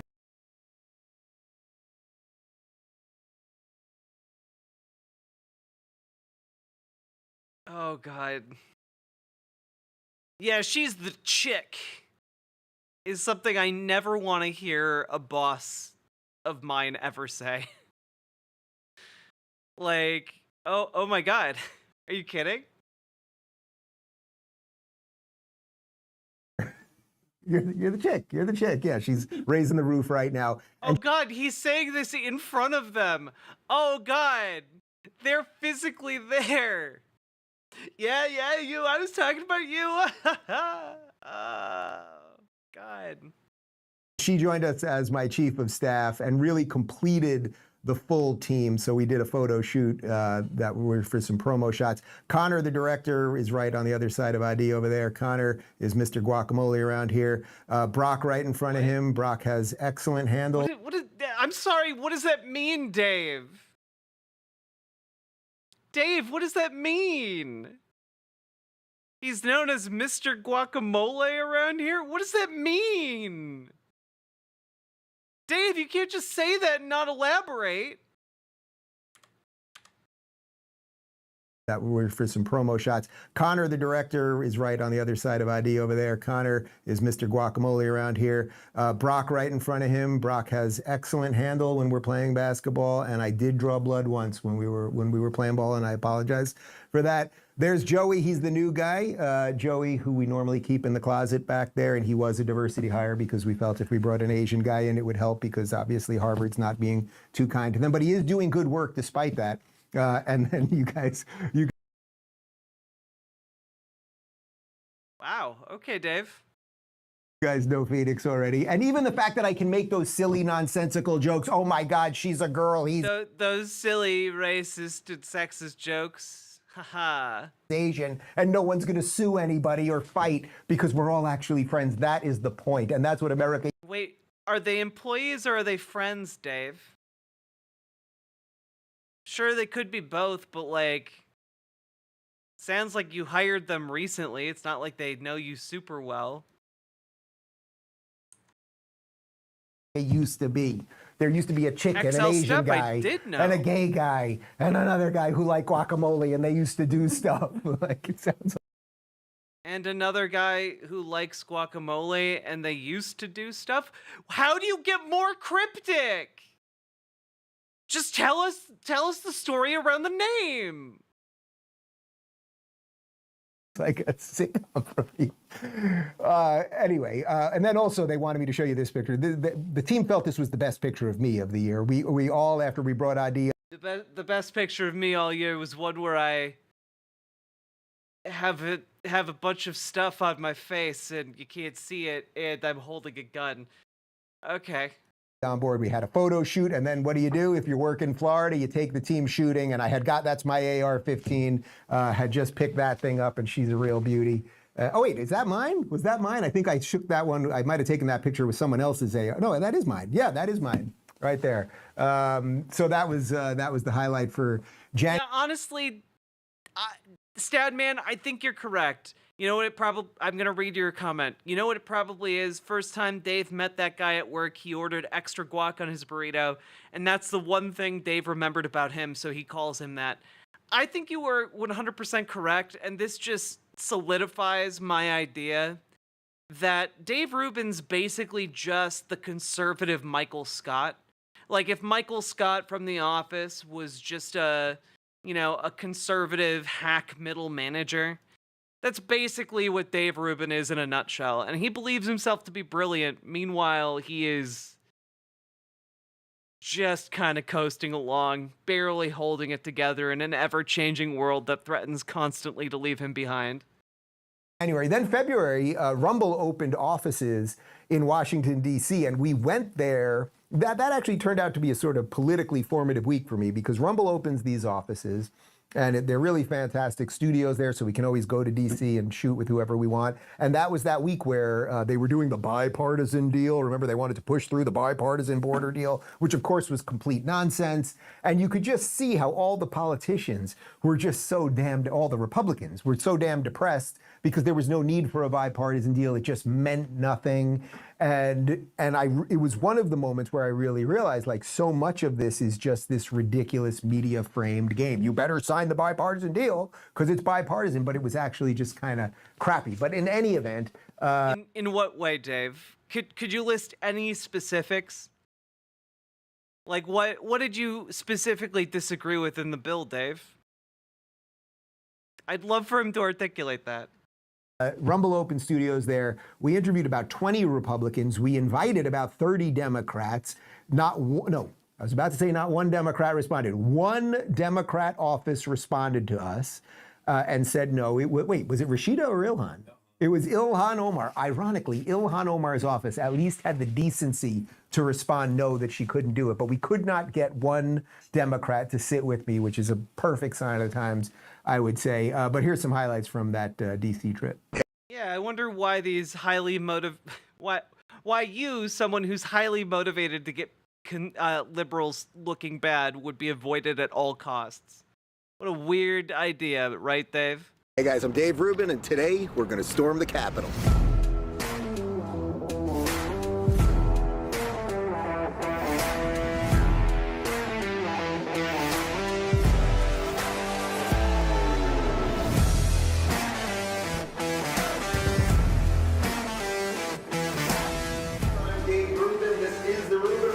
Oh my god, what a badass.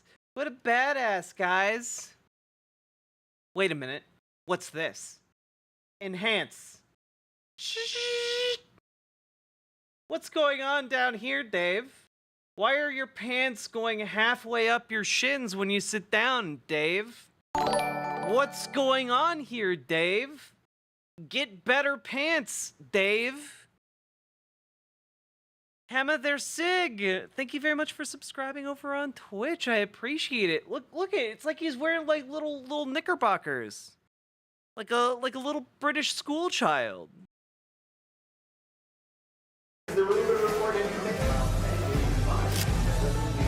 Look, like Rand Paul has a better fit on his trousers than you, Dave. Get with the times.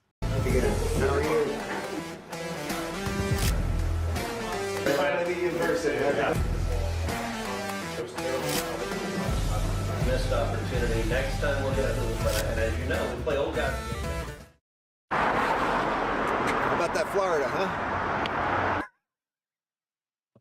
We missed Florida. Wow, what a great update. Thanks, Dave. Every moment while we were there. The real highlight, though, for me in February was we went to go see Frankie Valli of the Four Seasons, and you guys know I love the Four Seasons, love Frankie Valli. There's that famous story that I tried to get him to come to my 45th birthday party, offered him 10 grand. They wanted 100 grand. I couldn't do it, obviously. This is a couple of years ago. And then that morning of my birthday, I go to get orange juice at the supermarket, and who's there thumping a watermelon? It's Frankie Valli. Well, in any event, years later, finally, this past February, 90 years old. Look at that guy. He did a 2.5-hour concert, no intermission. And the reason that I was able to get backstage and meet him is because the drummer saw me at the casino. It was at the Hard Rock Hollywood. And he's like, Dave Rubin, I thought you might be here. I know you love Frankie. You want to meet him after the show? And I was like, that's basically as good as it gets. And they always say don't meet your heroes, but sometimes you should, because he was just absolutely spectacular. In March, slight emotional change now for a second, we took...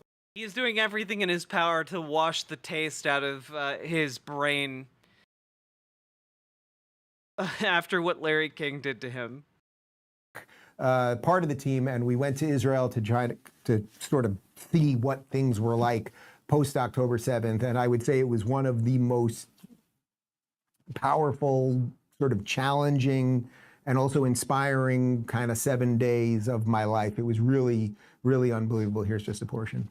Here I am in Tel Aviv, Israel, on a beautiful day in a part of the world that isn't so beautiful right now. I'm here for a week to talk to some of the survivors of October 7th, to talk to some politicians, media members, just people on the street, really find out the temperature of what's going on here in Israel. Man, it sure must be nice to be able to just freely walk around in those areas.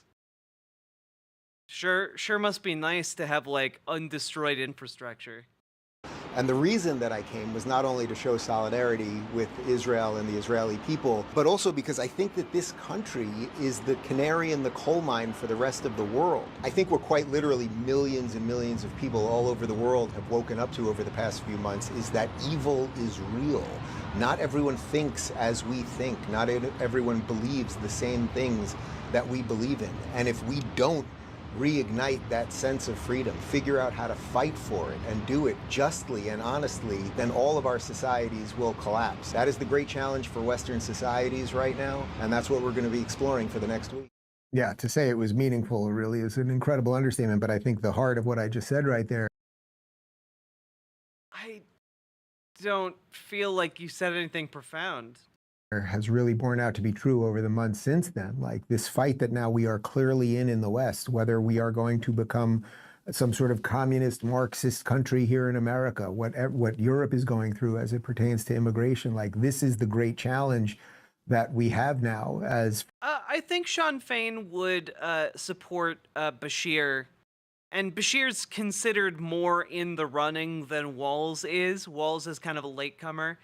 But I think it's significant that he said both. I would be fine and amenable to both. And I think, honestly, championing both of them and saying, hey, the union wouldn't really be a huge fan of, like, Shapiro or Kelly. I think that carries weight and in a good direction. Sean Fain is playing all of this very wonderfully. Do you know why Bashir is more in the running to Walz? I mean, just real quick, mostly because, to be honest with you, the VP pick is a very aesthetic position, and from an aesthetic perspective, to reach kind of the more surface level voters that a large scale campaign needs to, him having a Southern accent matters a lot optically. I don't think it's going to be Shapiro anymore. From like women's rights groups have started like picking up the call about like the sexual harassment allegations against his office. So like that's gaining enough steam that I think it's not going to be him.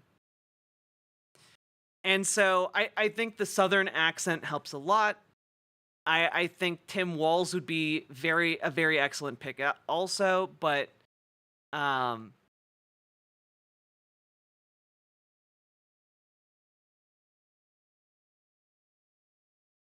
because Bashir can help in the South, whereas Walz is Midwest only.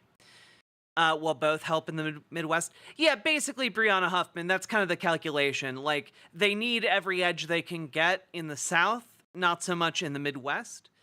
But that might be outweighed by Tim Walz's, like, virality for his folksy, down-home nature that, by all accounts, is not feigned. So it's not like people are going to be able to catch him out in some kind of scandal.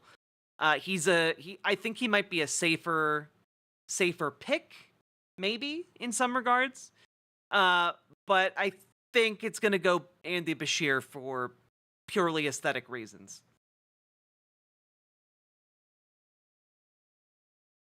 Free societies, if we want to be free or not, and I do think that Israel is the canary in the coal mine as it pertains to that, and obviously that situation is still ongoing.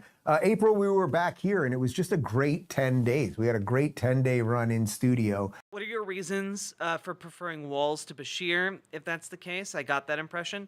Well, I prefer Walz because as a governor, he's actually wielded power as a governor. Like, with the slimmest of majorities in the Minnesota state legislature, we got, like, legal weed, we got, like, a whole host of reforms through that, like free school lunch for every kid in our public schools, free school breakfast at public schools, like things that are genuinely incredibly helpful that affect like all the people of Minnesota in a positive way.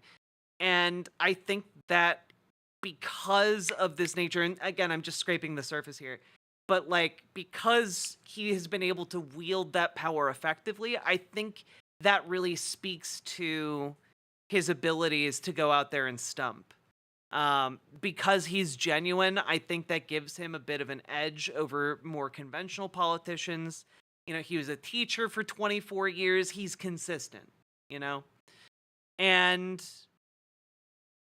I think that he would be a good attack dog on the campaign trail. I think that he would he has like a consistency about him that makes him harder to attack. I think his bluntness resonates with a lot of people right now in this social media moment we're in. Whereas Andy Bashir is more conventional politician, kind of polished, but he has the Southern accent and that Southern twang can help draw in a lot of voters. So I think Bashir is also pretty decent on policy, but again, the VP pick isn't necessarily going to be doing a lot of direct policy pushing. Like, a VP pick is going to have to know how to wield power and like convince people. And I think Walz can do that better than Bashir can, but again, I'd be happy with either of them.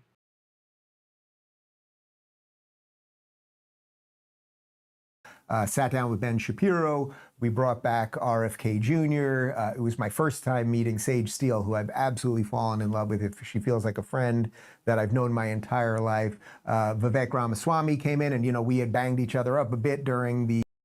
We'd banged each other a bit during the campaign. Who's Sage Steele? That's such a cool name. Who is this?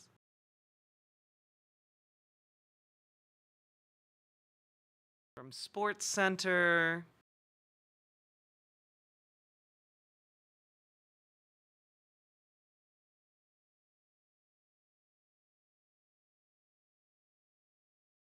Okay.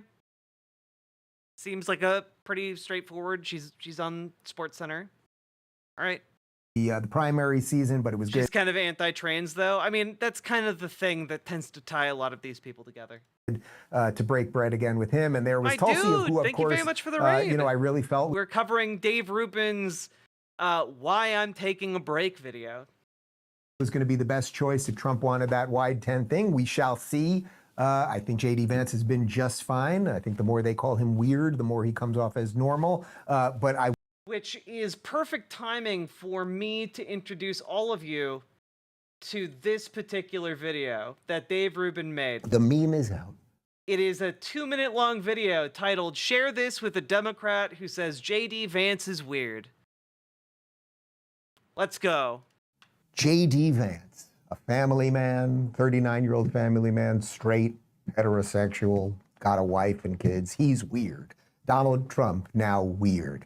Republicans, weird. Well, once that meme got out there, we now live in a time of meme wars. So then the people on the right were like, wait a minute, they think we're weird? Do you think we could illustrate the fact that they're actually the weird ones? I think we have a little roll. We can call this a roll of tweets here. Here's tweet number 1. Are we the weird ones? And there's the, I guess that was the trans Smurf from the Paris Olympic opening ceremony. It's just...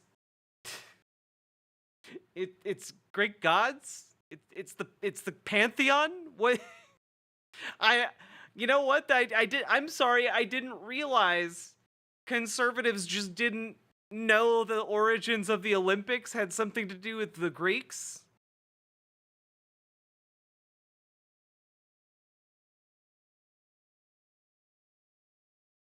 Ceremony right there. That is.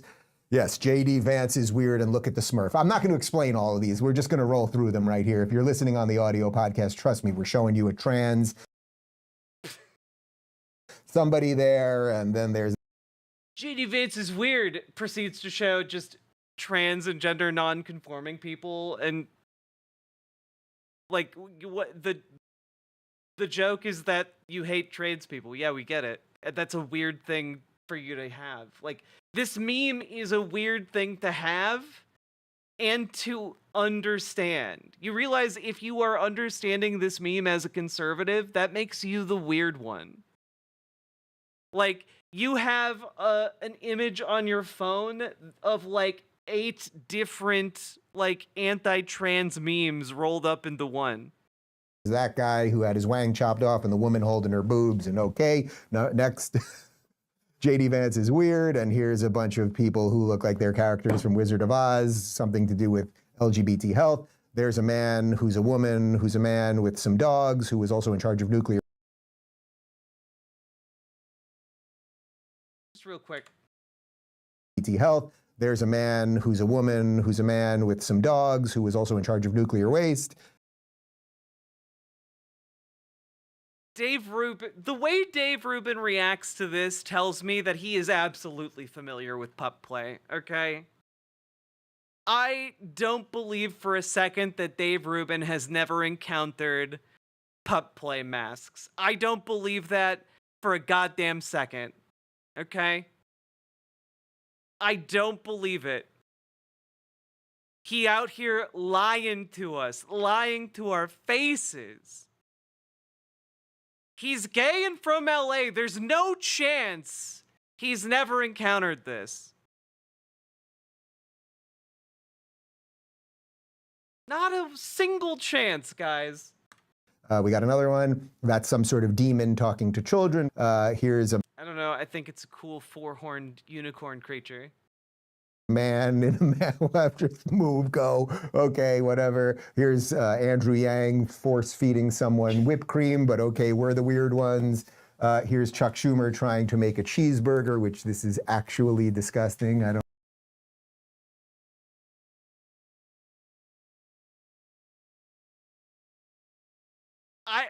I'm sorry, like, you can criticize his way of grilling, I guess, but like, there's not really that much weird about an old man grilling, man. Like, that's about it. That just wanting to grill and chill is literally like the definition of normalcy in America. We have an entire term dedicated to it in internet slang. Don't want to look at that picture anymore. And here they are dancing. Here, yes, we're weird. Here they are dancing during COVID.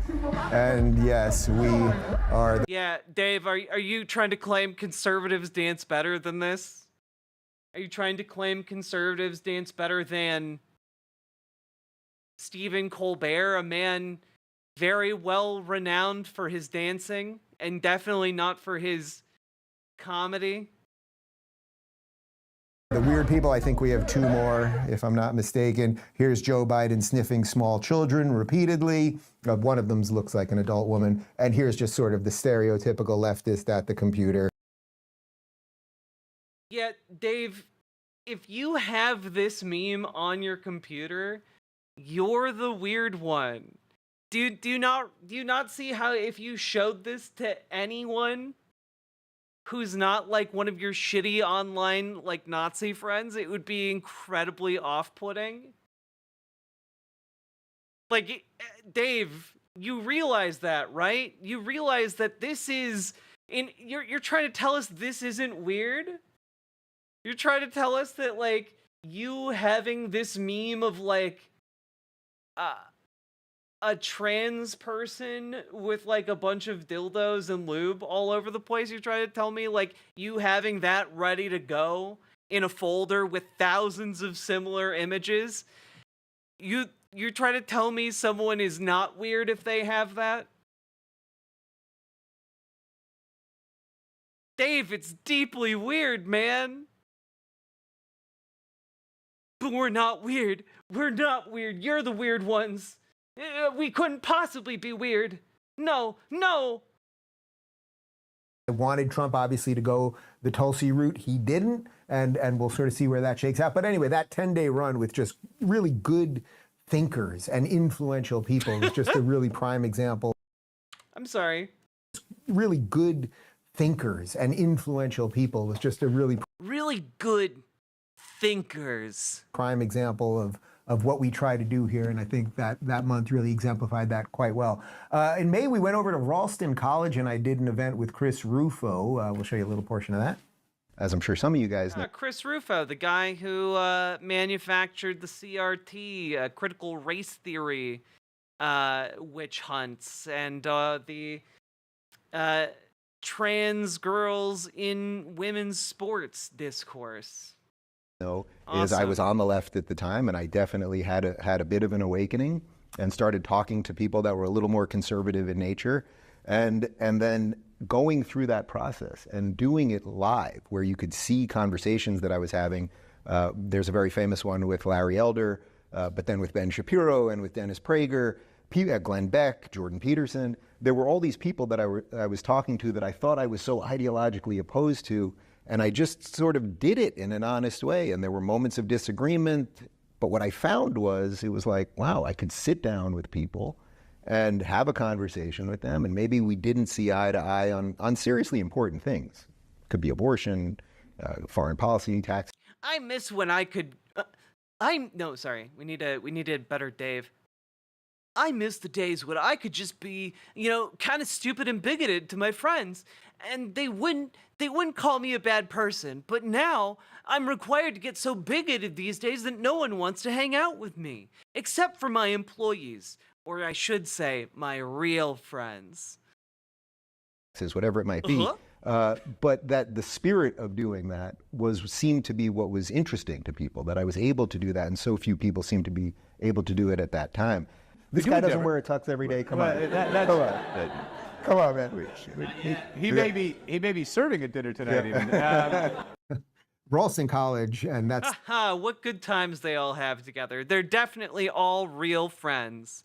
Stephen Blackwood right there, who run the school. Like, if you are thinking about going to college, and you probably don't need to, and we discuss that here all the time, but Ralston College is one of the few places that you can really get a true classically liberal education that has meaning. It's in Savannah, Georgia, which is absolutely beautiful. And I would highly recommend everyone. A classical education? Can I get a classical education in how to be a classical liberal? And then I can take some classical classes to learn how to be classical, like Classically Abbey. Everyone checking that out, and I suspect if you tell them you're a Rubin Report viewer, it might help your admissions process. One other thing for May, we went. Ew. You're going to be more likely to be accepted by a college because you name-dropped our podcast. Back to DC, and I hosted an event all about immigration across the world. And here I am. We did a little walk and talk. It's always nice to get out of studio and talk to people with former Department of Homeland Secretary under Donald Trump, Chad Wolf. Really, this immigration issue has just, to me, trumped, no pun intended, all of the other issues at the moment. It must be sort of depressing for you to see what's going on right now, considering... I know, it is kind of like shooting fish in a barrel midnight and all night, but sometimes I just don't care. That you guys largely had this under control for 4 years. Well, I think that's right. It's not only depressing, it's frustrating.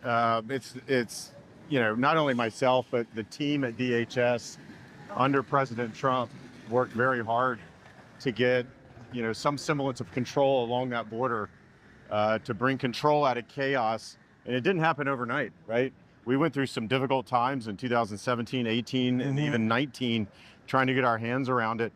Then we really seemed to get our hands around the border issue sometime in 2020. I can't really put my finger on what may have happened to help us in that regard, but in 2020, it became suddenly so much easier to patrol the border. It was wild. I don't know what happened, but clearly unrelated to any surrounding events. We tried some things that didn't work, but we found a lot of things that did work, particularly towards the end of the administration, and we were very proud of that. We tried things that didn't work, and then some other things did work. That's my story. I think a lot of Americans agreed with us. They said, "Hey, we get some control over this thing." Hey, expeditious and of course, you saw all that go away on day one of the Biden administration. And it's very hard to look at what's going on because deep down, and not only just intuitively, I know, and I think most Americans know, that what's going on along that border is just simply unfair. I think most Americans have a basic sense of fairness, and they're looking at folks just coming across that border that are being released in 24 to 48 hours with a plane ticket and housing, and they're just saying... They're not being released with a plane ticket and housing. That's not a thing, actually. It'd be cool if it was. That's not how our system works. At all. That's not right. That's not right. I did ask Chad at the end of that thing if he would take... Though I guess it is correct that they get out a couple of days later with a plane ticket, specifically because conservative governors have wasted taxpayer money to fly immigrants to other parts of the country without their consent. Take his old job back if Donald Trump gets back into office. And I could see he didn't exactly answer me, but there was a certain gleam in his eye that he probably would, and he would be the right guy for the job. Definitely better than Mr. Eyebrows, Alejandro Mayorkas.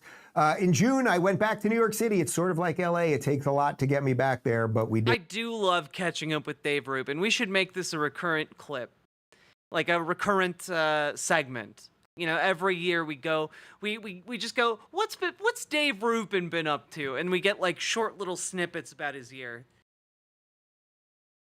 Did a nice press tour, and here's some of the highlights. Jesse, I was watching the show in the green room, and I'm starting to see a theme here. What's that? That if you're a Democrat, you can basically get away with everything, and if you're a Republican, you can't get away with anything. That's right. I was a Democrat when I was a teenager, and look where that got me. Injured in the line of duty by someone who was not here legally in the first place, and had a track record. You know, Sandra, I spent most of my formative Rubin years, won out. 20 years Absolutely in this not. city. I don't live here anymore, but when I come back, I can see how the city has changed. The very fine people on both sides thing. Do you think that's legit or not? I think you guys are 100%. I wonder if Dave Rubin has done any shows recently that talk about the issue he broke with TYT on all those years ago. I wonder if anyone ever asks him about that. About the fact that, like, he was defending Israel blowing up schools that had children inside of them if it meant killing members of Hamas. Like, he was saying that shit like 10 years ago, man. Kind of crazy.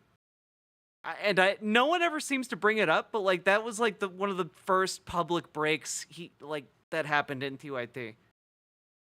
Giving him a pass. Wait, in a way that you would never give one on the other side.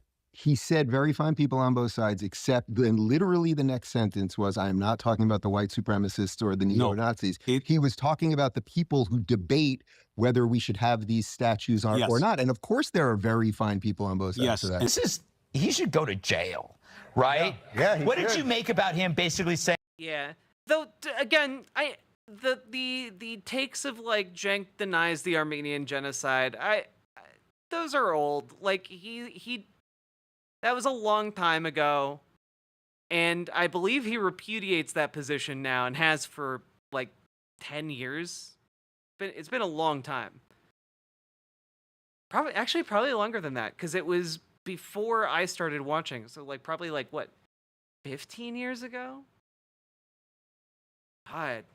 Saying he had an open mind. He did not have an open mind about the lab leak. No, Fauci has lied about everything from the beginning. He admitted that 6 feet social distancing was just kind of made up. He told friends. No, what he was saying is that there's an arbitrary line where you have to, like, concede that people are just going to not accept, like, you can't stand 20 feet away from people. Like, so how far, given our indoor society, should you stand away from people? And, like, 6 feet is a good, like, measurement for, like, the distance airborne germs can travel. Like, at some point, it's kind of an arbitrary suggestion to make to your entire world, but you gotta draw the line somewhere. And 6 feet is better than, like, not having anything and just people pressed up against each other in elevators and shit.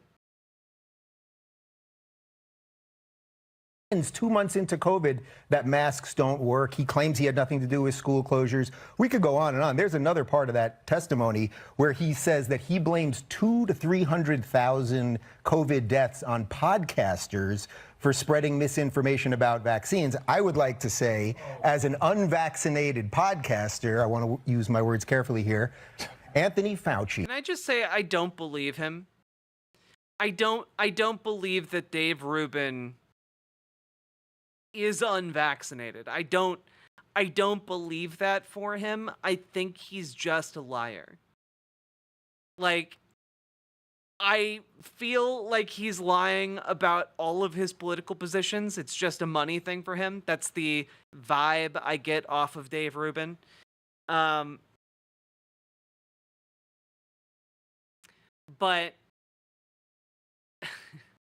they all are? No, I think some of them are honest to God true believers. There's a decent number of, like, far-right death cultists who are ride or die, you know. Rubin is lying. Here was Trump's quote, "Excuse me, they didn't put themselves down as neo-Nazis, and you had some very bad people in that group. But you also had people that were very fine people on both sides. You had people in that group, excuse me. I saw the same pictures as you did. You had people in that group that were there to protest the taking down of to them, a very, very important statue and the renaming of a park from Robert E. Lee to another name. Yeah.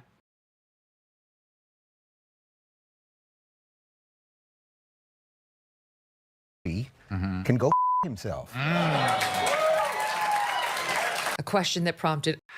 You know, like, what a weird performative gesture to get, like, a round of applause from.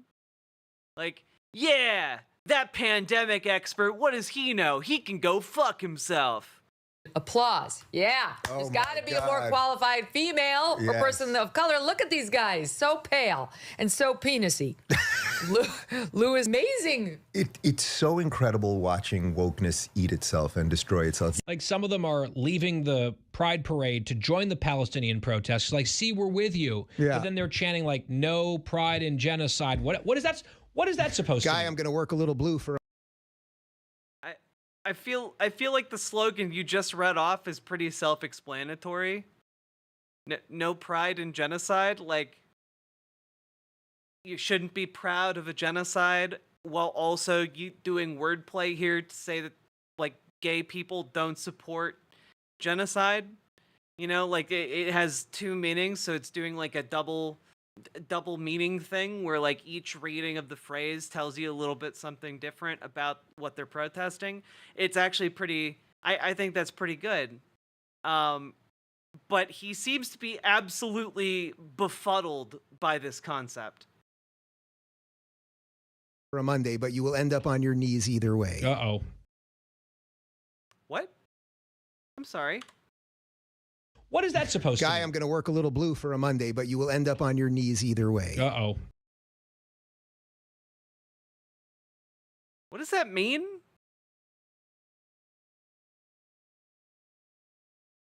Oh, he's going to go a little blue humor. Oh, he's doing stand-up. He's doing his stand-up, guys. Get it? You're going to wind up on your knees either way. Haha, sexual assault joke. Uh-oh. You get it? You get it? Then July, just this last month, we went back to Los Angeles. Before we get into anything else, what I just said to you off air, which is that if I take you for dinner, I don't know. Order your own potato. I don't know what you're asking me, Brianna Huffman.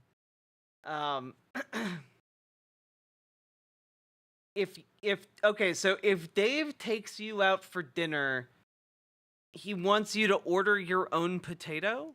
You shared the potato with a billionaire. You were sitting next to a billionaire. You didn't have to pay, and you split a potato with nothing on it, like a pauper. How do you think I became a... Oh, no, he's a billionaire. He's the billionaire. I'm broke. Oh, God damn it. I felt so good about that one when it was coming out, but then I lost momentum. Are you concerned at all? Eating potatoes is for the poors, apparently. God. That he might be unchecked in a second term, and that's not great. Well, look, as a classical liberal, I believe in limited government. I believe in the individual. I don't want too much government power. I think most of the Supreme Court decisions actually scaled back some of the power of government. They're hurting some of the agencies that are kind of unaccountable. Are you saying that if Biden got elected in 24, that you would campaign for the cessation of Florida? I would be on that side of the argument if the argument... Oh, God. I forgot. How did you include this in your clip show, man? This is something that you bury. You bury it so people forget. This is one of those inside thoughts. If Biden, you know what's going to happen now? Kamala Harris is going to win, and he's going to be like, well, technically, I said I would only do it if Biden won. So Kamala Harris won, so I'm not going to campaign for this for the independence of Florida.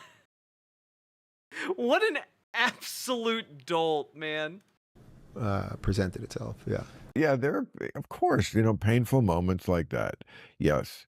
We don't have to go through all of my horrible things. I want to make you cry. Don't make me cry. No, we're not. But yes, I mean, there are lots of... Dave did also promise he was going to permanently retire if Biden lasts to the end of his term. He's starting to sweat, guys. And also in the personal life and just in things, just things where I would go, oh gosh, I wish I'd thought of that 10 years earlier. I don't know why we're talking about Biden's mental state when we can just look at his record. Donald Trump couldn't dream of doing these things. Harry, you're going to still be here when Joe... Who's this Disney child? I've been seeing him everywhere. He looks like he was animated by Pixar. Joe Biden is long gone, so running cover for a guy that clearly is not capable of the job is not a long-term strategy for your career. That's just a little career advice for you. I agree with him. He's not the same man that he was in 2020, but he was still gone. So now all of a sudden? How many shots of Casamigos did he have before he wrote that thing? Dave Rubin, who is... Oh, Sean is providing applause for you. I appreciate digital applause. I'll take him however I can get him, Dennis. That's however a great I line. can get He him. appreciates... See, that's Dave Rubin. That's Dave Rubin. That's right. Anyway, that was a great press tour. By the way, I shot shows, a couple of things that haven't even come out yet. Did Howie Mandel's podcast. I sat down with Sage Steele, about 2 hours on her show. Jen Cohen, which I absolutely love doing that show in her backyard, and Chad Prather. That was in Dallas. Actually, all of those apparently will be out in August. So stay tuned. I think we'll get you some clips. All right, let me dive into a couple questions from the community, and then we have a couple more of my favorite moments and some other things. But we wanted to make sure that I was able to answer some questions before disappearing. Rosa Stella says, do you travel while you're off the grid? Enjoy your peace of mind. God bless y'all. We are going to do some traveling. I'm not going to announce exactly where or who we'll be with or anything like that. Yeah, I have to be honest. I'm mostly continuing to watch this because it's been just a fascinating stretch of time where Dave Rubin feels like he's trying to yap as long as possible, but he's like fondly remembering all of these moments from the past year. But it's like if somebody remembered like all of the worst moments of their life, it's like, again, it's like someone trained Dave Rubin wrong as a joke, and he's like, oh yeah, right, right before your career ends, your life flashes before your eyes. Well, I decided to look back on all of the best moments of my life, and it's like every single time he got kicked in the nuts, and it's just like a 9-hour-long epic.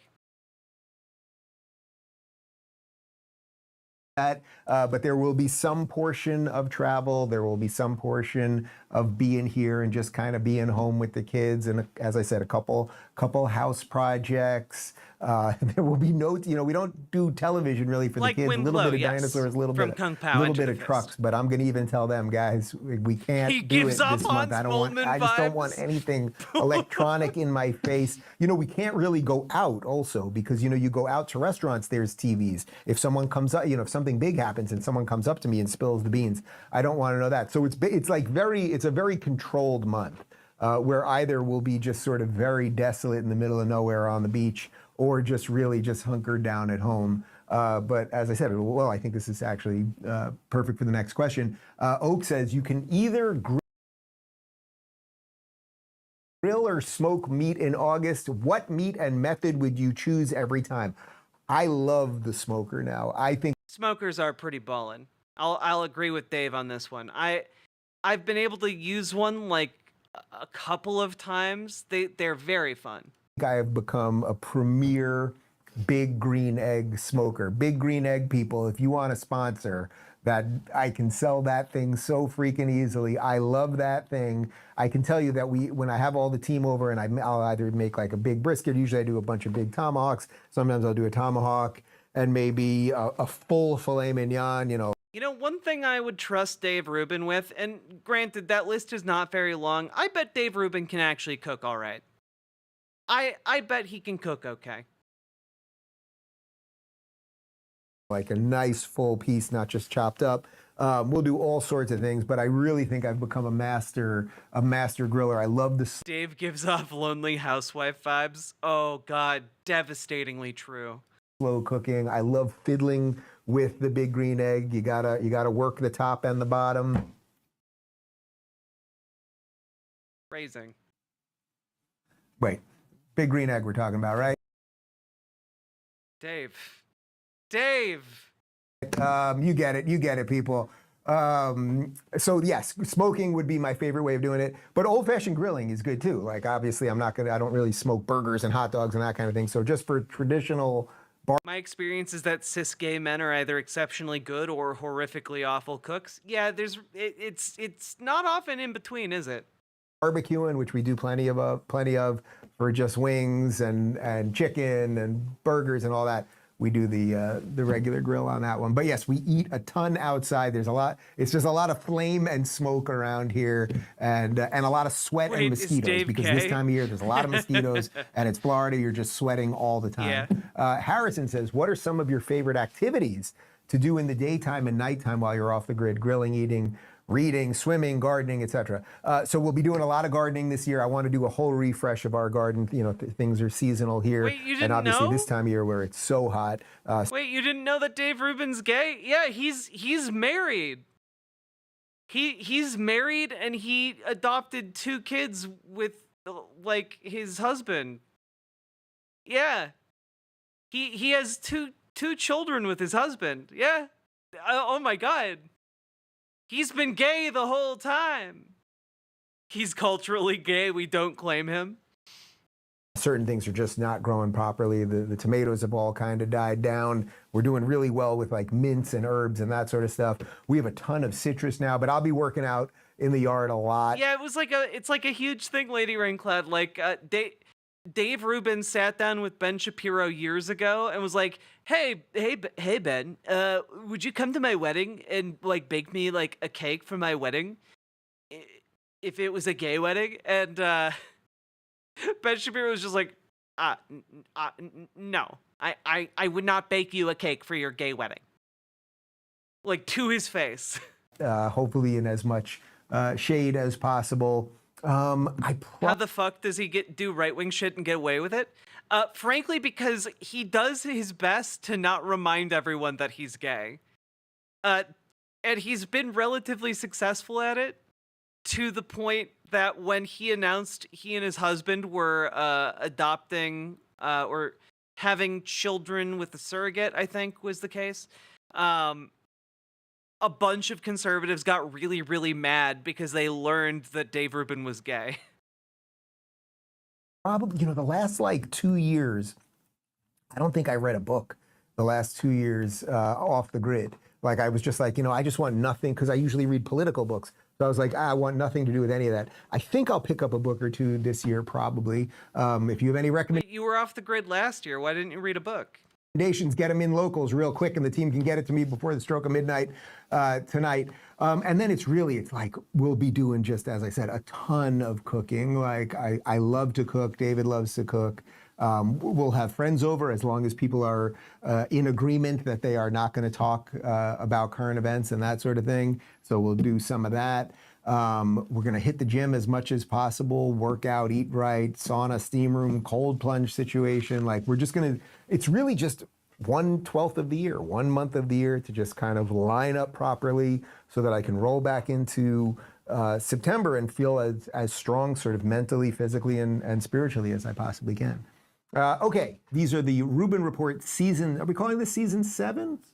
Where did we come up with season 7? This is the 7th off the grid. Okay, got it. We've been... Jesus, he's making a really big thing of this. The Rubin Report started in 2013, as I said before, but in terms of off the grid. So technically, I guess this is season 13, 14, 15, 16, 17, 18, 19, 20, 21, 22, 23. So technically, we're wrapping up the 11th season of the Rubin Report. Hot diggity dog. All right, but for the DM of the year, this is the show that I did right after coming back from that Jordan Peterson ARC conference in November of 23. Take a look.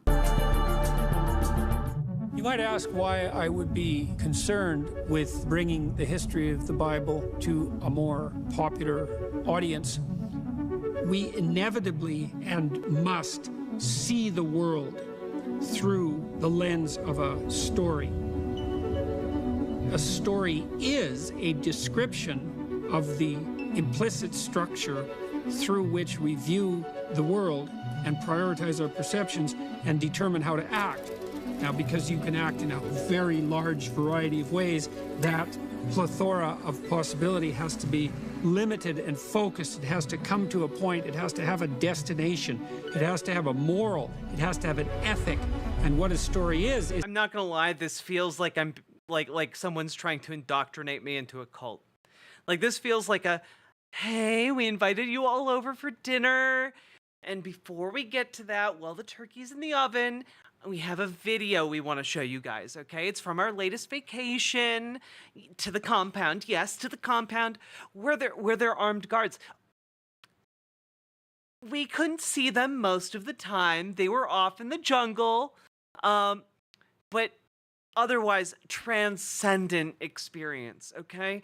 The freedom of really being able to give up your own individuality and just become part of the collective in, you know, Mr. Winnebago's compound. It really does fill you with purpose, his purpose for all of us. Join us. Is a description of an ethic video of plays. attentional and action prioritization. Peace is dependent upon us being brought together under the rubric of a single centralizing narrative, much of which is reflected in the meta-narrative that the biblical library... That was chilling. I basically just described the plot of The Invitation, which is a decent horror movie. Not like groundbreaking, but interesting. Good voice acting? Thank you. But, like, you see what I mean, right? Like, this is all just, like, nonsensical, like, hippy-dippy gobbledygook. Constitutes. So I hope you enjoy this tour through the history of the world's most significant book.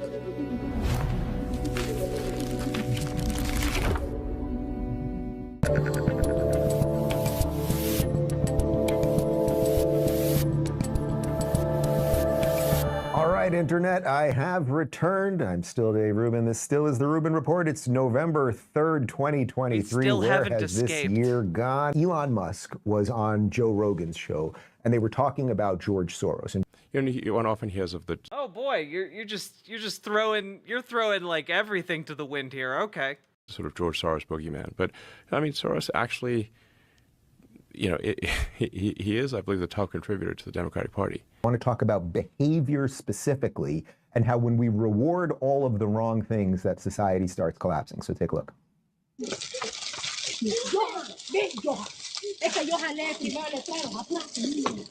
Oh yeah, people were saying this is a sign that like society's falling apart. But like a big part of that is if you didn't want this to happen, there's an easy way to avoid this scenario, and that's just to actually answer your goddamn door when kids come through your door for candy on Halloween. Just throwing that idea out there. If you're gonna do and engage with this tradition, that's how you do it. You don't just leave a bunch of candy outside.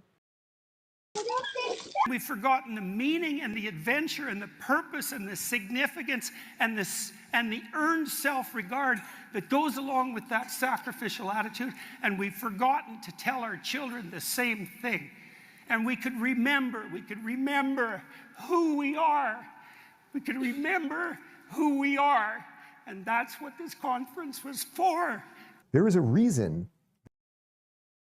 Dude, he's not okay, right? Like, we can all agree, like, I don't think any of us can possibly armchair diagnose Jordan Peterson, but I can say as a casual observer, he's not doing okay, dog. That if you set... He sounds like he's crying. He was crying. That was full on sobbing on stage while he gives his speech. It's not an uncommon thing for him to do, but like, it's not. It's a little weird. It to me it indicates something's going on. His speech is resonating a little bit too hard with himself.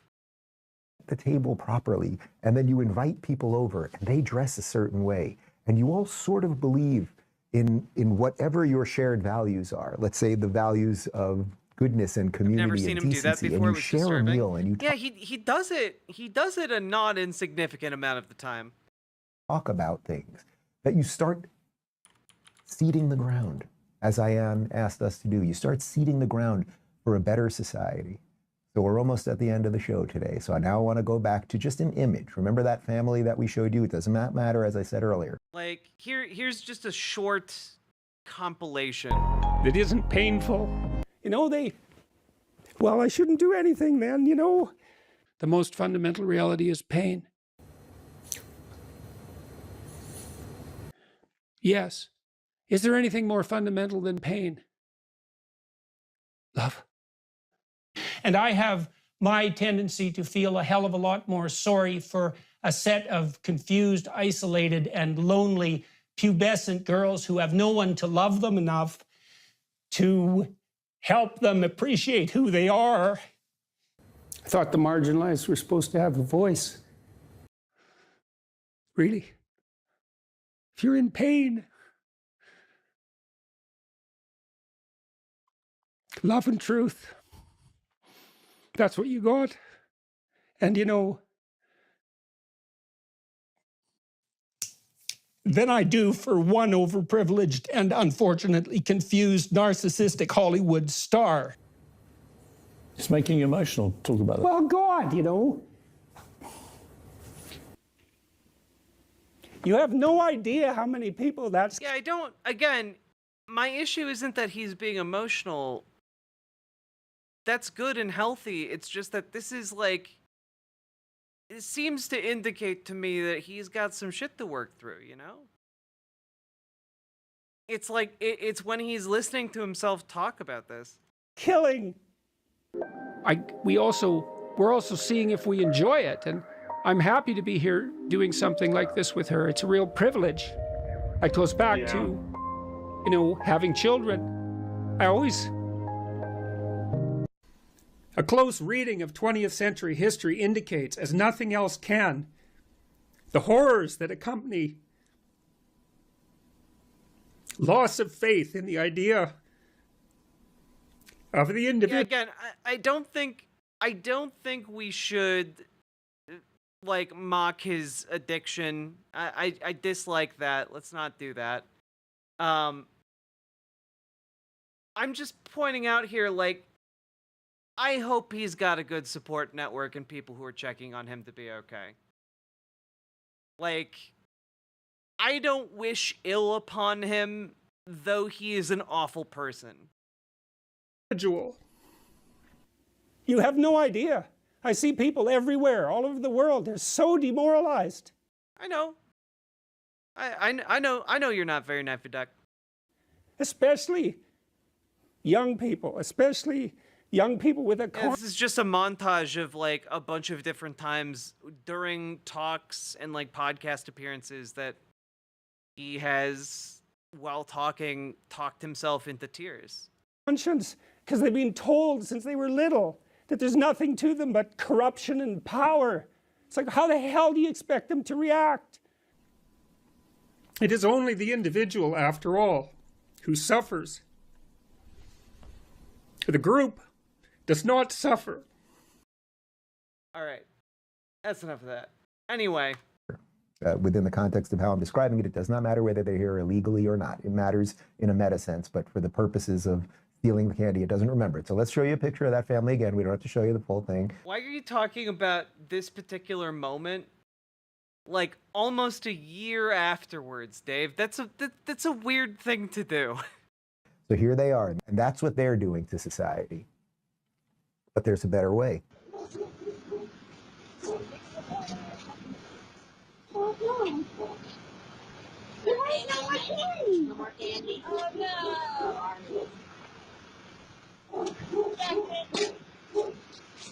Aww, that was really nice, Jackson.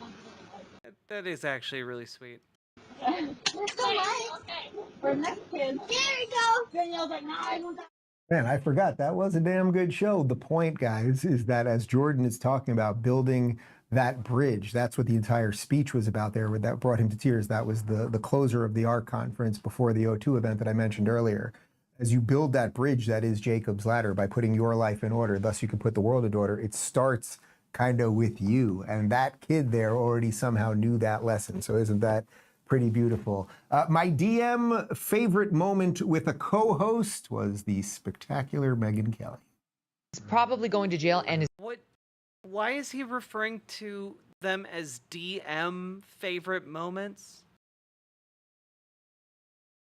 What does the DM stand for? Dave moments? Is going to stay in jail for a long time. What do you think DeSantis' takeaway from all this should be? You can't beat a walking ball of charisma with slow and steady wins the race. I didn't sign up for this. Make me laugh, bitch. MAGA's gonna get over Nikki Haley if I tell them to get over Nikki Haley. They played dirty. Why are the Republicans? We need to pay more attention to Megyn Kelly. She's been ascendant on YouTube. I need to take more of a look into her, and I'm sure it's gonna be insufferable because I find like the 5 seconds of dialogue I've seen from her lately, absolutely insufferable. She's not fun, but we gotta go with what the Republicans are paying attention to. Republicans so bad at dirty pool. Stop whining. If you're not going to actively work in between elections to change the laws, then exploit them. Megyn, mid-January 2025, who will be president of the United States? I'm going to have to say... Yes, well, I think she said Donald Trump. And the reason I wanted to show you that clip was she was right about the DeSantis thing, right? Again, I have no regrets. I've said this a million times. I have no regrets about supporting DeSantis. I am thrilled. Foxbat, after she was fired over her comments about Black Santa Claus, she's been slowly rebuilding a career on YouTube. She's got, I think, over 500,000 subscribers now. That he's still down here in Florida, and I pray that Donald Trump will be the next president of the United States. But I like showing that. Like I saw things a little bit differently than Megyn. She clearly saw that more clearly than I did, at least as far as how Megyn Kelly is like evil Jack. I don't feel like I look like Megyn Kelly, but that's okay.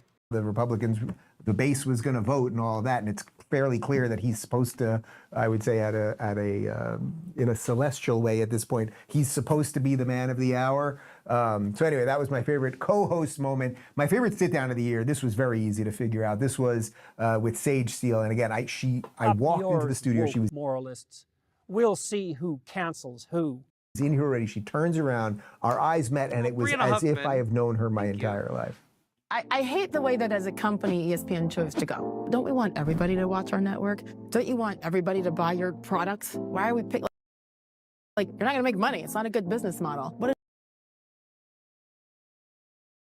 I'm sorry. What did Michael Jordan say in the 80s? Republicans buy sneakers too. It's very simple. And I've been saying this. I mean, I feel like there's just way too much money to be made to leave racism alone. So many Americans. Okay. Are choosing to push these narratives and choosing to divide us further. We've been silent for too long and accepted. Oh, wait, sorry. She's talking about BLM protesters being the real racists, right? Like, that has to be the angle that's being pushed here. And she's saying that ESPN and major companies are leaving money on the table by catering to the woke mob, essentially.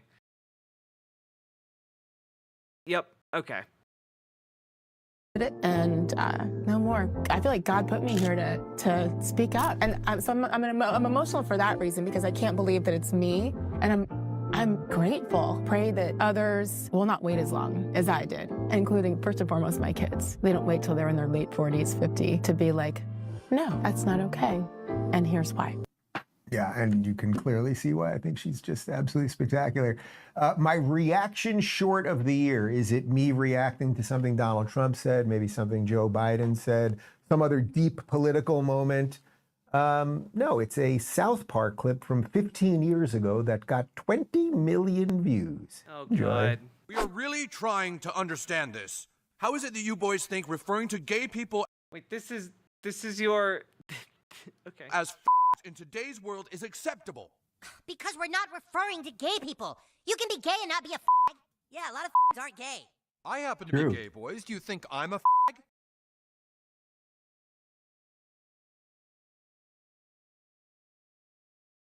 Do you ride a big loud Harley and go up and down the streets ruining everyone's nice time? No. Then you're not a So what if a guy is gay and rides a Harley? Then he's a gay I mean, is this really this hard? I don't know. All right, look, you're driving in your car, okay? And you're waiting to make a left at a traffic signal. The light turns yellow. I'm really sorry. Is this entire thing going to be Dave nodding along and being like, "It's true."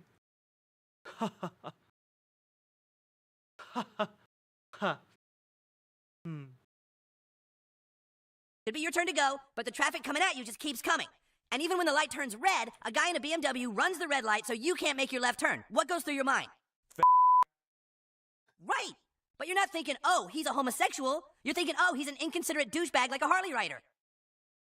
This is making insanely good sense to me. 20 million views, people. Okay, yeah, 20 million views. You sat there and nodded. You literally nodded along to the bit. You didn't add anything to that. Are you kidding me?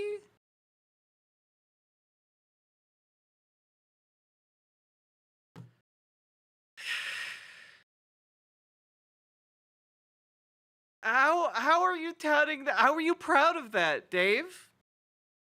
You picked that one. You see what the internet really is. Dave Rubin trying to become the new Milo Yiannopoulos?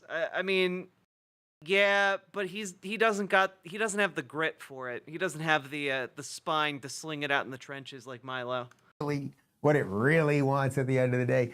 My favorite roundtable of the year were two good friends, Aaron Wexler and Michael J. Knowles of the Daily Wire. What do people watch this guy for? Well, that's the thing. I don't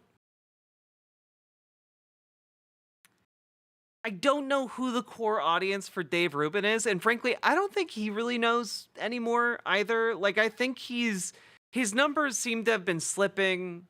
You know, maybe that's I haven't done like a huge in-depth analysis or anything. It doesn't seem like he holds the appeal he used to. So I just don't know. I don't know about all this stuff. Jihadi Janes and Hamas holes. That's solid stuff, Aaron. That's solid stuff. Thank you, Dave. I just realized I thought I hadn't seen any of your videos, Aaron. I was watching that one yesterday, I think. Really? New York, where over. I do know about holy mackerel. I do know about that. Ovaries go to die is one of the funniest lines I've heard in years. And Thank accurate. you.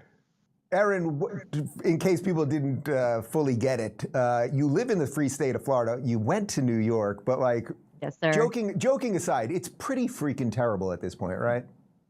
Yeah, it's a dystopian place at this point. It is really weird to go back, and it makes me pretty sad. I do like to joke about it, and the video is meant to poke fun at mostly the libtards. Also myself, I like to make fun of conservatives. You know, it's kind of laughing at both sides there, more so one side. But I do live in the free state of Florida now. I do go back to New York. I mean, be careful talking about libtards, okay? You know, if you start making an enemy of the art gays, eventually your audience is going to be full of people who are mocking you for this abstract painting above your fireplace.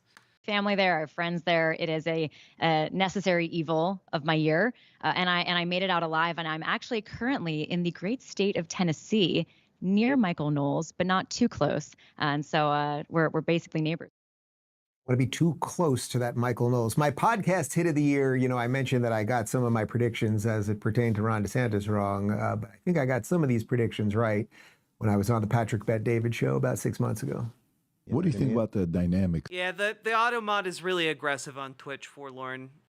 We had to turn on more settings when Twitch said I would be a sponsor, not sponsored, one of the gay streams for all of 2024. I gotta say, I don't think I've seen any boost in like my visibility on Twitch. So, you know, I guess is what it is. But we are putting up with the auto mod settings for like another year. of her and Ben at Daily Wire. Well, I hope you heard the overriding part, which is that I don't want to make it personal with her. I don't really consider. You're not on the front page right now, not that I see. They said, oh, eventually you could. Who knows? They made zero promises to ever being on the front page. So I doubt there's ever going to come a time where it is the case. I've been, it's been Pride Month for like 2 months now. Us friends anymore. I think there's many layers to this. There's a pure business layer to it, which is that Candace has a contract with Daily Wire, but it seems fairly obvious to me she wants to leave the Daily Wire. And I think Candace, to her own, whether she wants to join Tucker or do something else after, start the Candace Owens network, whatever it might be. I think there are realities outside of just like the political fights. And that's why in this case, it actually, for me, it has more to do with that. We were friends for a while. I'm trying to honor and respect that. We were quite good friends, not and I think she sees an opportunity here and she's going for it. Why? I kind of nailed that one. I'm also wearing the same outfit. Hot damn. I'm starting to get bored, David. David. You know what? Let's get your August news prediction because I can't do the rest of this. It's too boring. The anointment of Kamala without doing it. There's just so many competing interests there and all the intersectional groups that actually hate each other and are just pretending to like each other. Like, it's going to be a circus. As for Republicans and Donald Trump, I think Trump and that guy right there, JD, like, they just have to stay the course right now. Don't do anything crazy. Don't feel like you have to respond to all the crazy accusations and Oh, Dave absolutely thinks that Donald Trump wants to get rid of JD Vance. I don't even know if Donald Trump can get rid of JD Vance, but I know he wants to try. I can feel it in my bones. Everything else. I think even just in my own life, everyone I know at this point, and I knew a lot of Biden people before or Democrats before, no one's into it anymore. Yes, I get that there's always somebody, but like if Trump can just control all the craziness, and people will see what's happening to the world. They will see what's happening to the economy. They know what's happening at the border and everything else. So a little bit of control, I think, will go a long way. And then at least for August. And then as you roll into September, of course, things are going to get crazy in the months right before the election. But if Trump comes off as calm and cool and collected, and hey, I'm going to right the ship, I think that'll go a long way. Yeah, things Donald Trump is famous for being calm, cool, and collected. Will there be a tragic disaster domestically or globally? I mean... Wait, this went out yesterday. Do you think he regretted saying all of this immediately before Donald Trump went on like a racist tirade on national television? Probably. Oh, I see we have images of... well, that's the Hawaii disaster right there. Do we have any other disasters that we're going to show me right now? Yeah, I did miss the Hawaii disaster last year, actually. Yeah, Look, it feels like, I don't want to put anything into ether. It feels like some sort of terrorist attack is coming one way or another, What? I am so glad that I'm out of water right now. Otherwise, that would have been a full-on spit take. What do you know, Dave? Dave, who told you? Who told you? Where's it gonna be, Dave? When's it gonna be? Okay, Jack Bauer is on his way. You've got 10 minutes to tell me before the easy way becomes the hard way, Dave. Okay, we're in this together now, Dave. Whatever happens, when they bust through that door, okay? They know that I know that you know, okay, Dave? They're gonna torture me. They're gonna kick my butt, Dave. My butt. My precious tushy. Do you suppose Dave Rubin likes femboys? No, I feel like Dave Rubin likes guys that look almost exactly like he does. I don't even know what his partner looks like. That's just my guess. Also, right at the moment as we're taping this, like, the Israel-Hezbollah situation is getting worse. Why wouldn't China look at... Okay, so Dave's prediction is we're going to have a terrorist attack in August. That's his big prediction. Taiwan right now and be like, this is our chance because Biden is basically not functional. Like, there's a lot of stuff, what could happen with Ukraine and Russia and everything else. You just don't know. That's the funny thing about making predictions. I like... Yeah, Dave, that's what a prediction is. You know, the funny thing about predictions is you just don't know. Yeah, that's why they call them predictions, Dave, instead of just things that you know. That's what separates a prediction from a fact. I like to think that when I've done this show, I've been directionally right about most of the realities of Jack, you're so right. David Janet looks almost exactly like Dave Rubin. Called it. the world, which way the world's going, what's going on with the radical left, like what's important for America to stand for. I've been right about most of that. I think the trend of what people are waking up to in America is the stuff that I've been talking about for years. But predictions, like predictions of tragedies or who's going to win or whatever, like it never works out for anybody. They want me to comment on a celebrity story. Will there be a death or a political announcement or something?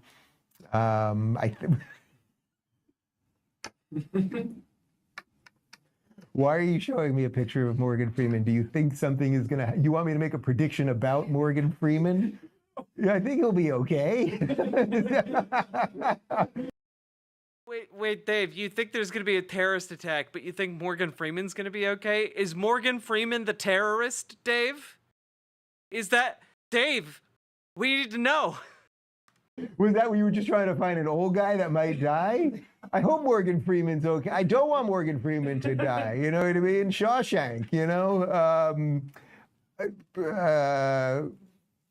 Will Morgan Freeman have a new movie coming out maybe? Or I don't even know how to respond to that. Oh my God. But some celebrity is going to do something stupid, I think is the point, right? That actually is the point of all of that.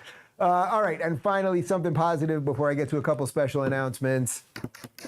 Something positive, something positive. Look. What on earth could possibly be good? All right, I'm done with this. I'm done with this. This was really weird.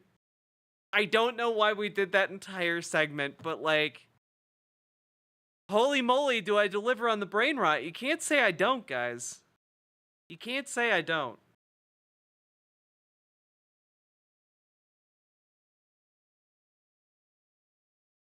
That was something. Indeed. Staring at me with those dead eyes. Oh, look at this, everyone. It's Elden Ring. Remember when I was going to play that game called Elden Ring? I remember. I was today years old. Sugar monster spotted? I know. I've been bad. I got a bunch of monster on the Amazon Prime, and one of the monster things that I got was sugar. But I got 2 of the non-sugars. Okay? It was a little gift to me.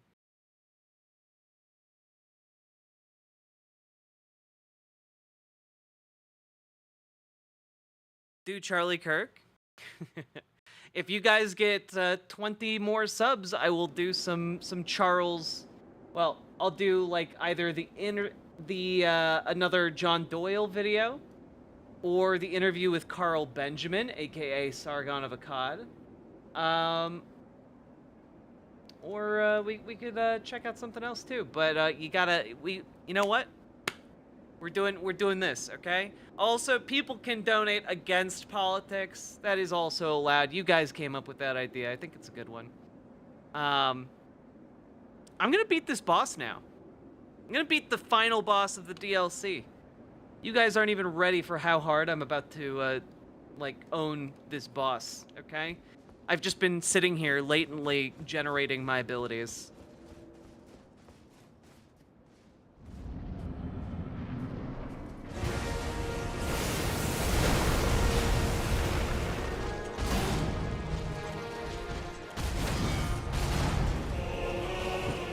God. Damn. Gonna sleep? Good night, Super Jet Guy. You so gonna beat this boss? I am. I'm gonna get really good at parrying him. And then I'm going to destroy him. Okay?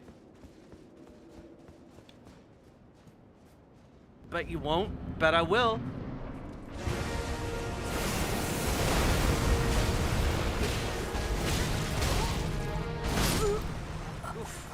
Again, the parry does not work on the double swords.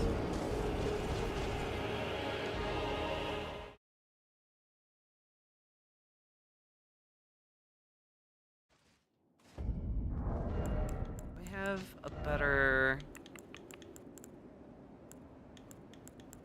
Ooh, let's see. Ooh, this should be pretty good.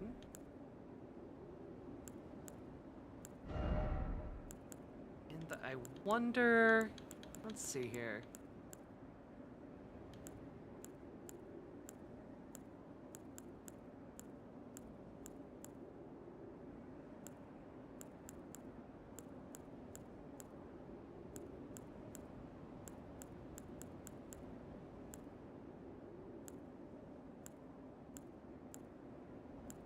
Boys, equipment load. Critical hits restore HP, not what I'm looking for. Increases attack power after critical hit, that could be useful. All right, we're going in, different build.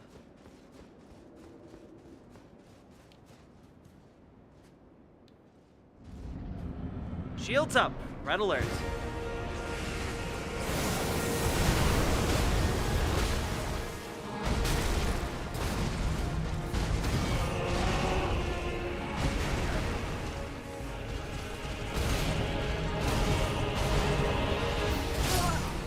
I got stabbed.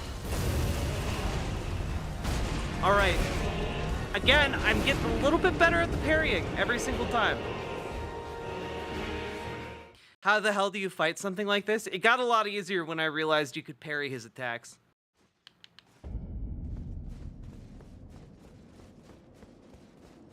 Also, I can summon help, but right now I'm just not using any items or summons whatsoever.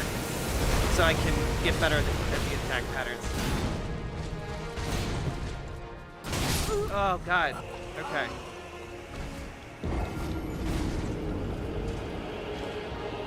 I need to be good at knowing when to dodge and when to parry. We got this. Once I get the parrying down on this, I feel like this entire fight is going to be a lot easier. Get good? I will.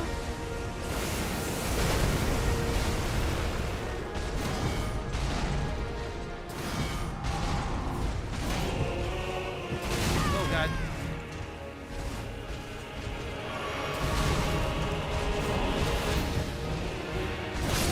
Oh, yeah, can't parry the double sword attack.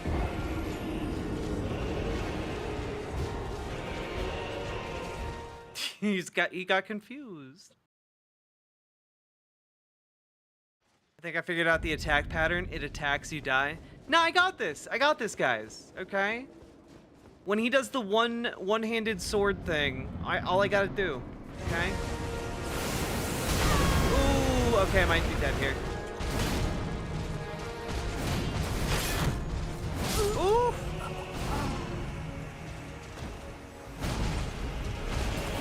We need Perry Mason. Oh, you styling on you? Look, he's gonna be styling on me for a while. I gotta learn my lesson. This is a mechanic I have overlooked in every single Dark Souls game. I ignored it in Bloodborne. I mostly ignored it in Sekiro. I got a bit okay at it in Sekiro. Now, let's see here. Do I have like something that helps with parrying? Question mark? Not something I've ever looked at.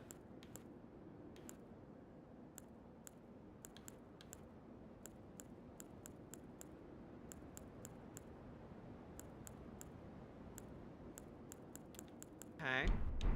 Nope. All right. They've been trying to get you to parry for like 6 years. Yeah. Get over here, you bitch.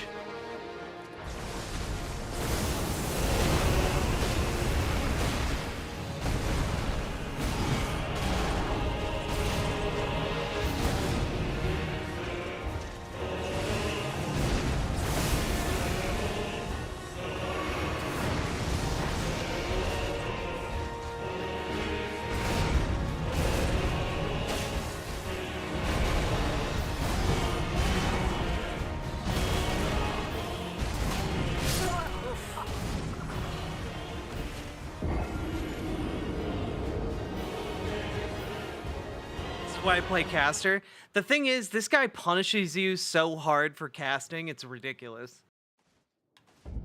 But I think I'm gonna be able to do this. I have gay audacity on my side.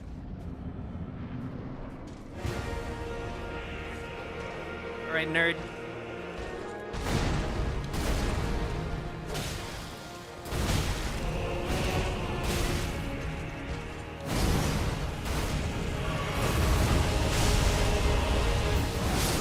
Oh, God.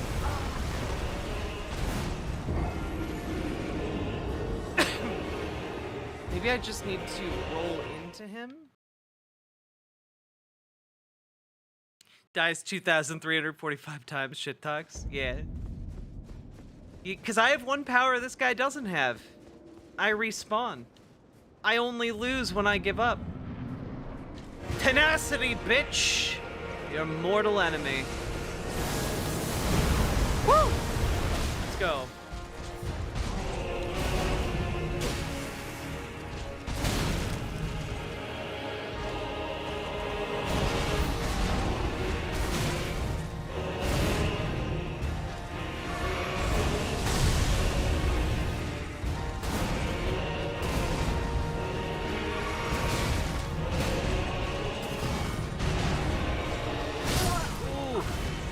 I'm doing a little bit better.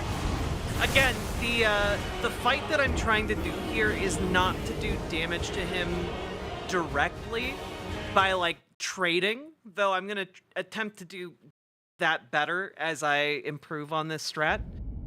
But it's to parry him to get him staggered so I can get a crit.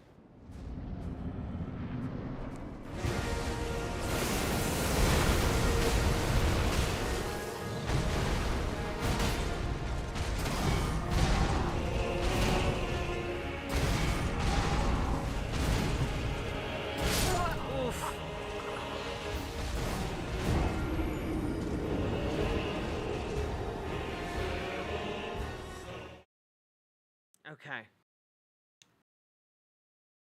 I might also need to go on a quest to get items to upgrade everything. So is this the last boss? I believe that this is the last boss. After this, it will just be some exploring. Oof. Oh, he got me good. That was on me. I got stuck against the wall.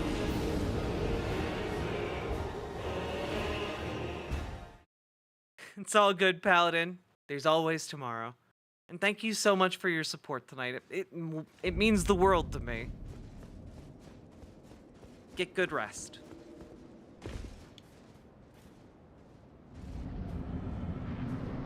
All right, nerd.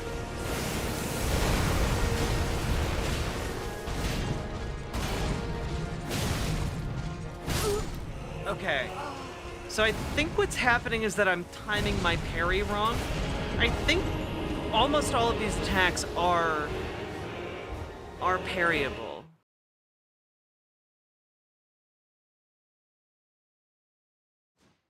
I think we can do this.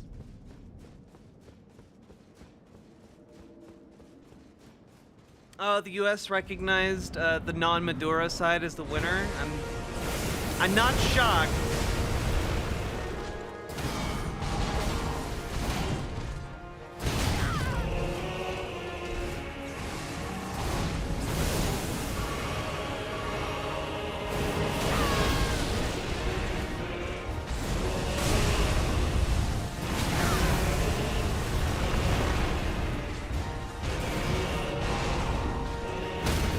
There we go.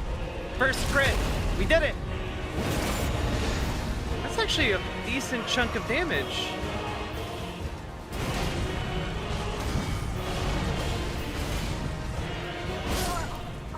Okay. All right. See, we're making progress. Once I get this basic pattern down, I feel like I'll be able to take them all the way. I think this is the winning strat.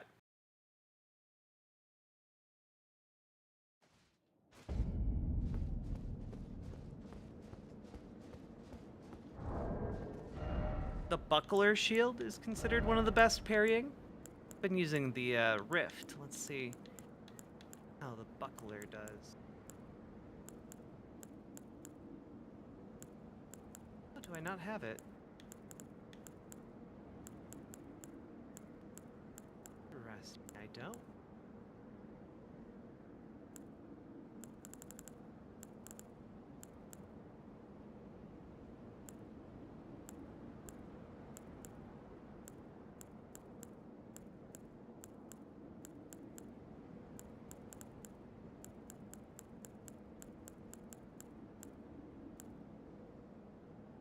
Black leather shield.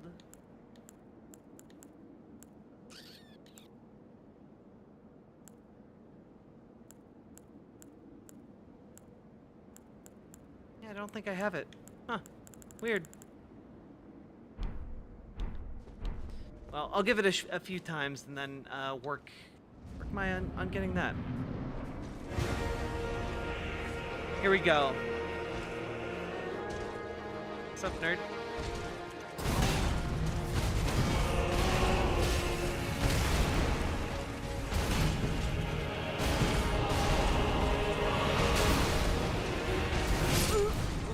Okay. Okay, so I can parry, like, basically all of his attacks, straight up. Okay. Watching John Doyle.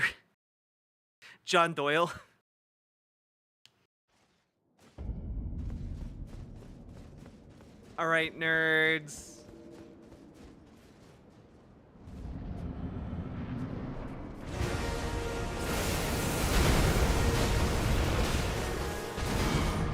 See? See? See? Fuck yeah!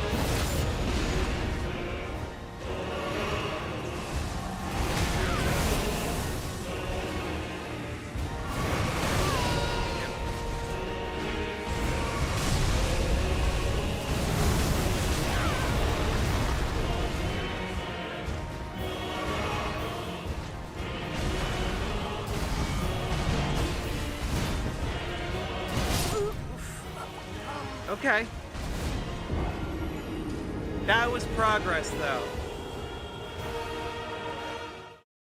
That was good progress. I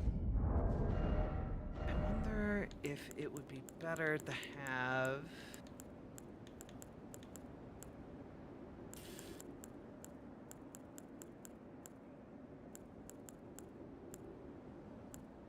knife of some kind.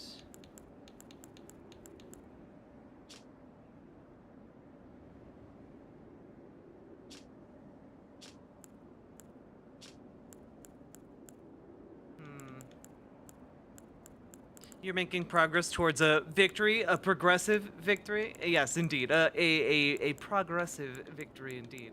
Ha ha.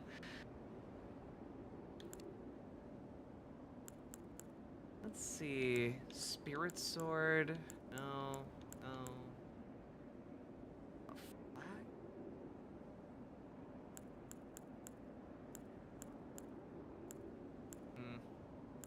I'm very smart. You are very smart.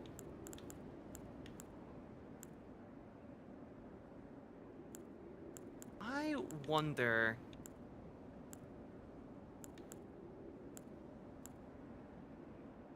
maybe like an axe would be good here. Like the ice rind hatchet could be useful.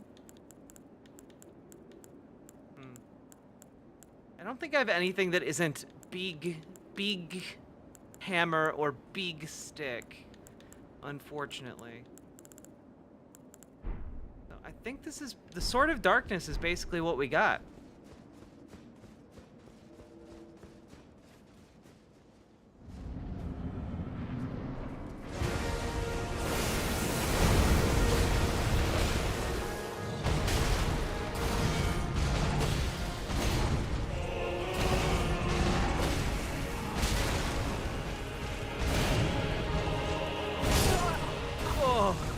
Stab.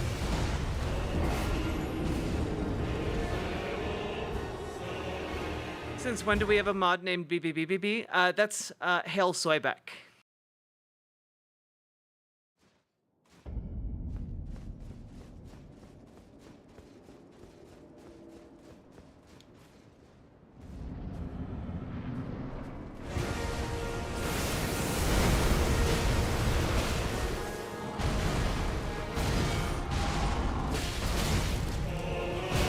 Oh, okay.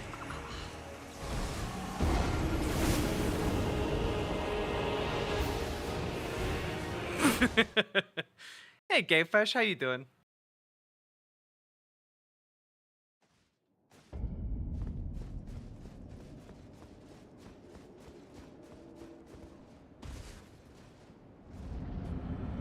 Oh, by the way, guys, on a whim, I watched the new Mean Girls movie, and I have to report, it's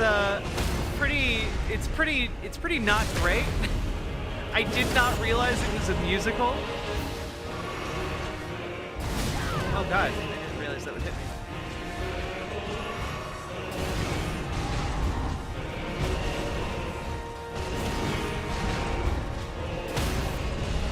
Look at this!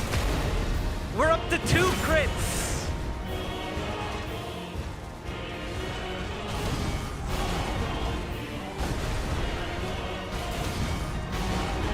I am a god! Okay, maybe not. Maybe a bit premature, but you know what? I'm feeling pretty good about this. I'm feeling pretty good about this. All right, it's coming together. We're making progress.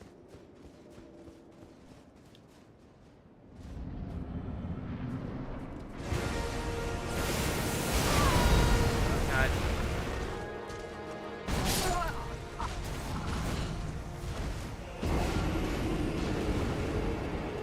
Stop trying to make the second Mean Girls happen. I don't want it to happen. It was bad. Did you not realize it right up until right before the first line of the first song, like I did with Sweeney Todd? I was very confused. Like, the first one's not a musical. I'm not entirely sure why they pitched the second one as one. Like, and I'm not opposed to musicals, it just wasn't a very good one. What the fuck?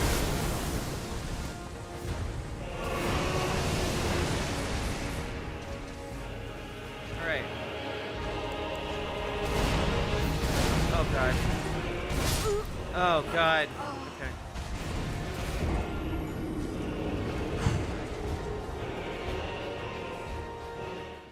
Yeah, we're gonna go for perfect parrying. The perfect parry run of this boss.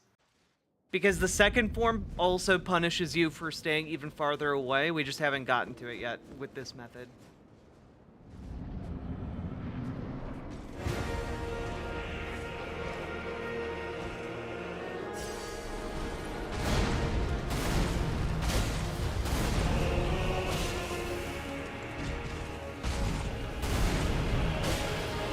Not sure.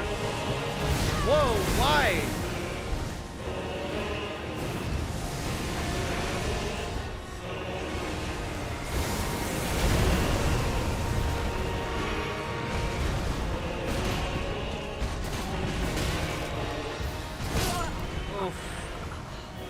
Okay, got a little bit off our game here.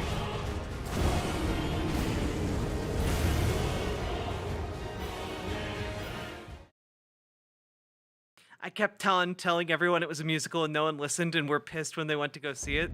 They were literally music notes in the logo. Again, I like musicals, I just didn't like that musical, you know?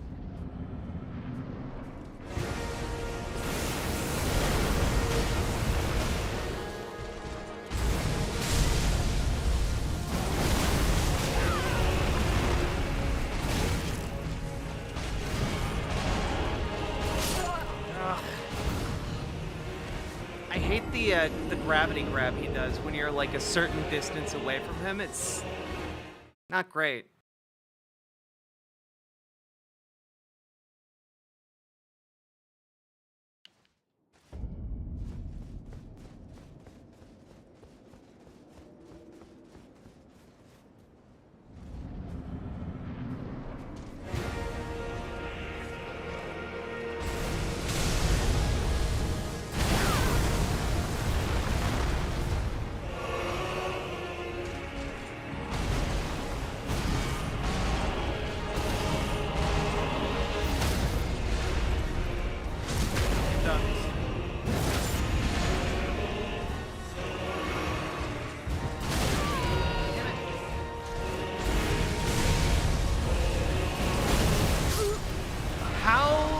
I deal with this?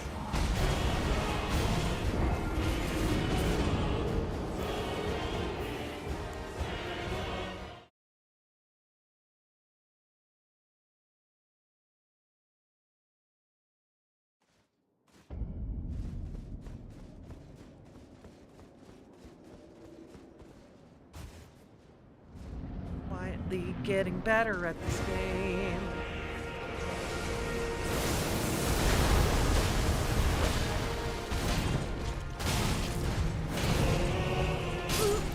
Damn. I partially blocked all of those, partially carried them, but it didn't help me a whole lot.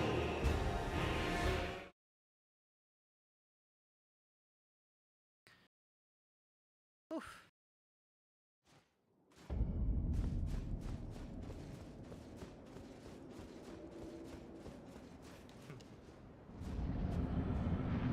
Okay. Hey, nerd, get over here.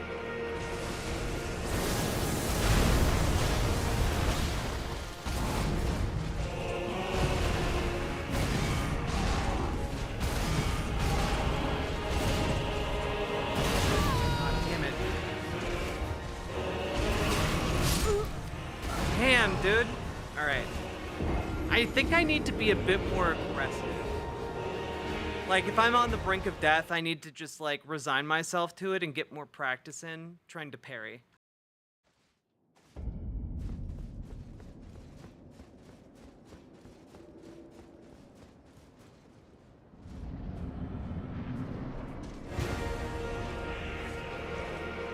Hey, nerd. Get over here.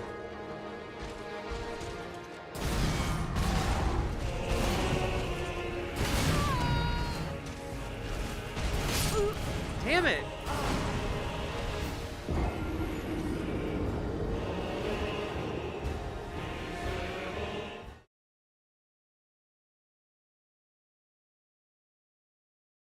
Hey, Jesus Cow, how you doing?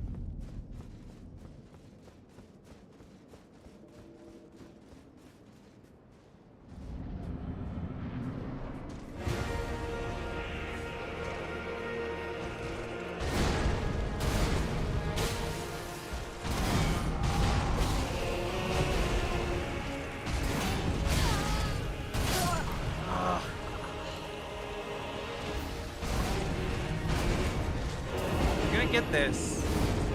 It's gonna get done. The Alex Jones build is no weapons, all supplements. Naked laying on the floor, huh? All right.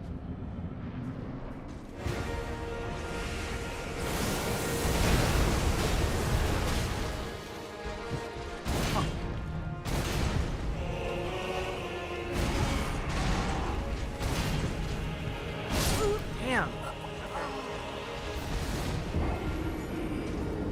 Darn it.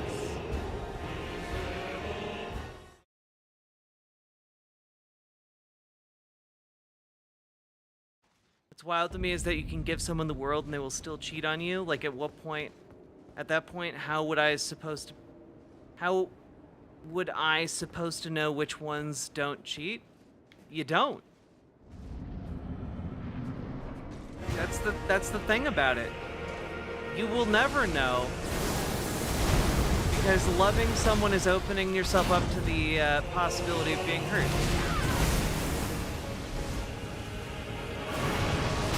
Oh God. God damn it.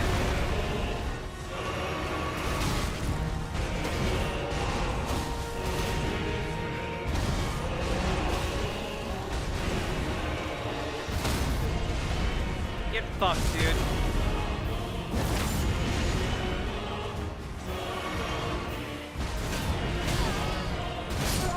Damn.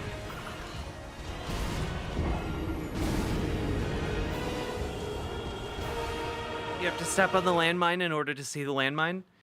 Well, it's just the nature of the thing you're talking about. The nature of love is allowing oneself to be put in a position of vulnerability.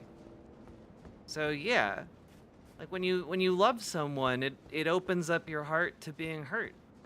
That's just an inevitable outcome of what it is. You know?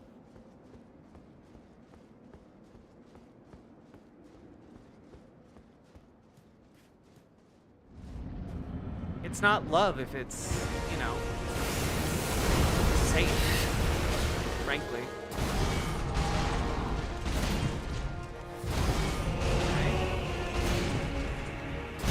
Damn. All right, the parry windows are short for that one.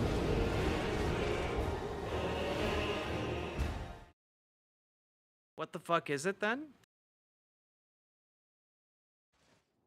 I mean, love is being vulnerable. It's communicating fully with another person. And that means, like, they know you, and in that knowledge there's a lot of power, and there's a lot of capacity to be hurt.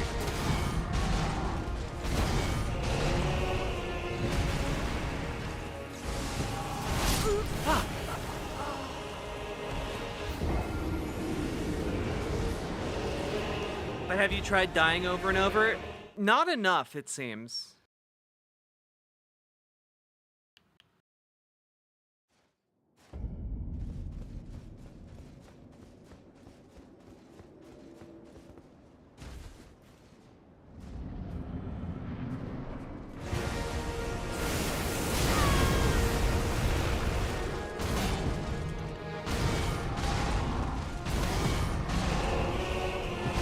Damn. The stomp still gets me. I get into a certain rhythm with the parrying, and then the stomp comes at a similar time in the rhythm. I need to learn to jump. If I can master like jumping when he does the stomp, I'll be unstoppable, or at least marginally less stoppable. There we go.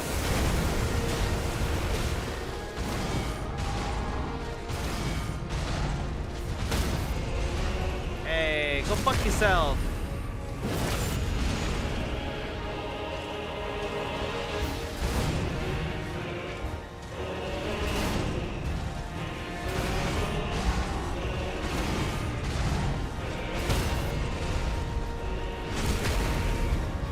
Hey! Okay.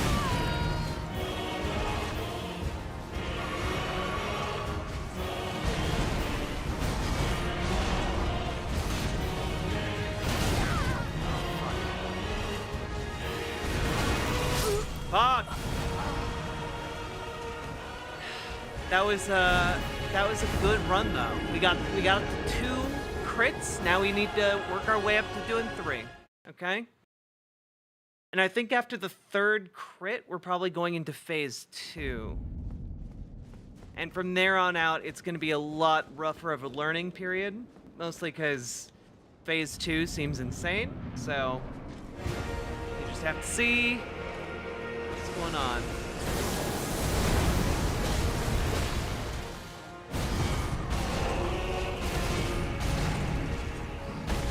There we go.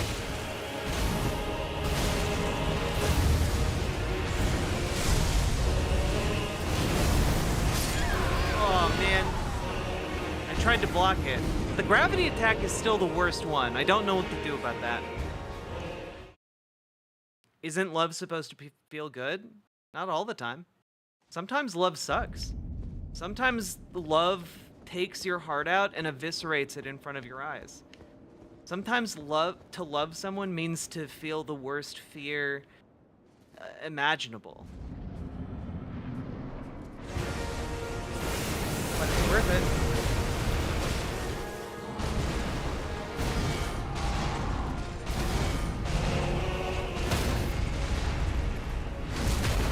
Are those Twitch chatters? Yeah.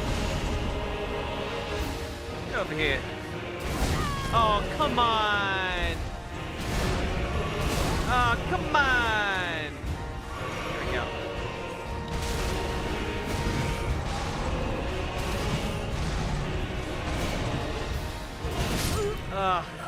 If I mess up that first attack, it's so much harder to parry the second one.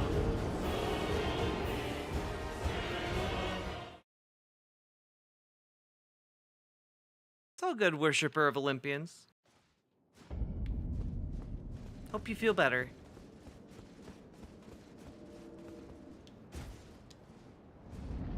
You know, that's why the saying goes, it's better to have loved and lost than to never have loved at all, you know?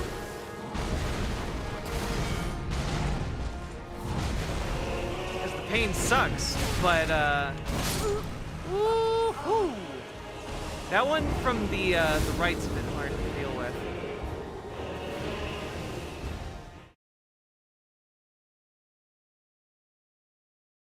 Stabbity stab stab. I'm working on it, okay? We're gonna do this. Maybe not tonight, but we will do this. I will get good, as it were. I will learn this mechanic that I've overlooked for like 15 years.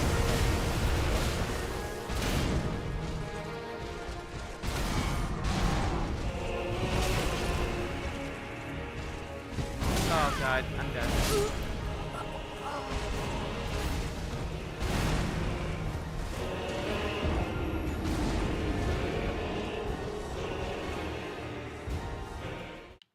Why no R1 tap between the first and second parries? Mostly because I know I'm not fighting to kill him right now, I'm fighting to learn.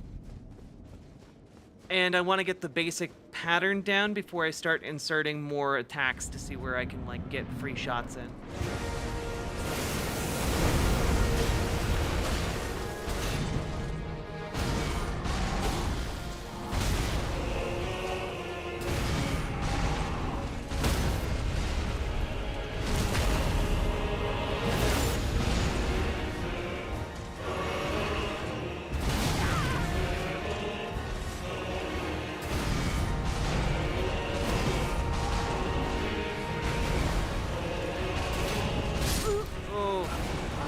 I was doing pretty good though.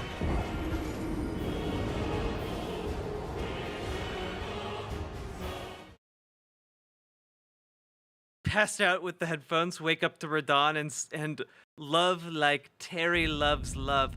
What? Love like Terry, love, wait, Terry loves love? Oh, I didn't say that.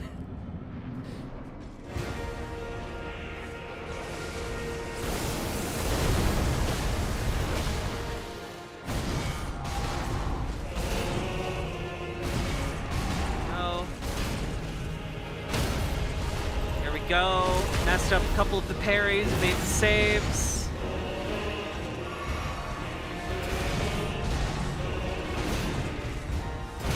Oh, damn. Oh.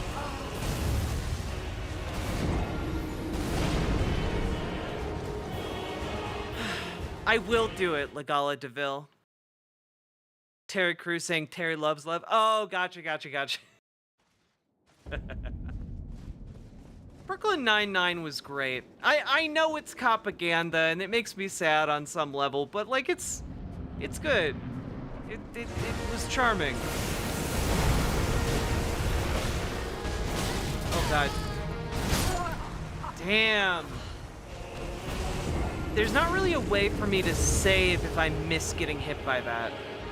Like if I miss getting hit by the first one, like I can't seem to parry the third attack that kills me. Is it propaganda? Yeah, of course it's propaganda.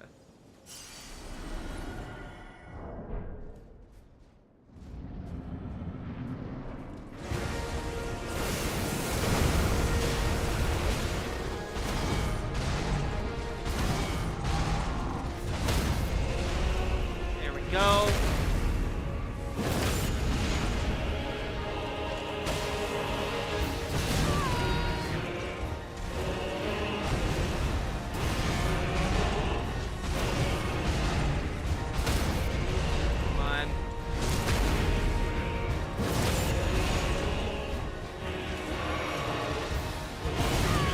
Come on.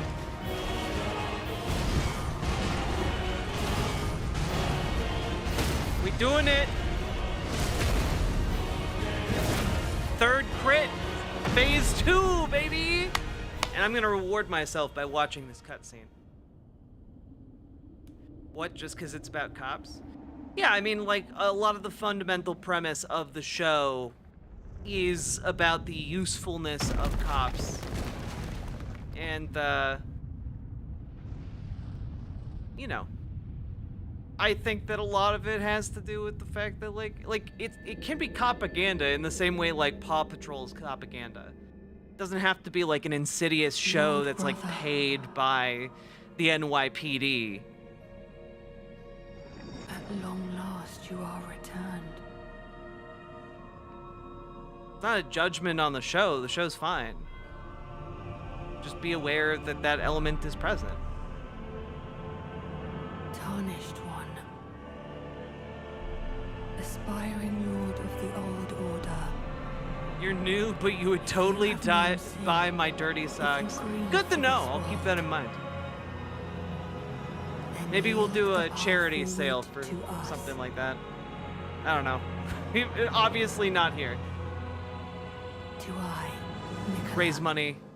That'd be kind of interesting. and my promised consort, Radahn. Not something I could really push or advertise anywhere, I guess. Oh god. He's really far away. God.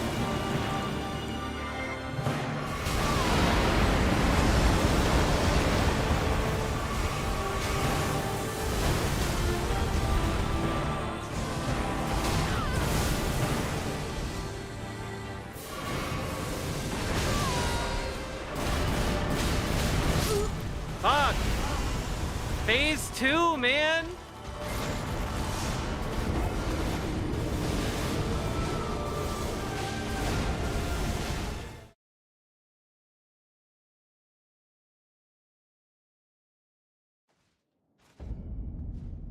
Is this second phase? Yeah, we made it to second phase, baby. We got... It seems like the 3 parries is enough to get to phase 2. We're working our way up.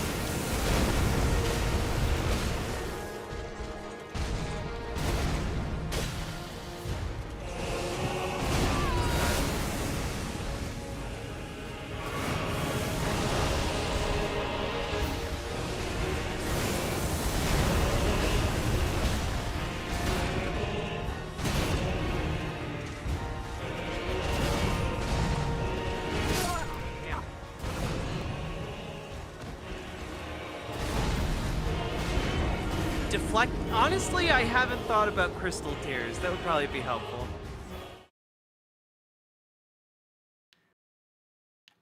I mostly resigned myself to just learning this strat.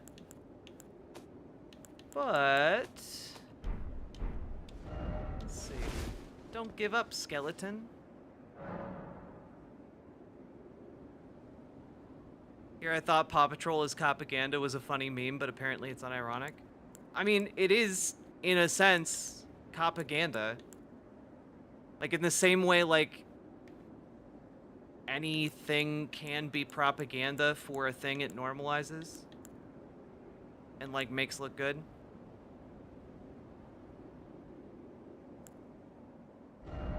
Let's see.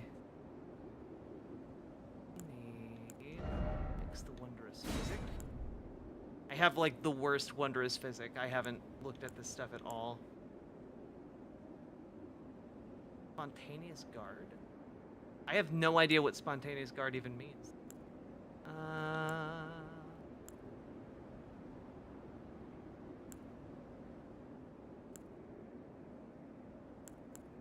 Yeah, I don't think any of these are gonna help me. I have not finished the base game, so I'm missing a lot of stuff.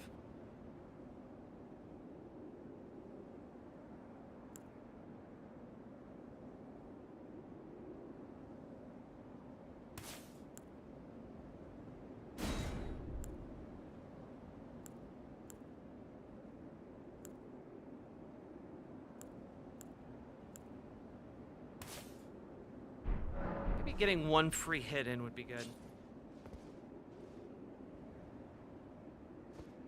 Like, Spontaneous Guard basically gives you Sekiro parry on block. That sounds really good.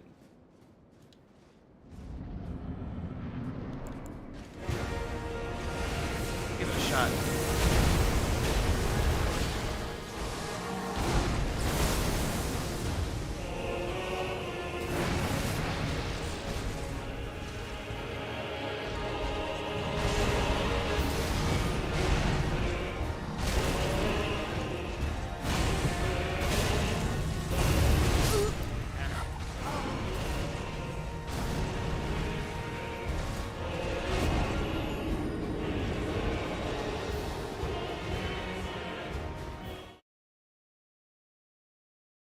I think the point is that these are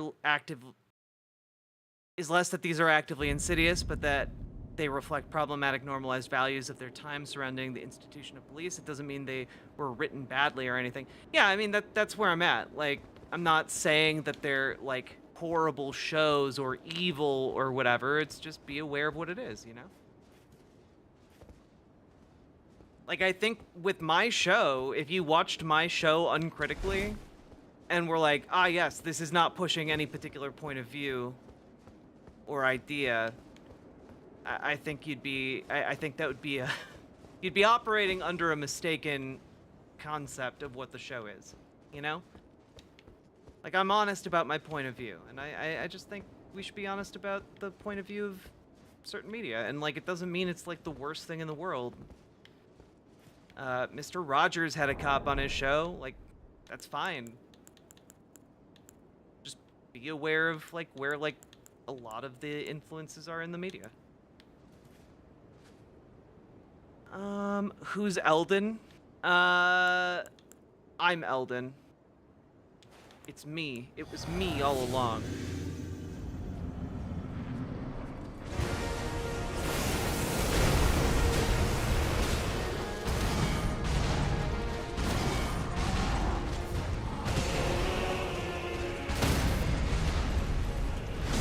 Gotcha.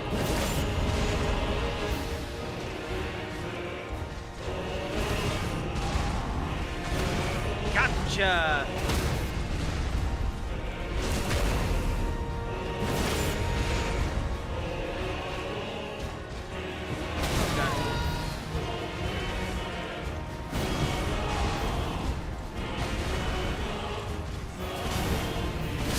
Damn. It's so bullshit that his little swipe with the sword after the stab still hits. Like, there's no visual indicator of that hitting. Hey, Boss Nass IRL. How you doing? Thanks for jumping over to the riverboat site.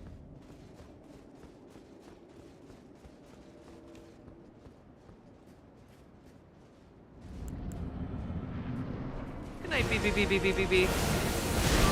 Oh, damn.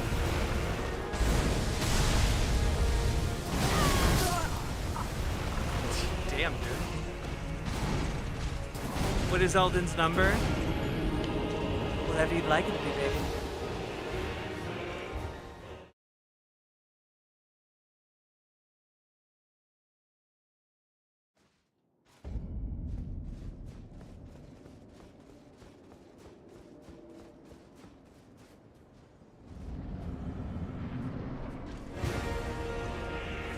Boss Nass is the leader of the Gungans in the Phantom Menace. That is true. Ah, mollusks.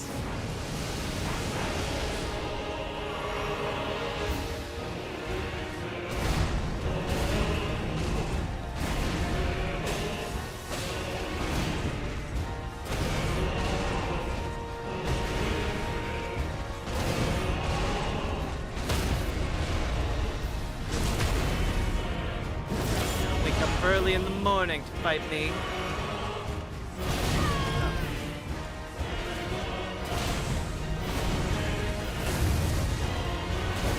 Woo! Woo! That was scary.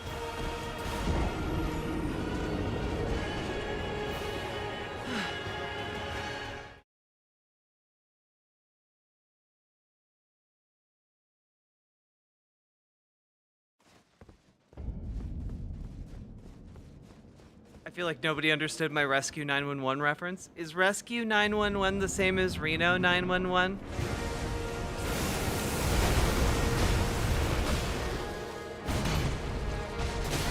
Oh, God.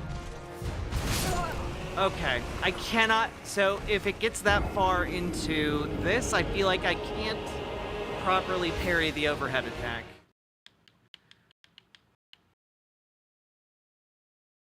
Any chance we could play some brain rot? Maybe.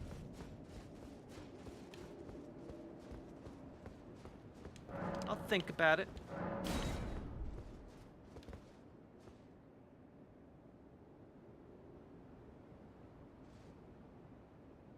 I promise you it wasn't a fever dream. William Shatner hosted an Unsolved Mysteries clone called Rescue 911. It's all about recreating responses to emergency situations as they actually happen. That is wild. Okay.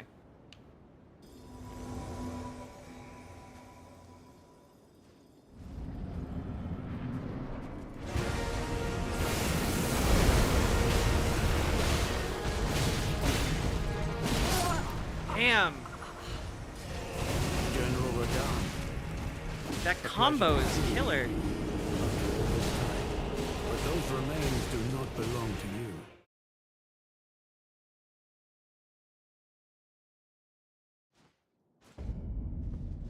Need to roll behind him and keep slashing his back.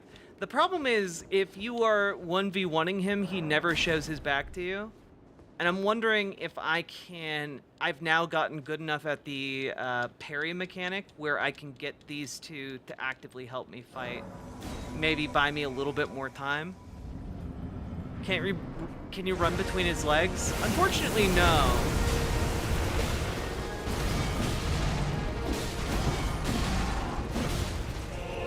General Radon.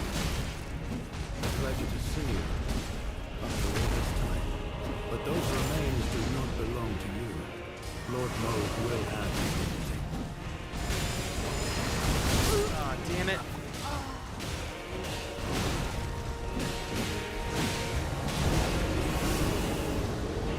Okay. It's a bit interesting.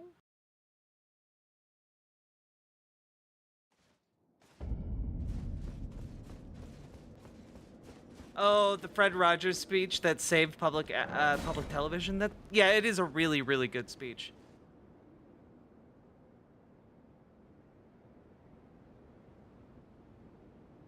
You can just use this cheat. Why would I cheat?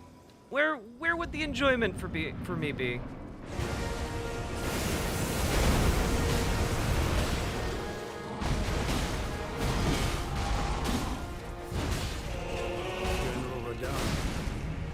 A pleasure to see you. But those remains do not belong to you. Lord Moog will have his dignity.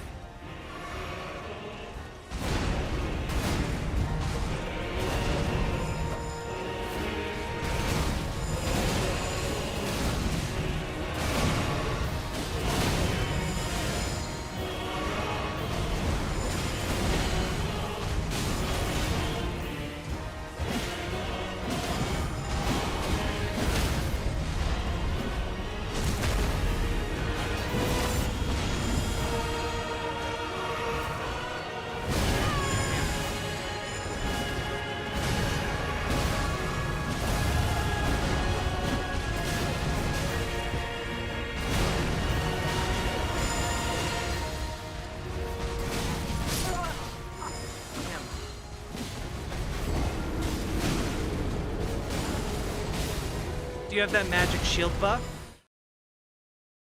Shields with buffs are really solid in this fight. I don't have... Well, I might have the magic shield buff. You know what? I'm gonna do a little, I'm gonna rely on chat here. Okay? Relying on chat. Where someone mentioned going here and buying an item from this fine young man here.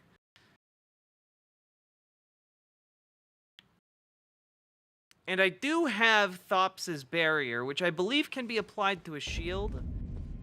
think that's what I need. Now I can't I? Yeah. Okay, yeah. Right.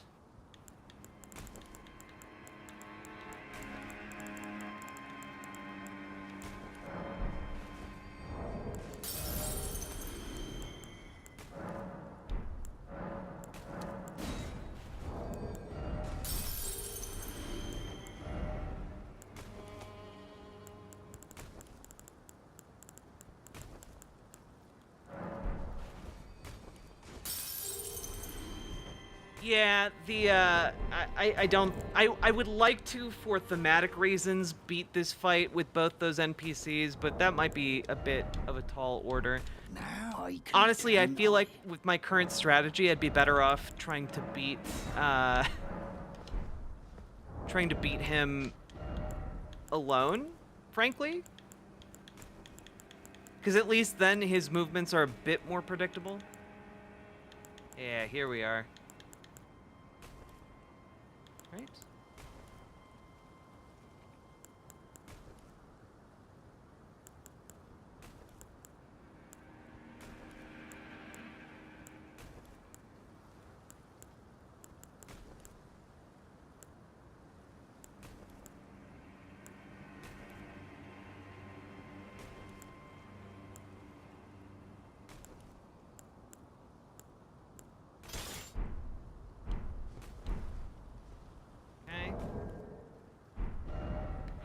Then we are going to go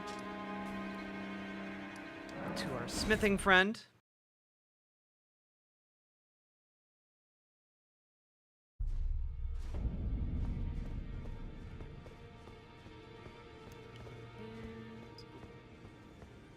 No, over here.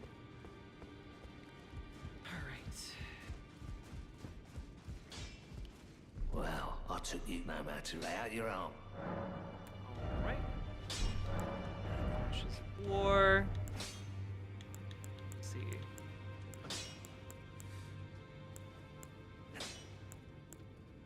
Yeah, parry. Affinity granted?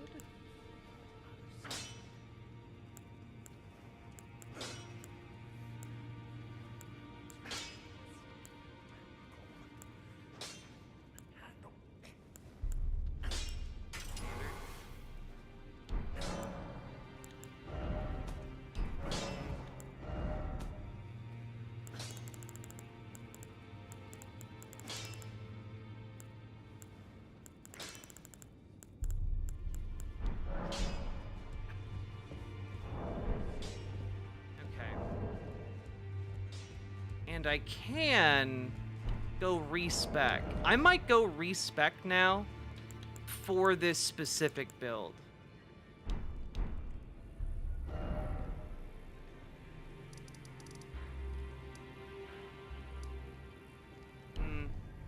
Maybe not this weapon. We'll just test it out more with this weapon. We'll see how the buckler does. Oh, Thops' shield. Thops' barrier, right?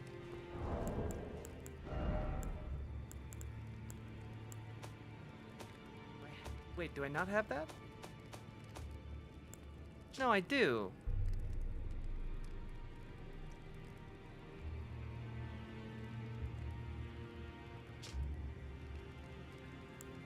Okay, so I don't know what how many respecs do you have left? I think just the one. I might have used it too. I'd have to go down to the Nokron area. Pain in my keister.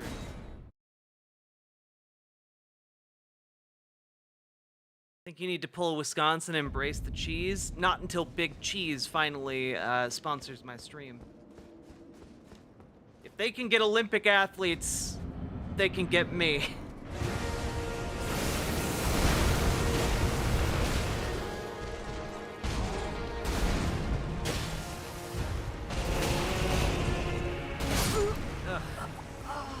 Disgusting.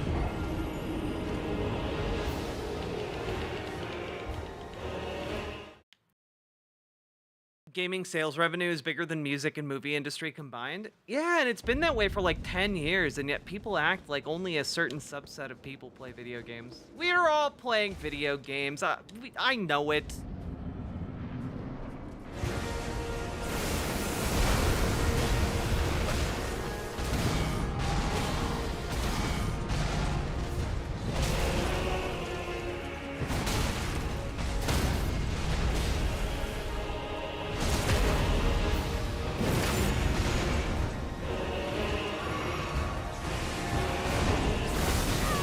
Really?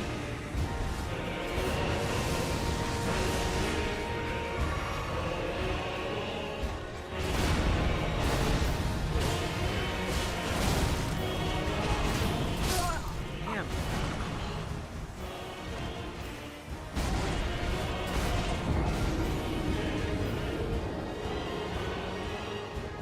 Oh, Stadman, you gotta go with like the Final Fantasies or like Mega Man Legends, you know, some kind of RPG. I'm old, a sedentary game of Scrabble does me. What about a sedentary game of Words with Friends, a legally distinct version of Scrabble that isn't Scrabble?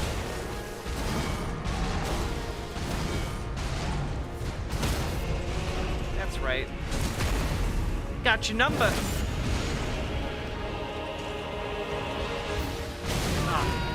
Slight delay. Damn it! We'll make you do a photo shoot in a pool full of cheese curds.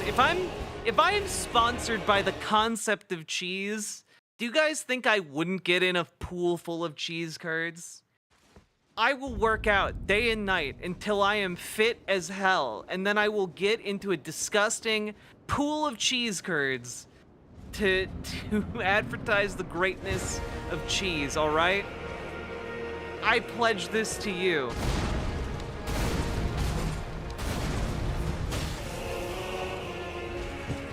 Damn it.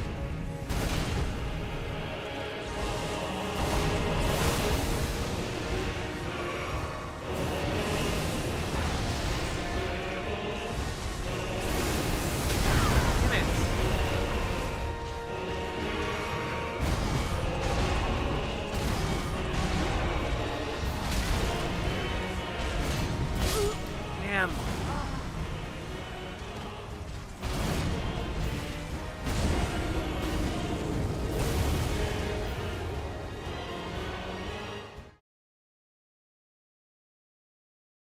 Permanent Cheeto dust fingers? Oh god. Disgusting.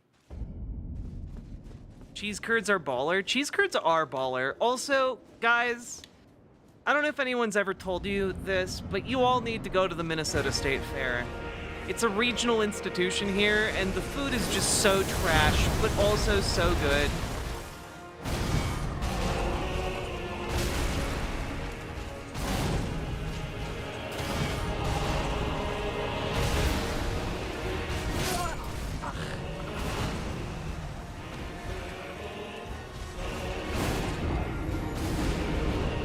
There's a cheese factory down the road from me. Seriously, fresh cheese curds from the factory. That's incredible. That sounds delicious. I love the Minnesota State Fair. So crowded though. Yeah, you gotta like time it right. It's that there's a whole art to like timing your trip to the Minnesota State Fair, but it's so worth it. It's so good.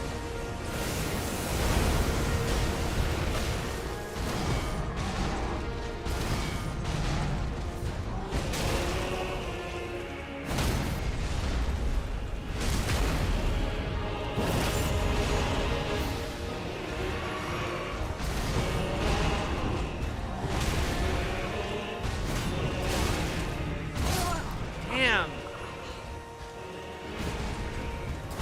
You want to take Foxbat to a state fair? The Minnesota State Fair is amazing.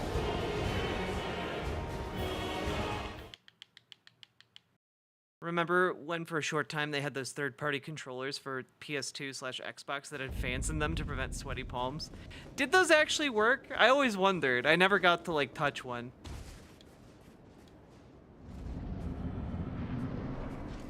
Nice try, Jack. You're not gonna convince me to come to Minnesota.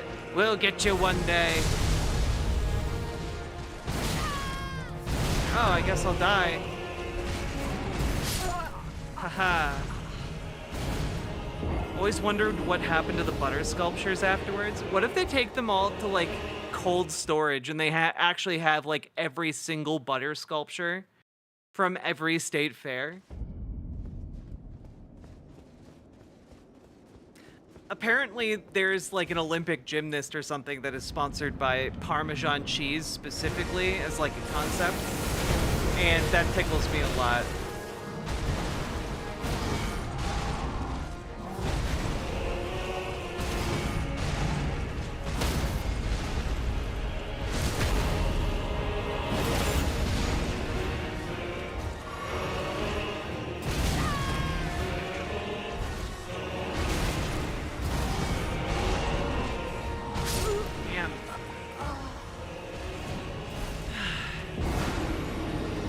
Are they in the dairy caves where they keep the strategic cheese reserve?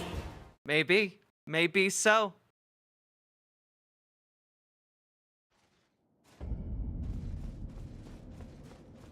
Cheese curds look gross. Gone of milk. I mean, they're basically like little mozzarella sticks.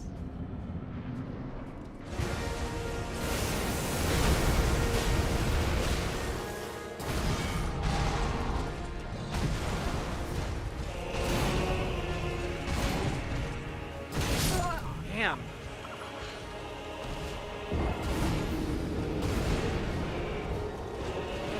Your dad makes maple syrup? That's awesome. That's great. What do cheese curds taste like then? Taste like in texture? I mean, they taste like hot cheese that's been fried. They're like kind of melty. They taste a lot like mozzarella sticks, just the breading tends to be a bit different.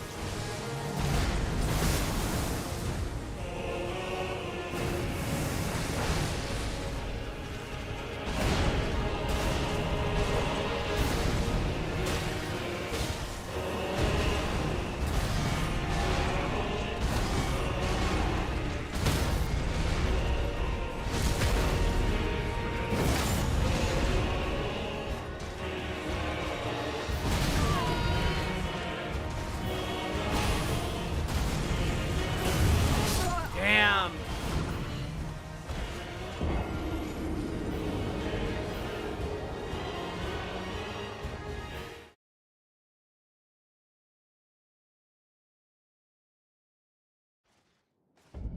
Also, like, the state fair has like Sweet Martha's cookies, and if you ever go to the Minnesota State Fair, you are obligated to try some. They sell them in like buckets. Like, if you want, you can get like a novelty bucket.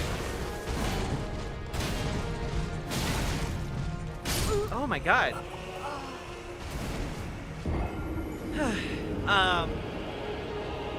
They're really, really good, but they are good for approximately like 30 minutes.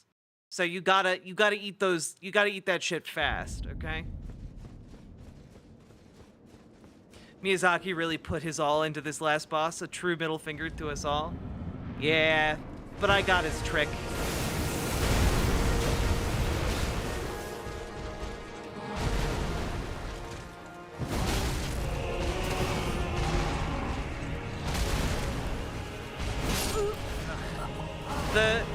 The left-hand attack always throws me for a bit of a loop. I need to get better at blocking that one.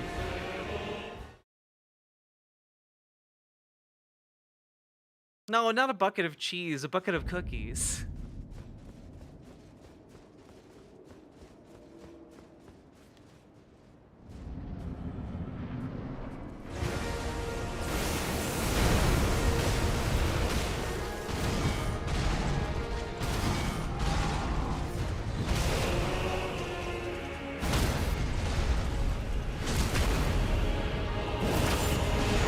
Cakes and corn dogs are fine, but you can get those like anytime.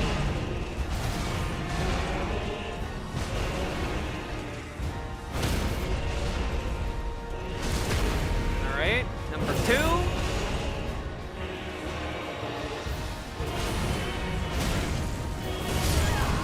Damn, dude. I think I need to just start block. I need to block through it if I miss the first parry. on these combos.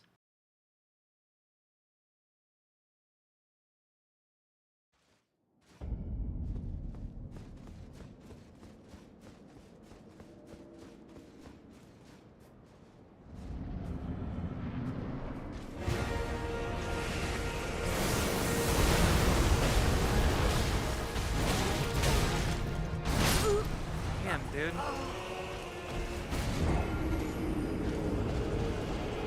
The cookies are very good. Hell yeah, Boss Nass.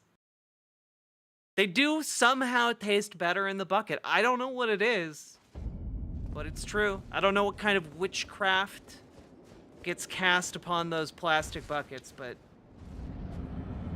those molten hot cookies certainly, maybe they leach some of the PFCs, I don't know.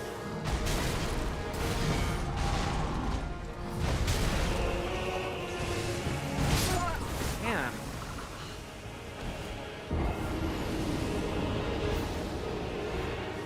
Radon is being transphobic by not letting Jack win. I feel like I'm doing pretty good for not having engaged with this mechanic at all for the duration of this game's existence. Did I hear the news about the cast review? You'll have to be more specific. What kind of news?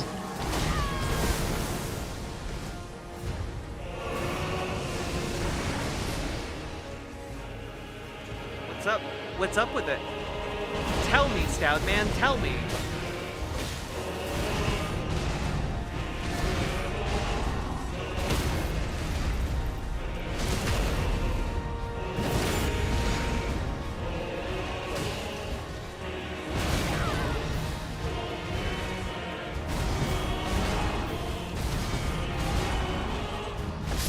Damn, I'm just a little too slow when it comes to that leg rise. The British Medical Association, which represents 190,000 doctors in the UK, has voted against implementation of the cast review, calling the review unsubstantiated. Oh my god! The British medical establishment found a spine? That's wonderful! I'm gonna be honest, I didn't expect that.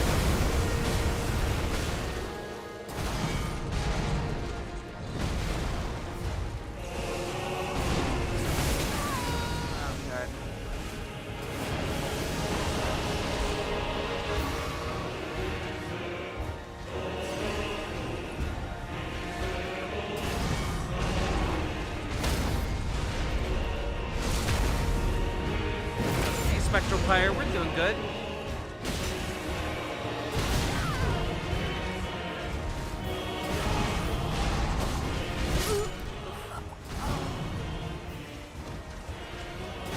J.K. Rowling is gonna have a meltdown. Yeah, transphobes, weeping, crying, gnashing teeth.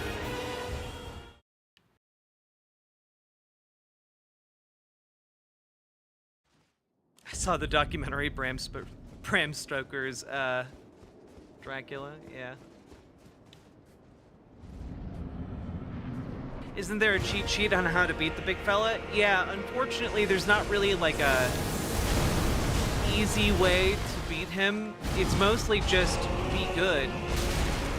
Learn his pattern.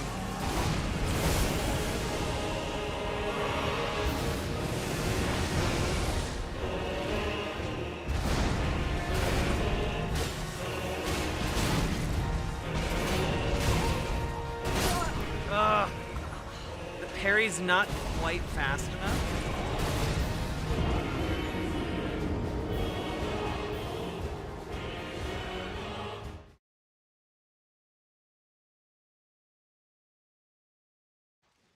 Yeah, again, I have no idea. I mean, other than like the massive amount of like money that J.K. Rowling has invested in making the UK transphobic, I don't really see any kind of support for the cast review.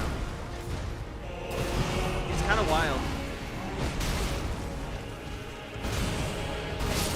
Ugh.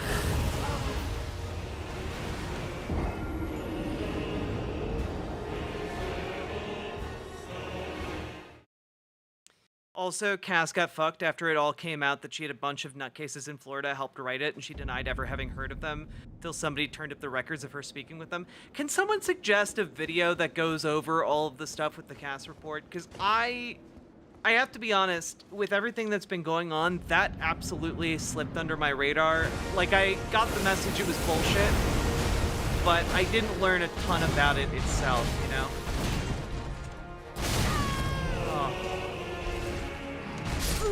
Oh man, I even jumped that time.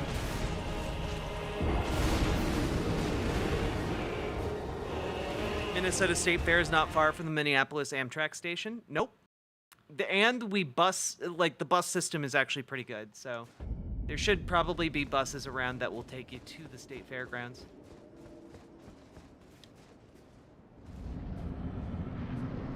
Do J.K. Rowling's kids support her views?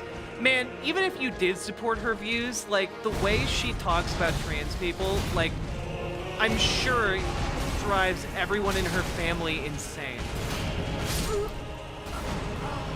Like, she can't not talk about it to an extent that it's weird.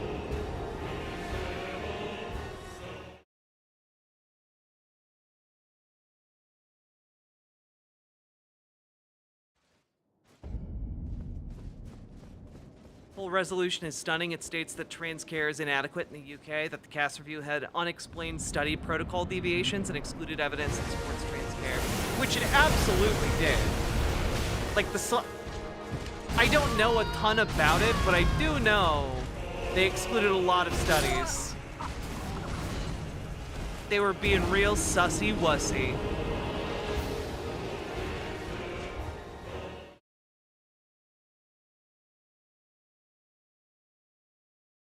You know, she's insane when even Family Guy writes a cutaway making her look like a crazy witch.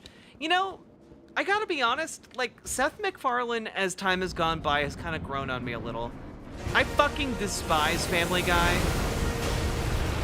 But I feel like Seth MacFarlane actually cares about his work. Like, he cares about his comedy. He cares about, like, topics. And, like, you know, he, like, made The Orville because he essentially got a blank check from the network, and it's great. You know, like, dude cares about shit. You know, I've had growing respect for him. I'm gonna really regret this in, like, a week when it comes out that he's, like, the worst person ever or something. But, you know, like, right now, pretty okay. Pretty okay dude.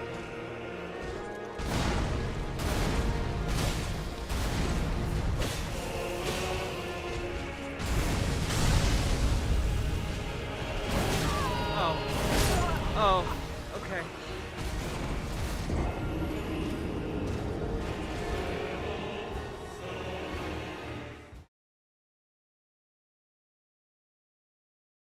He did go back and fix that episode of The Orville. Did he really?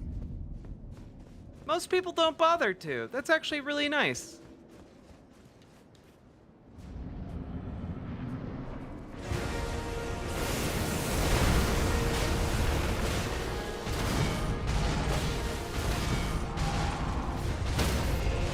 Right. I got you, bitch.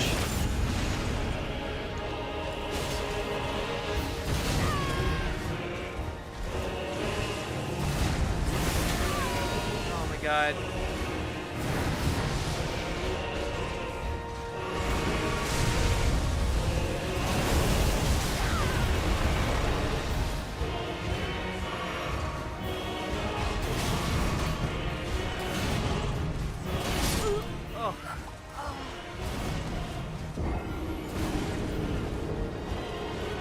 Revisited the premise and didn't fuck it up as bad. That's nice.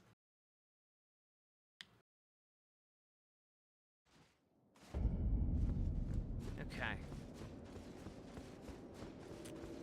Wait, Seth MacFarlane is also a great singer? Huh.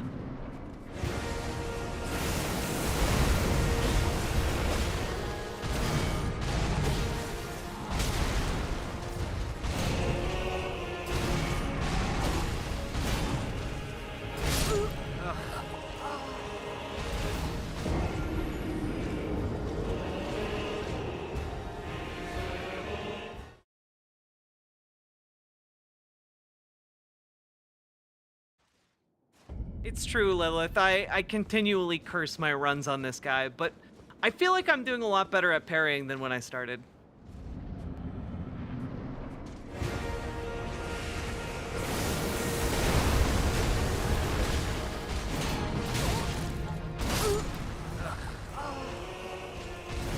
I need to know when to dodge, when to parry.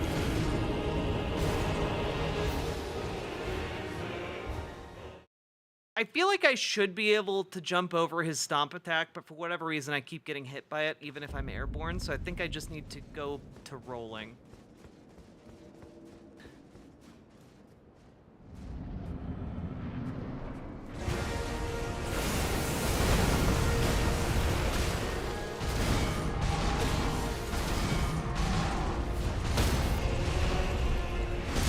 All right.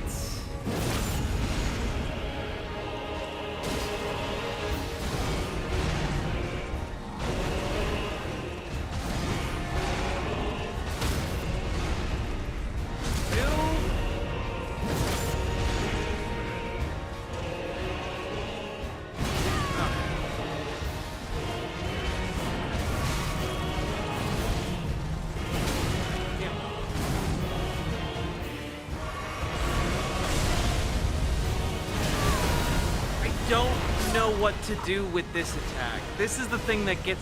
I don't understand this one. I know there should be a way to dodge this. I just don't know what it is. So I think my strategy has to be keep from being hit long enough to where I can just stay in the fight and not let him do that at a distance.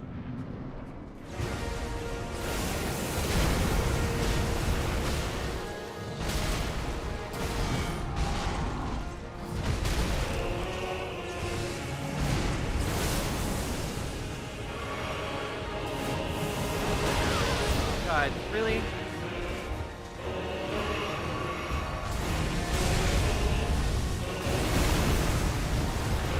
Okay. There we go.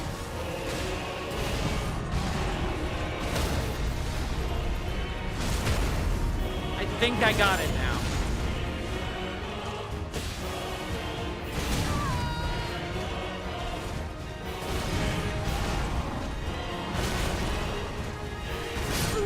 Oh.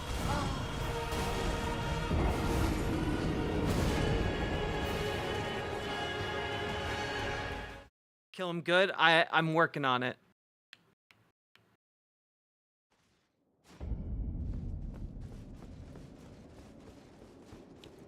Okay. Now maybe we can do like a... Maybe it'd be good to have a one-handed weapon that will inflict a status effect. I keep thinking that. So let's take a look. I mean, I have this unupgraded Uchi Katana. I guess I could use that.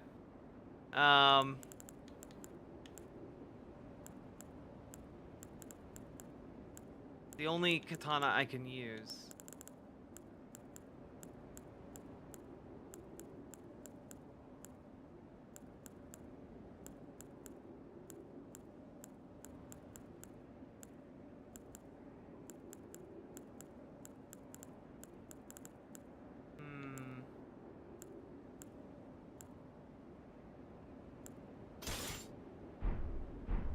Try this. We're gonna try a slightly different variation on this build.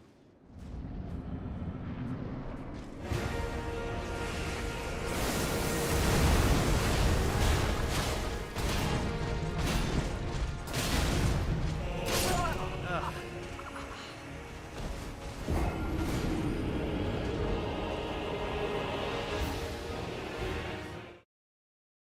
Okay. No, the new strategy is a fist weapon that looks like a bear claw that will allow me to make him bleed.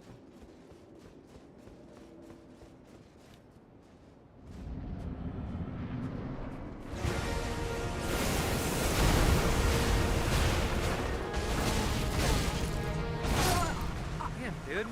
Okay, this is not going as well.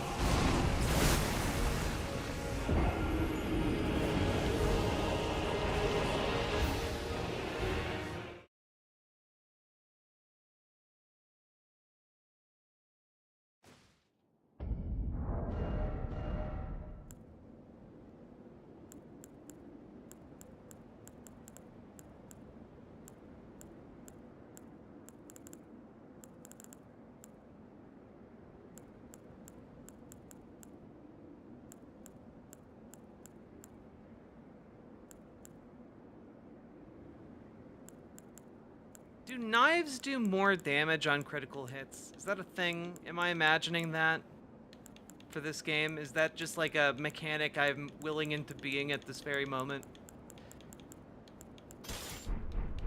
Because fuck it, why not?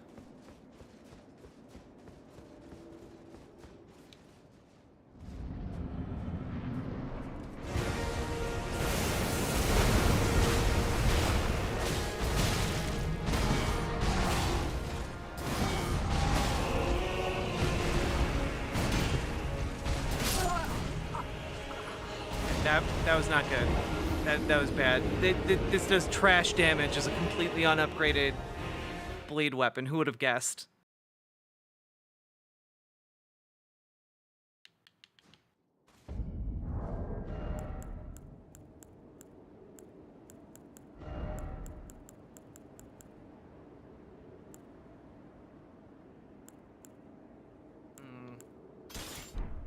You know what?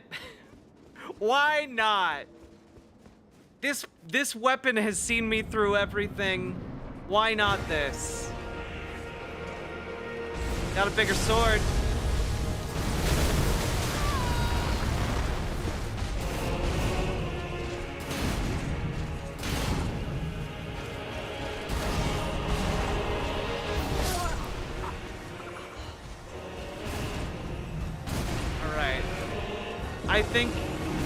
I think I will do a lot more damage when I crit with this.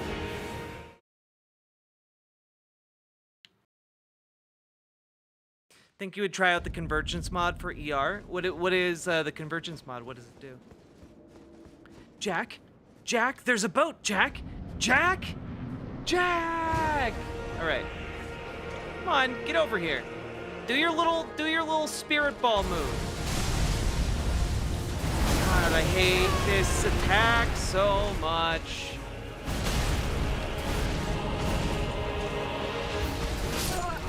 God damn. Is he like changing his strategy based on which weapon I have? That's interesting. Here's a Trash Future podcast featuring Philosophy Tube going over all the horrible shit in the cast report. Nice. I will check that out.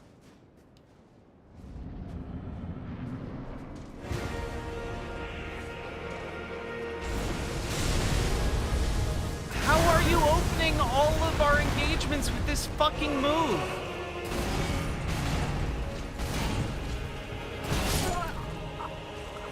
What the fuck?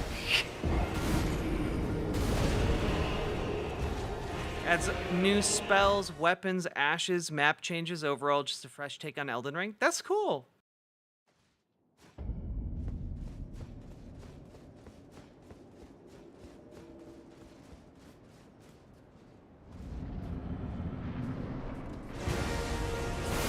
There we go.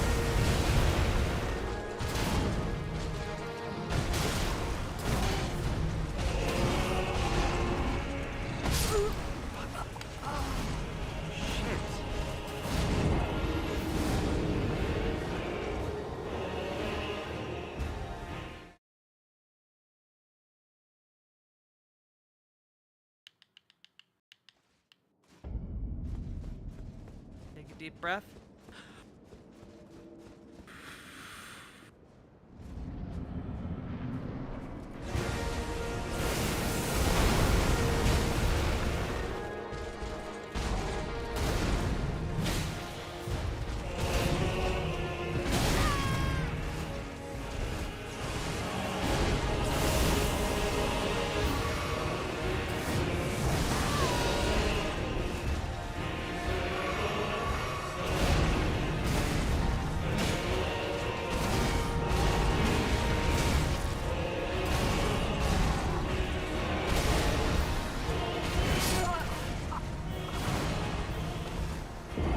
Okay, I think what needs to happen is I need to get good enough reflexes to when I see the camera move to the side because he's about to use his offhand attack. I need to dodge instead of parry. That's my mission. part of the issue, Lilith, is in the second phase, he has just like long distance nukes that are just crazy. Man.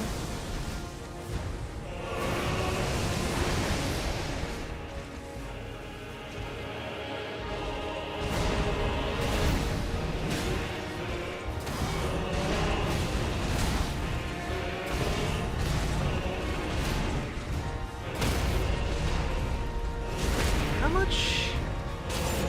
Ooh, that's pretty good.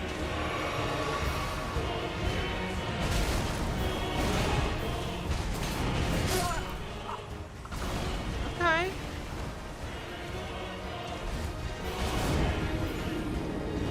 So I can't get smart with punishing him too much unless he's doing like a jump attack type situation with this weapon. But the crits are pretty nice.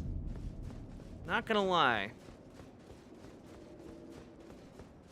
This might be the build to do it.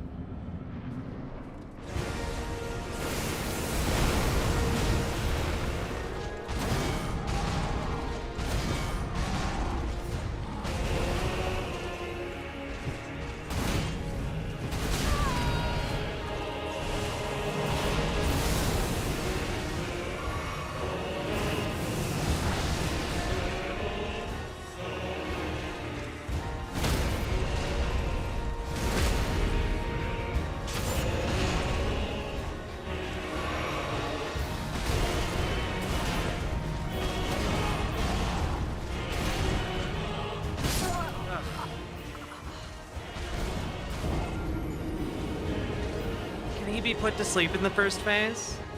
No, I don't think so.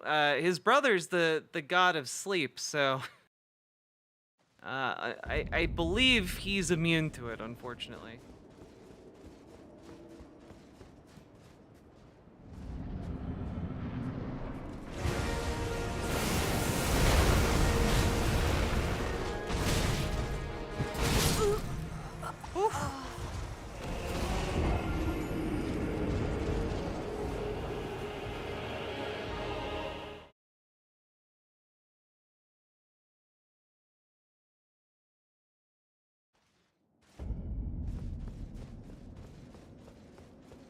Goodnight Moon gave me so much anxiety as a kid. Really? Why? It's fascinating.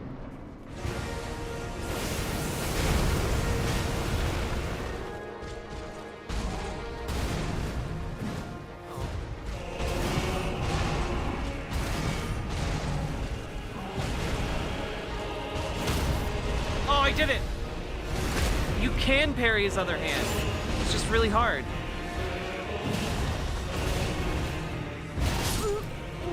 Alright.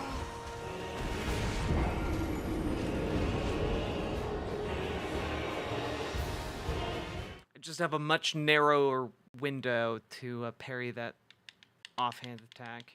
Okay. Alright.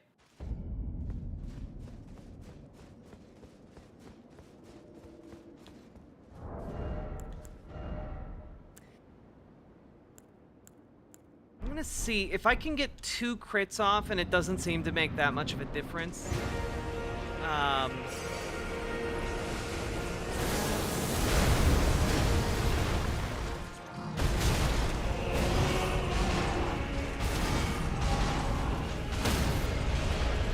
If I get 2 crits and it doesn't get us to second phase, then I'm just gonna stick with the one-handed weapon.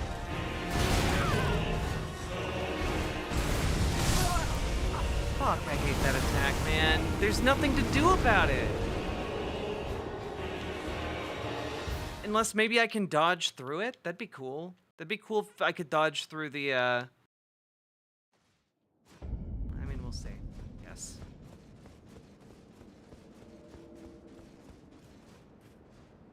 So many sweet things gave me anxiety as a kid because on some level I realized how fragile they were.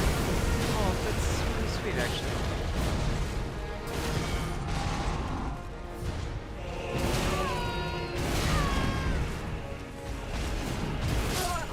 God damn it.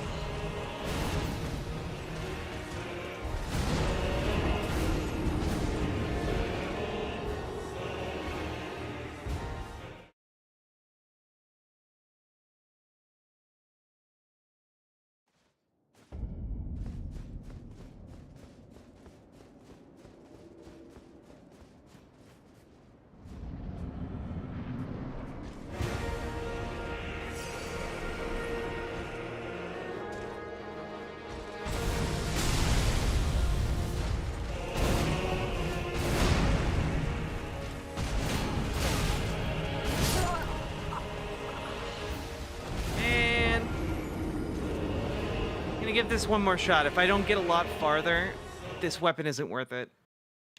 Even though it does like 100, 200 extra damage per punishment, per trade, it's not worth it.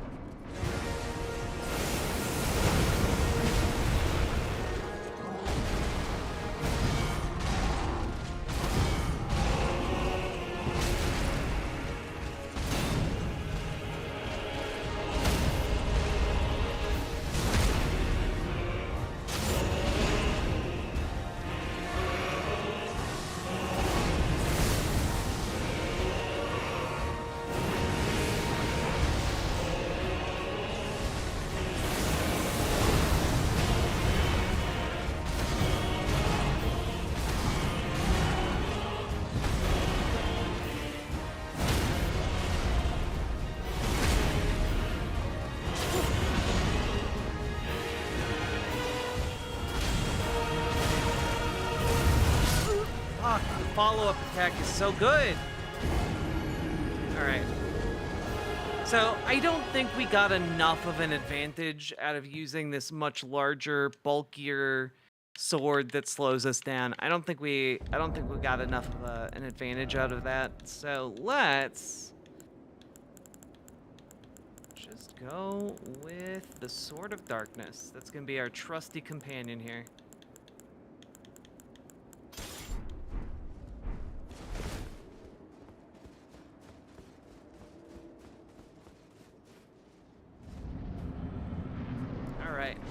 Hey, nerd.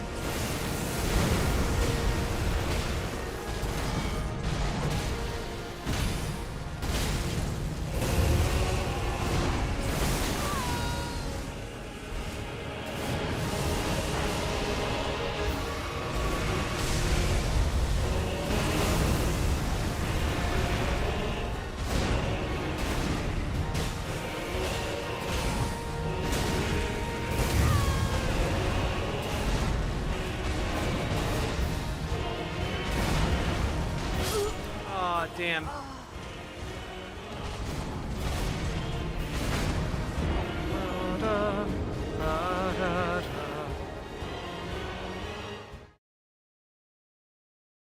Okay.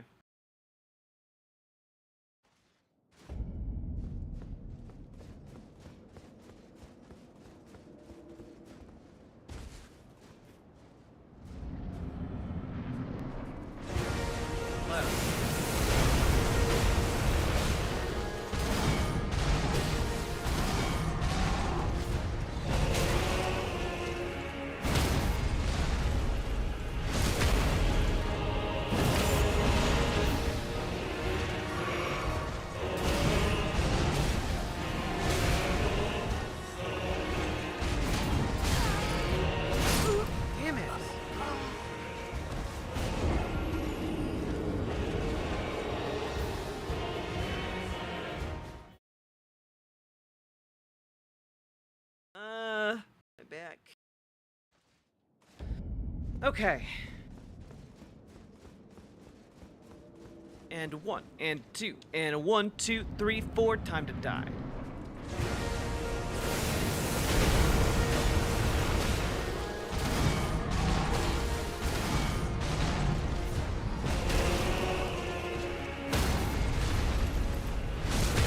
Go.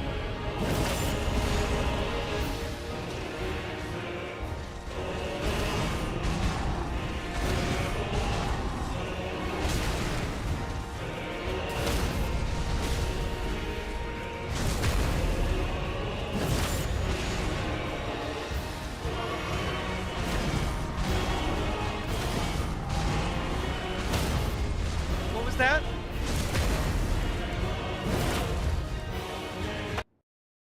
That's right, babies.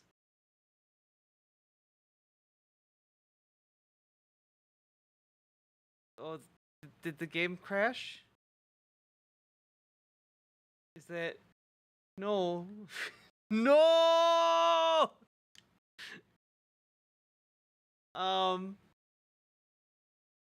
I guess it crashed on the cutscene, everybody. God damn it. That was such a good run, though. Oh my god. Oh, there we go. Whew.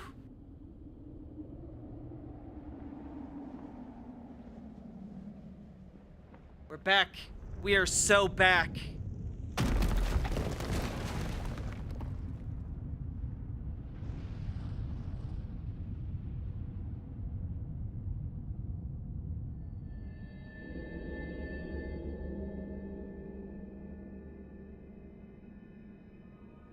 Lord brother.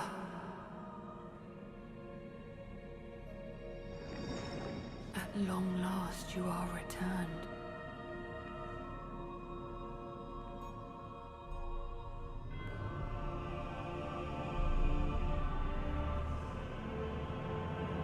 Tarnished one. Aspiring lord of the old order. If you have known sin, if you grieve for this world, then yield the path forward to us. Shut up, you little twink. To I, Nicola. Let's go. And my promised consort, Radahn.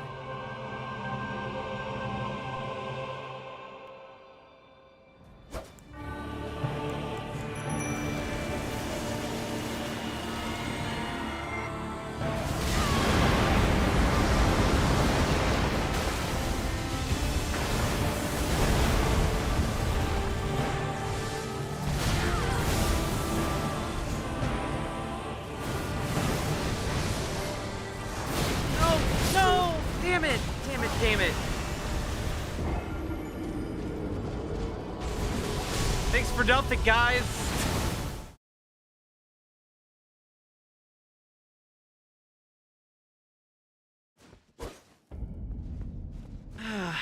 You know, I'm gonna blame it off of that glitch. It knocked me out of my winning run.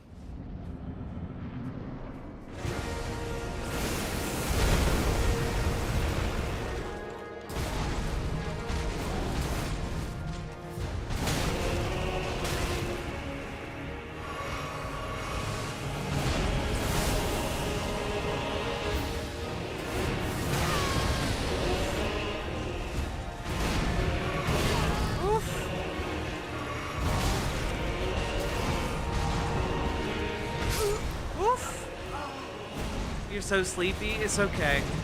Can you do saves in the middle of battle? No.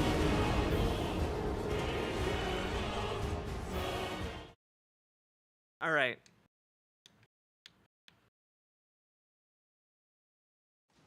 We got this. Good night, Lady Raincloud. Get good sleep, and I will follow you soon, I'm sure.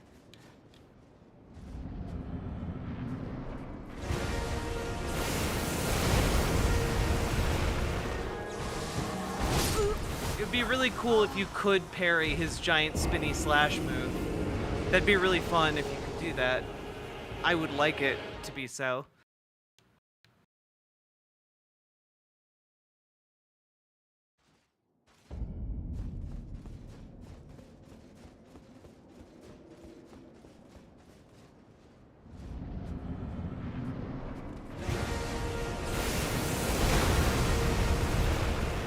Oh, okay. My controller's not letting me use my light attack button.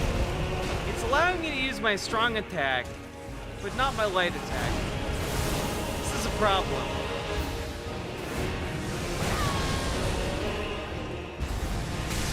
Mostly because I need that button to crit.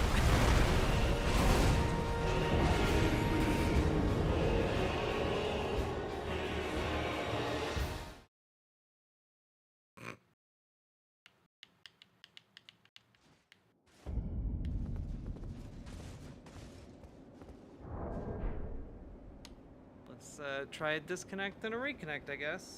Hopefully it's not... I didn't break, like, the button for it. Good night, Eddie.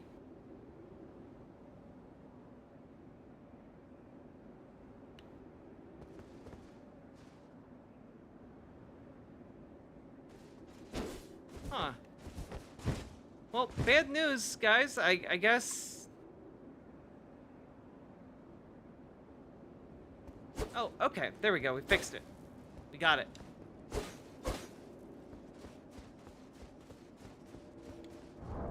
there any better equipment I could use here?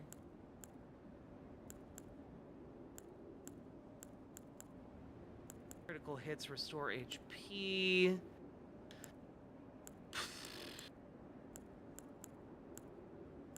I don't think there's really any other thing I want here. I guess maybe instead I'll take the Crimson Seed Talisman so I don't have to double heal as often.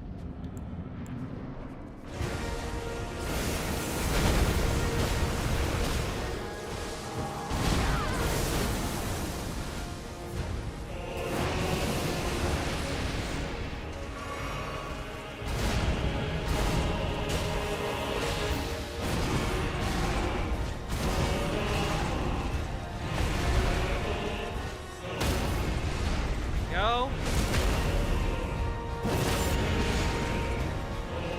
Let's go, man.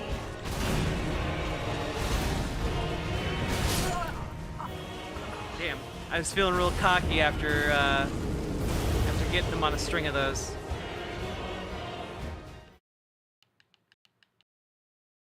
We are making progress. I like this. Building up the motor function, the motor memory, the muscles I need to rely on to beat this boss.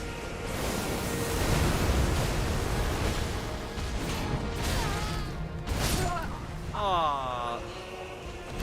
The parry, though, was so good. It should have worked. It was so good, it should have worked. Imagine if 20 subs came in right now. I'd be a little peeved. I'd be a little peeved at doing another bit of content. But you know what? I'm a woman of my word. I would do it.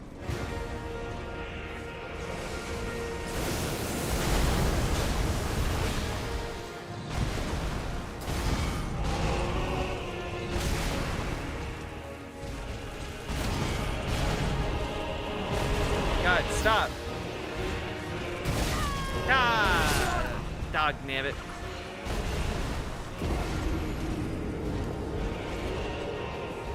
You have to watch more Dave Rubin. I would never subject you to more Dave Rubin. One segment a day is enough, okay? So much more than enough.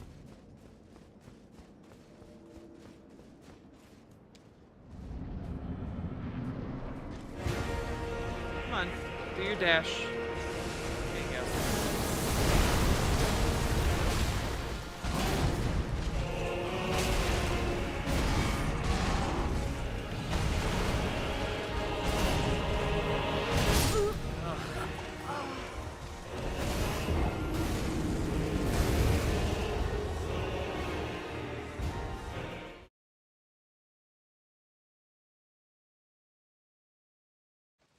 No more brain rot, please. We beg of thee.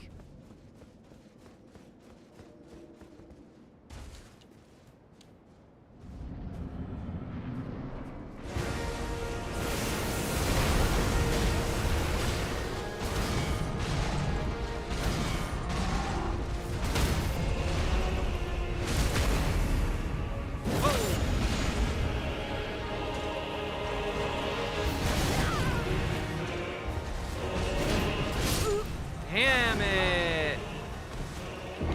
I always think the parry is gonna go off a little faster than it does.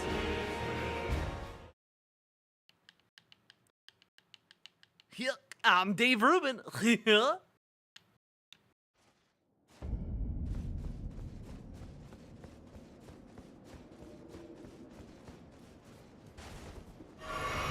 I didn't need that. I didn't need that anyway. I didn't need that flask.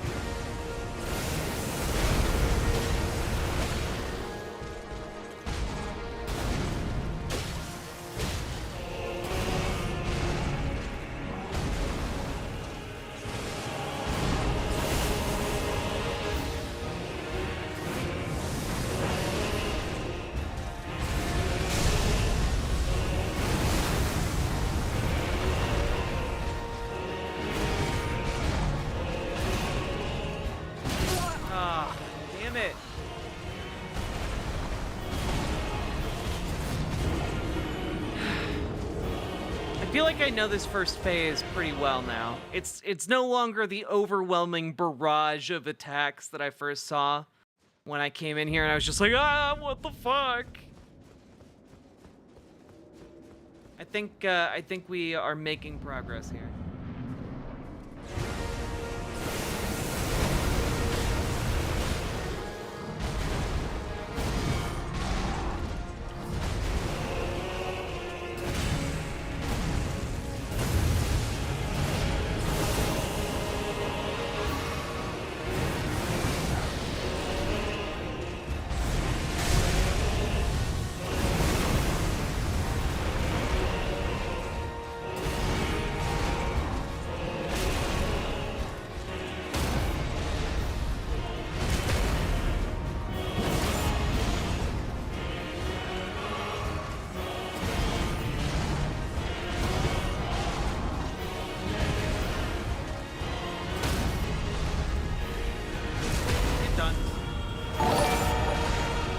Mr. Miyagi! Fuck. Thank you for the tier 3 with 6 months, my god! You've been subscribed for me for half a year already, that's wild.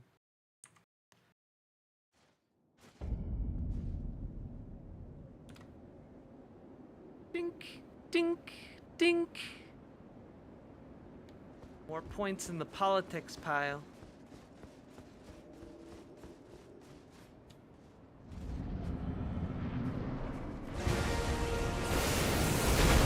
We will likely continue this counter for tomorrow, chat.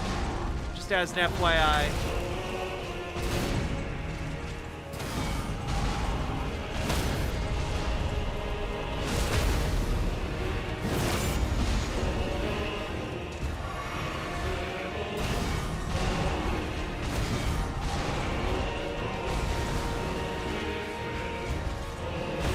Come on. No, you went around me so you could stop for a second time in a row? Oh, man. I just don't see the sweep around attack very often, period. Don't know the timing. You gonna try the new Armored Core? The second to the last boss of Armored Core got me. I need to go back and finish the game, but like... Whew, I didn't like that one.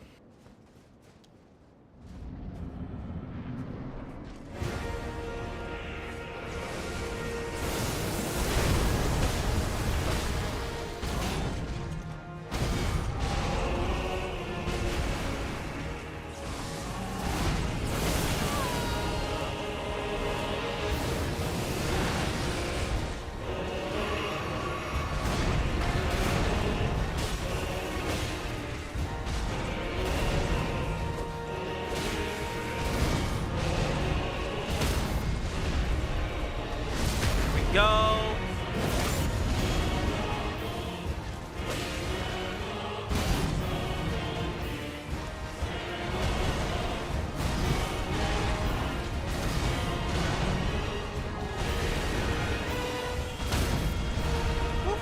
That was close.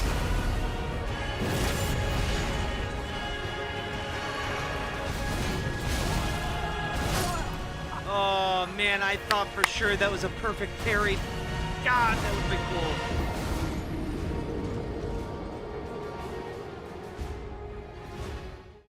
Okay.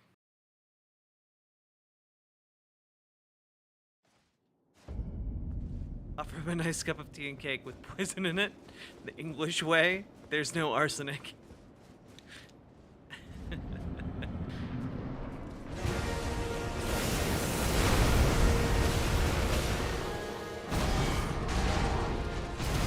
Got this. We got this.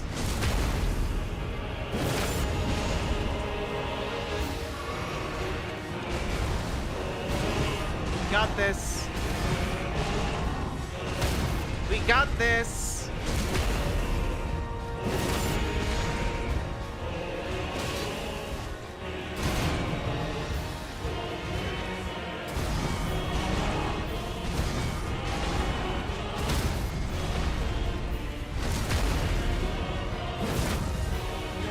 yeah. Skipping the cutscene. Are you? Oh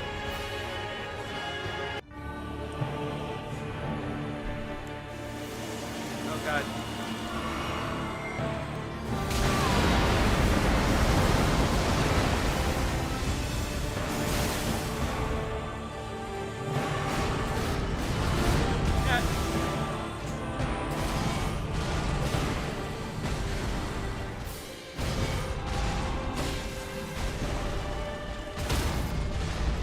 Hey, first crit of phase 2!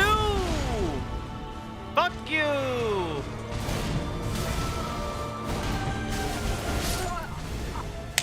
That is farther than we have gotten this entire time. We got him down to half health.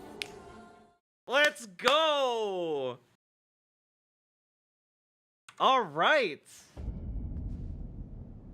I think that is a good point to end on. I think that's a good point to end the stream on, all right? We got him down to half health, and I feel like being in the arena with him that time, I didn't just feel like I'm immediately fucked, you know? I felt good throughout that entire first phase, and now if I can just consistently get to phase 2 and like figure out the pattern that works there, I think we can beat this guy. Yeah, I think we can do it. And I might use a respec to put all of my points into stuff that is useful for the Sword of Darkness that I'm using. Yes, I am tired now. I must retire to my dark biddings. Persistence is key. Yeah, we'll get this. We'll get this. We always do. We'll keep the counter for politics moving into tomorrow, and I want to finish this game by the end of the week. Okay, that's my goal. I hope you guys had fun with the stream today. I was a little burnt out, and I needed like some gaming. And I feel like this was a good balance between like gaming and chatting and politics today. I think this was good. I think I feel good about today's stream. I hope you guys had fun. That was fun? Hell yeah, Mr. Lynn. Night Jack, my day begins. And now your watch begins. Let's raid into... It was fun, but I didn't like the people we watched. That's fair. We tend to watch pretty disagreeable folks. Let's raid into Real Radhom. Let's go. Looks like he's looking at some interesting content. And I will see you all tomorrow. I can't guarantee that I won't just wear this again, because this is a very comfortable shirt, and I like it a lot, and it just makes me feel really cozy, and like everything's gonna be okay. All right. Good night, everybody. Bye. It's time to hit the dusty trail. I'll describe this for you to help fix that. Hit the dusty trail. We're on the road. Out of here. Go home now. It's time to rest your lovely heads and ride on dream unicorns. It's time to rest your lovely heads, my dears.